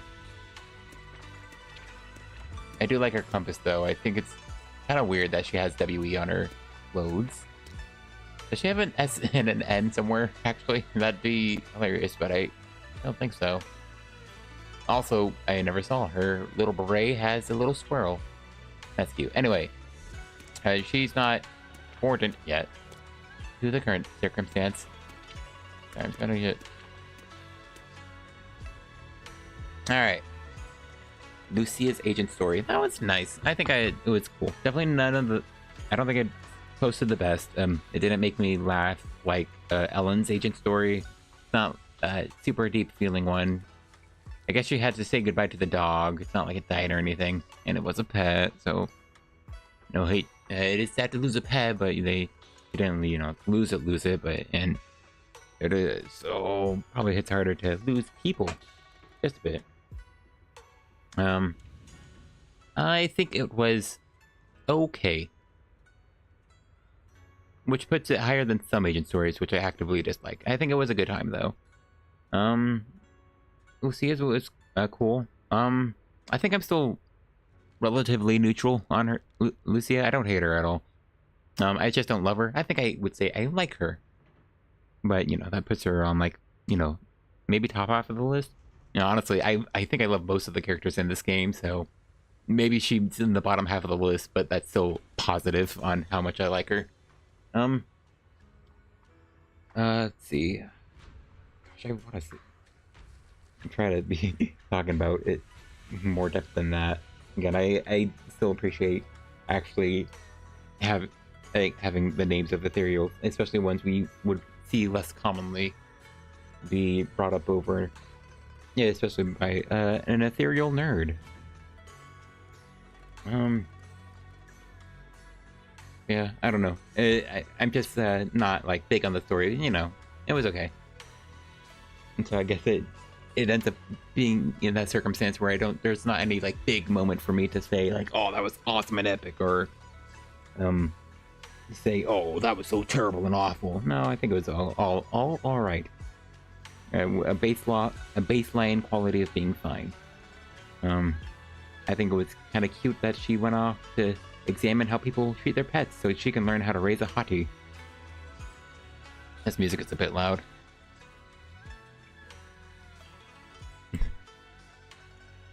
Alright, I actually brought the volume down to how much I normally have stuff on. Let's see. I feel bad. I feel like I should have more to say, but I just don't have much to say. And also I didn't get my yellow pull. Also, man, I do quite enjoy just the swirliness. I think it can feel a bit weird how they're all in perfect unison with their movements, but I just think the sort of motion is very cool. Oh yeah, also there's the gong. Also, it's nice and dark for the items there. Let's see, the lore. Learning about Lucia's tribe, I think that's interesting. A group, sort of nomadic. Sort of looked differently. Very sad. Good old prejudice plotline. Understandably, you know, they're people just like everyone else, but the Ethereals don't attack them, but they attack me. That's not fair.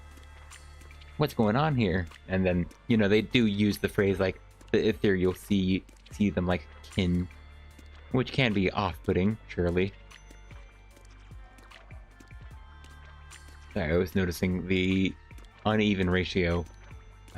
Yidhari skipped steps while walking up, but she still landed on every step, so they do have like programming here to specifically step on steps. Okay, well, oh no, actually her shoes are actually, wow, her feet are pretty small. No, it's just that they have heels. They look a lot thinner than maybe I felt like would be reasonable. Anyway, just yeah, thought of differently. At the same time, there's a part of me that feels like, well, if it's a choice, like you need to say help someone else get through the hollow, or someone who is able to, you know, not be etherealized. Presumably, of course, they still get corrupted like anyone else, and they aren't like immune to corruption, which is the tragedy of, yeah, they can make it through. They aren't attacked by the Ethereals like the rest of us, but then, you know, it's still a hollow, and those, as far as I'm aware, truly changing maze, unironically, like a mystery dungeon. You know, like the I forget the earliest mystery dungeon games. Of course, the most notable nowadays is just the Pokemon one. Yeah, it's a dungeon that constantly changes. Just a warp in space that constantly changes, and so of course you get lost in it, especially without carrot technology. And so of course they're left behind for prejudice and still lost because of just the nature of hollows, even without the threat of Ethereals. I can sort of get that. I think it's believable. Also, yeah, I like the. It looked like. I just want to make sure I saw that right. It sort of looks like, yeah, the characters look down when they walk down a surface. That's pretty cool. I like that. Little details like that. Anyway, sorry, I'm getting distracted because I'm deciding to walk around like I normally do. Oh yeah, Seaside Real Estate. Yeah, I think the real estate one is the company with the people that we saw in the 2.0 special program trailers. Anyway, the lore. I think the night horror is a bit confusing to me. Just whether it gifted them the abilities. I guess we have to take in. I think between Lucia's story and the Kieran story, the night horror did die to them. But the only question is, was it threatening ethereal attacking that constantly took lives, which is believable, I think, no matter what. Or maybe it was just something minding its own business, but maybe still doing its own ethereal thing, so it was leading ethereals around. So, you know, it was taken out by a group. Did she come from the bus? I mean, she definitely wasn't inside of it.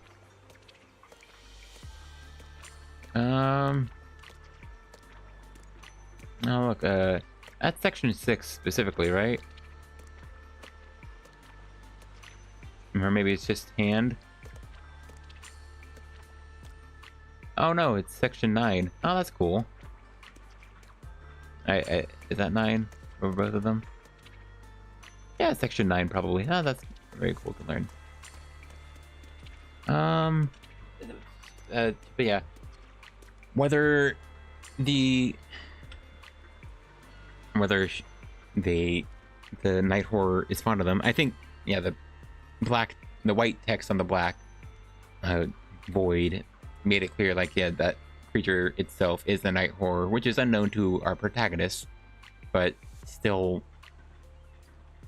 knowledge now for us as an external observer of the story.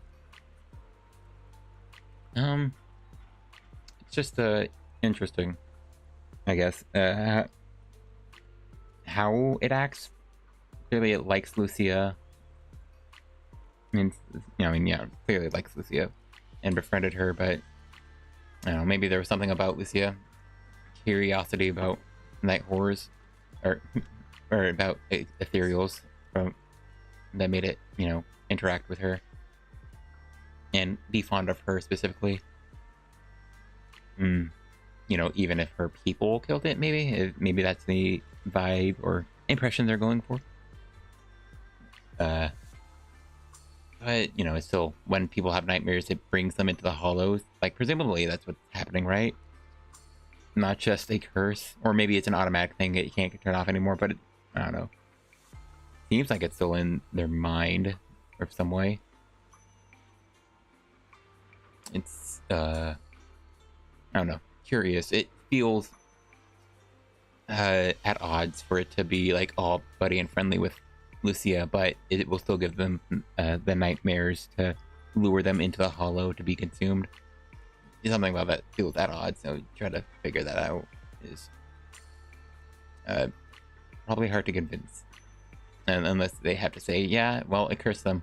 And so it is more like a curse, but, you know, science curse.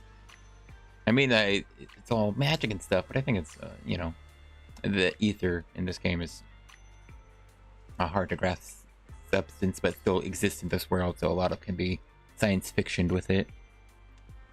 Yeah. If it's just like a curse thing, it's so automatic no matter what. The nightmares will always bring them into the hollow. Fair enough. Can't really turn it off. Alright, so what? You know, you know what? They killed you and stuff. I guess that's a fair curse to place on people. Shouldn't kill things that can curse you. Just some advice. Anyway. Yeah. I'm still curious about it. I'll be eager to see it more. The night horror feels like something they could easily turn into an important creature. I could see it going many ways, you know. a future ethereal boss fight, something we don't defeat like Nineveh and Geppetto, or it gets, you know, corrupted or becomes an antagonist in some way, and we have to fight it. Or maybe even it will be our first, or, well, continue being our first ethereal NPC, because I think the Hati sort of counts as being our first non-aggressive ethereal entity, but an important character that communicates us without being antagonistic while being an ethereal. That could be interesting. Now, Kieran was sort of a villain dude. Yeah, you know, prejudiced against and all, but, you know, that made him evil. Fair enough, I guess. But, you know, how evil he got, I don't know. I guess they always want to make the characters in some way feel irredeemably evil. Which is ironic for what I'm saying. Like, yeah, you know, he was done a dirty deal, so he becomes evil. But, you know, it's supposed to, which I suppose is supposed to feel like the character has motivations, you know. He makes them feel like you can understand where they're coming from, but I don't know. Maybe just, I guess his motivations is sort of explained to you, and I'm like, alright, yeah, I guess he's evil now. Sorry, I need some water.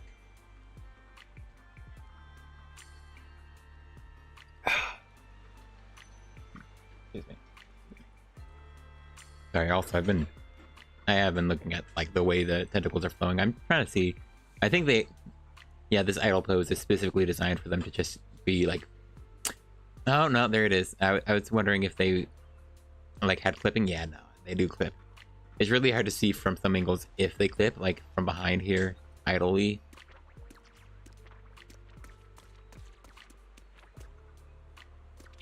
It's also interesting how they have this sort of cartoonish wobbling sound, like wobble, wobble, just from their moving. Yeah.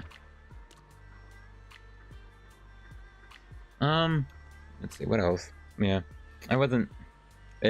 He was supposed to be like, yeah, you can understand his motivation, but I don't know. He did end up doing, I think, a thing. Quite a few agent story antagonists go into, which ends up making them sort of comedically evil to me. It was my biggest issue with Harumata's agent story. Like, I really like that agent story. I think they did a good job with it, but, you know, I just felt like the antagonist just went a bit too cartoonishly villain, especially towards the end. Like, too cartoonishly evil for how pretty solid the rest of the story is, and serious the story is. But yeah, I guess that's all there is to the story, because it's just like what Lucia has little adventures trying to get close to a dog. Other people are trying to get the dog. It's someone else from her tribe who tried to watch over some guy and let him sleep. Maybe he drugged him a bit. You know, gave him some go to sleep medicine. Yeah. I think that's believable enough while no one was looking. And not explained there. That doesn't really need to be. Made the chief sleep and wander the hollow. But he survived, which, yeah, wasn't really explicit to me until the end, I think. But Lucia, I think, went to her tribe. I think that's what she was talking about a couple times over. So I guess it makes sense that there wasn't a worry about the chief. Yeah. Not much else to the story. Yeah, I think it's just good. Nothing amazing, but good.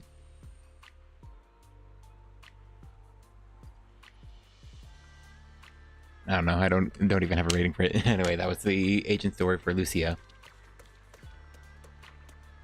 All right, before I go, come on, man, come on. I got her, man. I got her. Actually got her, dude. It's insane. I'm probably not getting. Gosh. Well, you know, I lost the 50-50, but I got an early, and it was an early pull. I actually can't look at my pull history. I was going to do that, but I forgot it like screws up. Oh jeez, yeah. Okay, it's not that bad. Alright, there was this event. Oh, it's on day 2 of the event already. That's good. By my Shifu's order, I will run this little fortune stall. Bring me your worries and I'll ease your troubles. Today I'm in charge. Hang on, wait, everyone, please line up. Okay, that was really funny. Very cute artwork for this event. But yeah, it's an excuse to do that event where we just see people and meet up with them. All right, I could have done some of the little event fights to get some polychrome real quick. I don't need to do another YOLO pull. I've done my YOLO pull. No more. I need to save back up. I'll be honest, there's nothing left to save. I mean, there's just some events, so I'll get like 1,000. I assume. Let's see. 20 days. 6. Okay, that's 12. That's like 1,200 dailies, right? I have like 1,200, so 1,200. That's almost a full 10 pull from the dailies. Events. Probably maybe I have a lot of the events to go through. Also, let's check it again here. I just wanted to admire that real quick in the auto callback. Play. Alright, we don't get a good look at the name, but I really like also Murphy in a very normal looking font, and then Yidhari. I like the way she wrote Yidhari. I say like the characters write their own names. I'll be honest, I assume it says Jufufu behind her, but I won't know. She also has the tiger character on the left there. That's funny. Very adorable.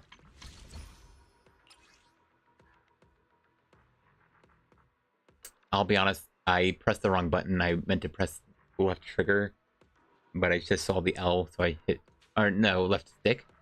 But I only saw the L, so I hit the trigger instead. I forgot I was on the W engine and it would do that. And so I wasn't really ready to immediately see that. Like, I just clicked the button and then... Yeah, of course. Yep, that's Lucia. I meant to go to the Shickle shop. How many do I have? Oh, one. No, wait, I don't even have one. Ooh, money. Sorry, I'm broke. I needed to scrunch stuff up. Alright, I'm literally out of pulls, dude. That is kind of depressing. But it is cool to be able to skip a unit and still be able to get the character I want. I think I easily could have just missed out on her entirely, which would have been entirely fair. And I just would have stopped at 50. I would have been tempted to do YOLO pulls, but I mean, I think I do quite want dial in. And above everything, man, I really need to save for it. Zhao. Like, I think I might really want to go into 2.5 with, assuming Zhao's the agent, but go into 2.5 with like over 10k polychrome at least, which is most of it. Meaning I think I might only do a 50-50, which honestly, I might not get 10k. I probably don't have enough to do a 50-50 on Dialin and Banyue. Like, Banyue looks so freaking cool, dude. It's rough. I'm happy we do a folder, though. Yeah. Anyway. Alright. Before I go, I think they're all geared up. No matter huh? At your command. Yeah, she looks fine. Gosh, I need to swap this. There's no shot. She's at 100% damage already. Then I added in lighters, 75%. Oh, 74. Sorry, 74.8% damage buff. Gosh,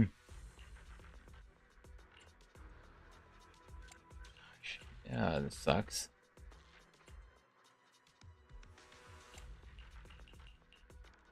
Why do I need crit rate more than anything?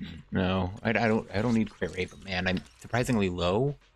Because you need 43, I think exactly. I think it's actually 42 exactly to hit over 100%. No, it's 43 exactly, and so one more crit rate roll puts you at 43.4.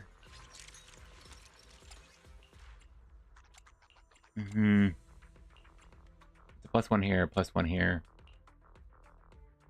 Attack. No, you want ER on her no matter what, even if you don't, even with or without a 2-piece ER disc. I mean, at least I have this one, but I don't have an energy regen disc with good crit stats. It's so frustrating, dude. And that's really funny. It's exactly one less roll than this one. That's positive. Well, it also doesn't have a flap end. Alright, I think I settled for it. Red scarf. Oh, she's at the top here now. Officer, where? My dream seems to have become a reality.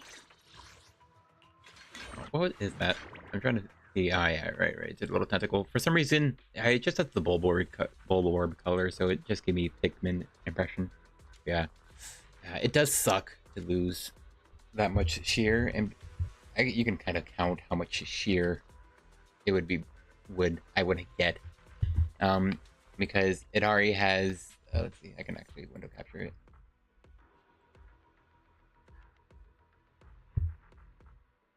Where is it if it's visible? There. Yidhari has 497, right?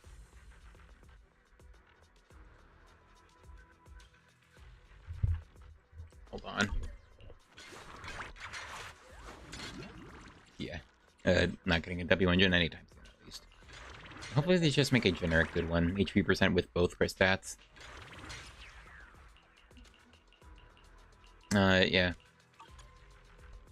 Let's see. First off, it does say, yeah, 10% of your HP for every 1 HP is 0.1 rupture. So yeah, or 0.1 sheer force. So that just means, and 10% of for this number. Well, 10% of this actually. So it's like 85, because I'm talking about adding the doing Yunkoi Summit instead, because you need to have faith in. It's so frustrating. They gave her exactly 87 base AM. That's so lame, dude. Ah, it was really mean. I mean, look, to be honest, even if I wasn't, I got a perfect disc here, and this is really solid. I have 2 really good discs for this stupid build, and technically that does mean this is a really good Miyabi build. Just need to, like, actually, no, yeah, this is just a really good Miyabi build. Like, Miyabi would have 200% crit damage and 98% crit rate here. I think Miyabi has AP in this stat though, so yeah, I need more crit rate. And just swap this out for something better. Attack percenter pen. Just because Miyabi now wants some AM. Gosh, I'm not getting Miyabi though, so this is a dead set. This is a completely dead build until they make another crit-based character who wants AM. But yeah, just having the 2-piece Yunkoi Summit gives like 85 cheer, which would bring me to 2,000. Which, okay, I'll be honest. 85. Yeah, that's accurate. So it's like 2008. Good year, I think. I can't remember what happened, but I was a number of years old.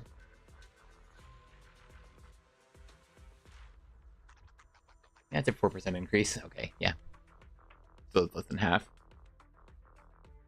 But yeah, I think it's like 85 plus the being able to use a main stat. So honestly, this times 3. Honestly, times 4. Just yeah, and that's how much using an HP on disc 6 instead with Yunkoi Summit. But how much is the increase that over my current build? Yeah, and then divide that by my current number. It's like over 17% more damage. Cool. So yeah.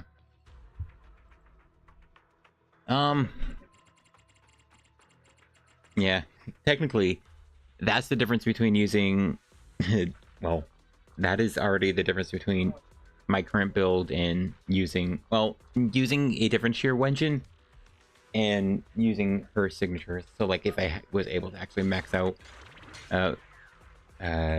Monato's W engine, for whatever reason, if you can get that maxed out, that's basically yeah, I think that's about right. The basically difference between that and, well, yeah, than her Lucy Yidhari's signature. Technically, the 4-piece effect of this is like way better. This is a good build.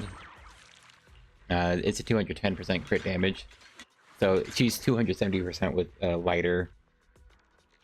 So I am nearing the point where it would be nice to have a lot more become a reality.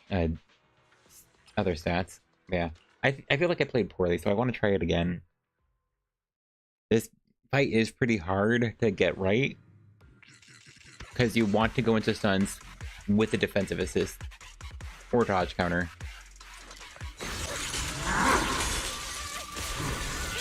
Here we go.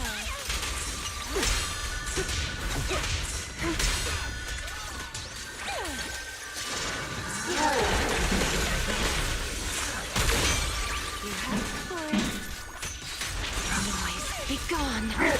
I'll save you.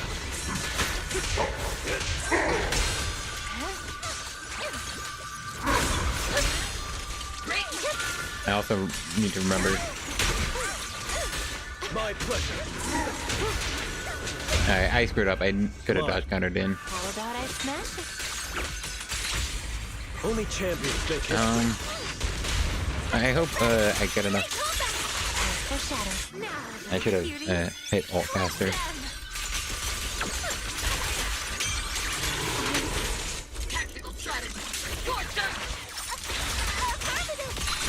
smashing should do the trick. Yeah, I ran out of the Rest in rupture peace. buff on this fight already. Gotcha now.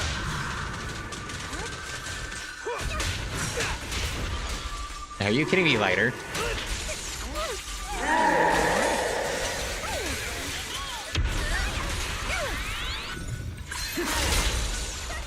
Make way for the undefeated champion! Ha! As far as you go. Into the frozen abyss.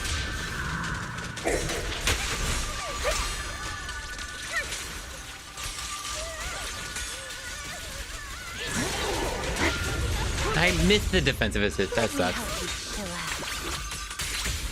Feeling fired up? My score does look a lot better than usual. Amidst the ice. Alright, I didn't even get my ult in. Story ends here. Noise, be gone. Ice is as foreshadowed. Here we go.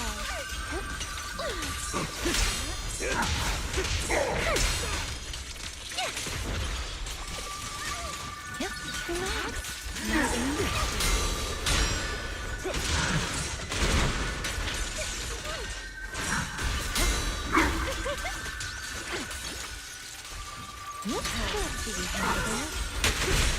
Easy. Captain and I got this. There it is. Okay, I basically got it started Only in a champions make history. stun. Tactical strategy. Relay combat. The next page is the ending. Let's break the ice. Resting Okay, I think this is a pretty good rotation. a little relaxed. The story ends here. Yeah, this is going much better.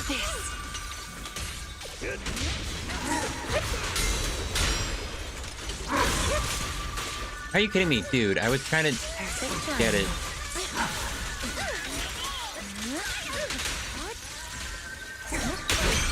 Twice struggle. Noise, be gone. Okay, well, I got over 37. I think I probably could have gotten one last stun in there. Hold on, let me check real quick, because I had Lighter's ult, man. Yeah, I had so much energy on Lighter. It wouldn't have gotten me any of the buffs, but yeah. That was like 2,000 more? 2,000 more than... No, I was at like 33, so yeah. 3 to 4,000 more. Yeah, okay, so this totally, I think 40,000 by me. I just need to like play it better. I'll definitely do more runs of it. I think it already is fun, so I just want to maximize that better. It's definitely hard. I think I got really lucky on that rotation. I was probably just maybe playing better, doing better at just saving resources for stun. I think that was only 3 stuns, right? And we saw there, if I had actually just went all out with lighter, faster, it would have gone into stun. I wouldn't have like much resources, I don't think. But you know, would have been stun. It would have been chain attacks, at least for the 2 big DPS.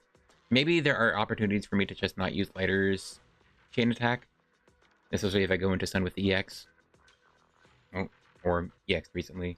The only problem though is, you know, chain attacks do develop a decibel, so it depends.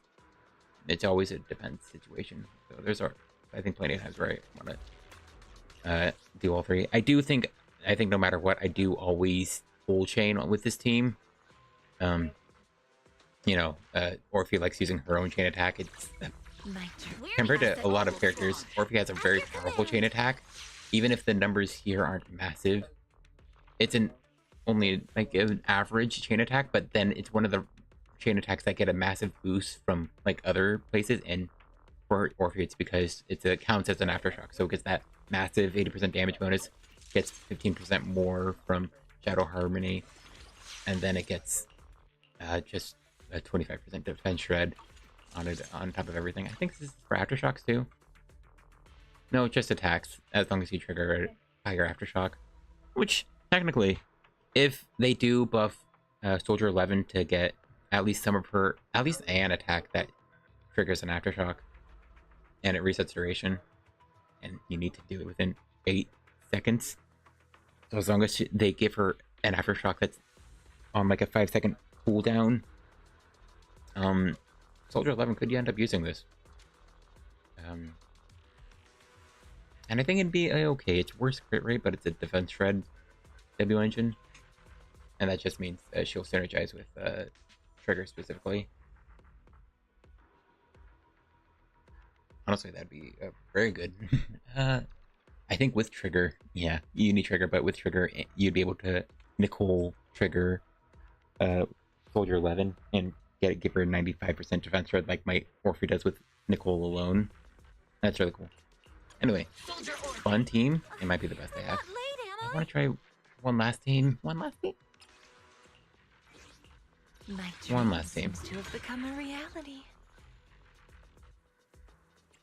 Time for some. Awaiting further. If you need help, Ready and Broken up. No matter. I'll protect. Got a new. Huh? I think a normal team. Awaiting further The instructions. bog standard Need team. something? I shall follow your orders. But now you can use actual really good discs. But because I have gosh. He does not stack Lighter's W engine very well. Hold on, let's just give him this real quick.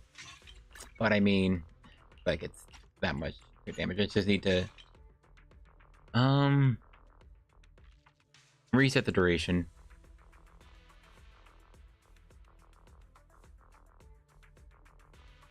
Yeah, it's 30 seconds and it resets the duration. Yeah, that's fine. I just need, and it's for every stack. You get the you just get the damage boost. All right, yeah. Kind of do want to. Gosh, it's a quick assist or perfect assist, which means perfect assist is either defensive assist or evasive assist, I believe. So yeah.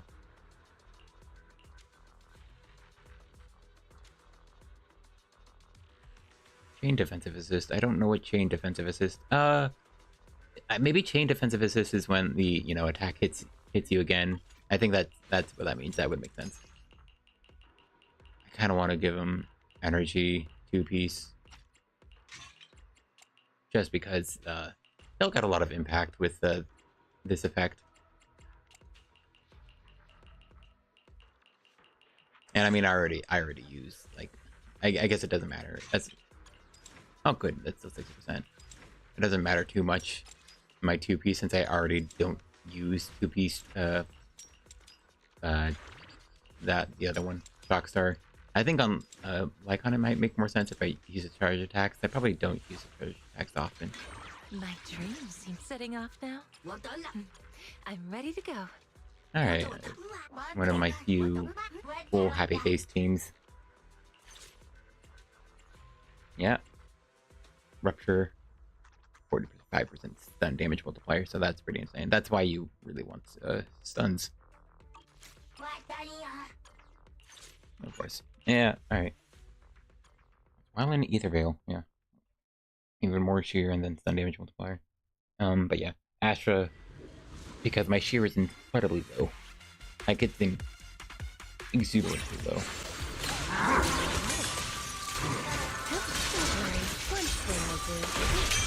You have for it.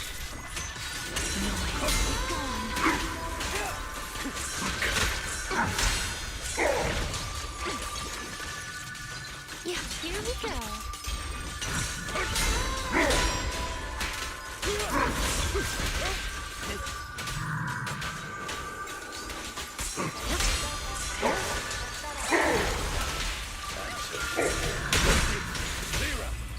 How about I smash it?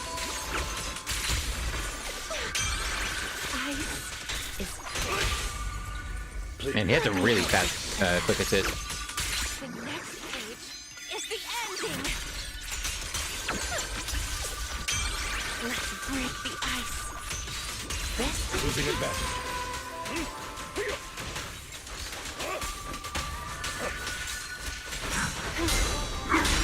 I'm waiting for it.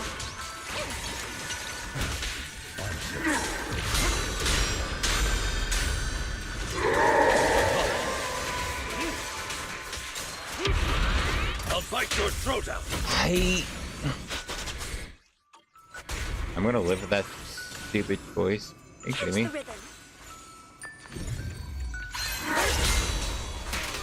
Alright, I completely bricked this run by whatever the crap I just did then.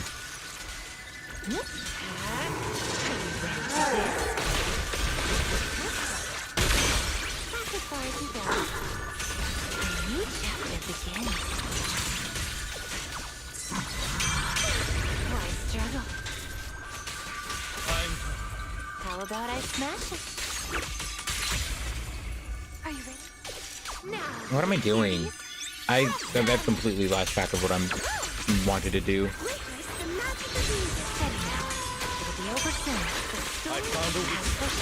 Are you kidding me? Gosh dang it. No, I'm no longer finishing this run.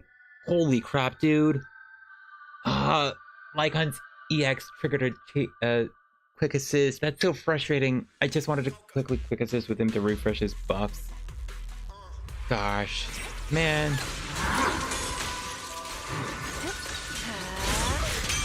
Why struggle? Into the frozen abyss.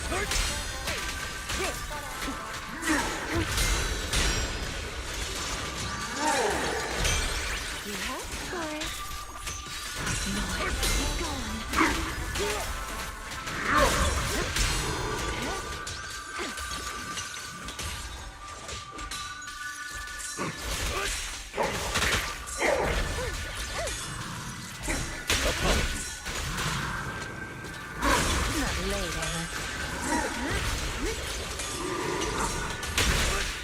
How cruel. Attack me. Oh, that's frustrating. I wanted to trigger. I wanted to refresh the buff. Begin. The story ends here. How about I smash it? Rest amidst the ice. Let's break the ice. Rest in peace. Losing advantage. As foreshadowed. Watch out! I'll bite your I'm throat surprised they out. give you that little window to deal more damage. Yeah.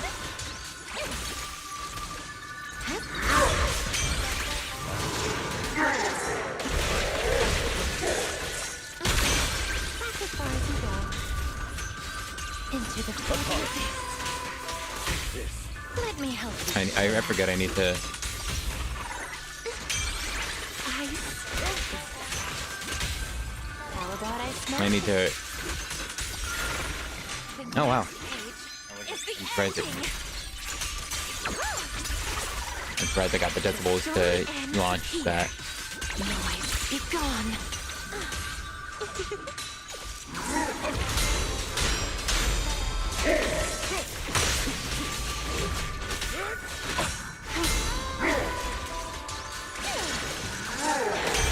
Twice, Gerald. Losing advantage. Are you kidding me? Why? Oh, what?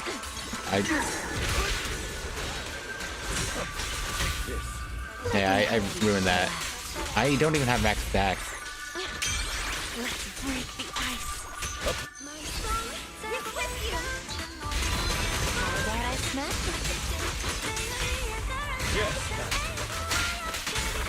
Let me help you chillax. Now, I don't think I even got that in stun thing.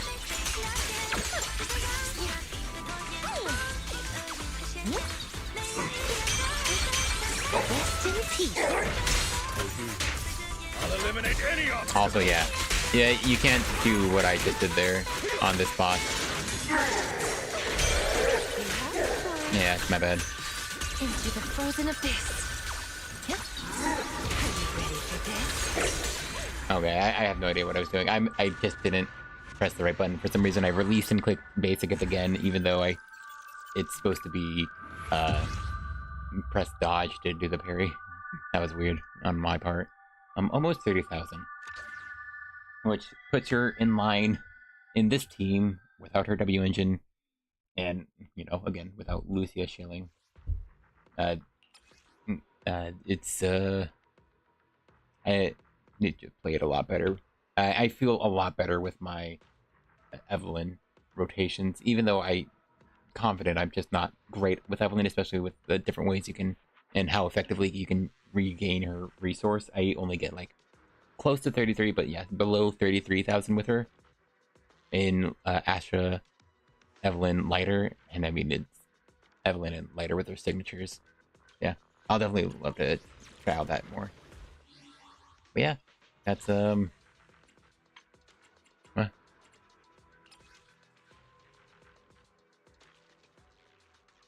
Oh, I missed them. They were online today, but I completely missed them. But my first one here. Should I pull Chifufu signature or wait for Hujuan signature or Miyabi premium team? Huh? I'm sorry. I just didn't see. There's no notifications on like the main screen here. Wait, that was at like 58. That was like an hour ago. Less than an hour ago. Oops, my bad. Sorry, friend. It happens. Oops. Maybe I'll answer later. Or the opportunity is over, and so I'll awkwardly just forget to answer. Anyway. Oh, good day today. I think an okay story, which is, hey. I like having these fine, just okay stories more than the bad stories, because those upset me. And so it's good to have a nice little story. And then, as seen here, I won! I did it! I got her! I'm very hyped. I'm very happy to have actually just won. Even if I'm not, unfortunately, performing all that insanely. Because I'm using this build. A very questionable build. And I just don't want to grind for the new set, but I guess I will. I'll keep using this build. I think it's really funny.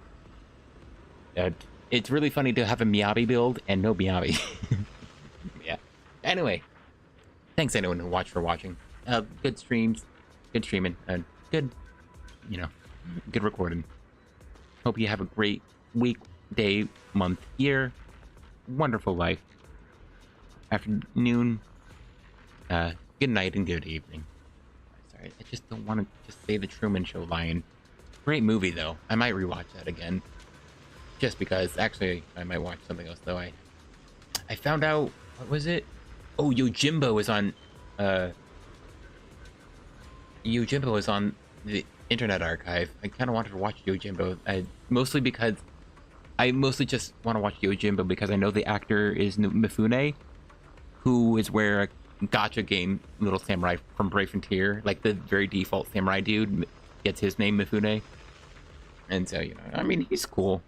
And so, I mean, it'd be nice to see some, you know, old, you know, 1960s classic, presumably, like Japanese movie watching, and get to see where that reference came from a game, you know, where honestly I got my start playing these Gacha games. But anyway, that or I'll end up finish watching Rango. I'll probably finish watching Rango. I have a hard time trying new things. Anyway, thanks anyone who watched for watching. I already said all the other things, so bye!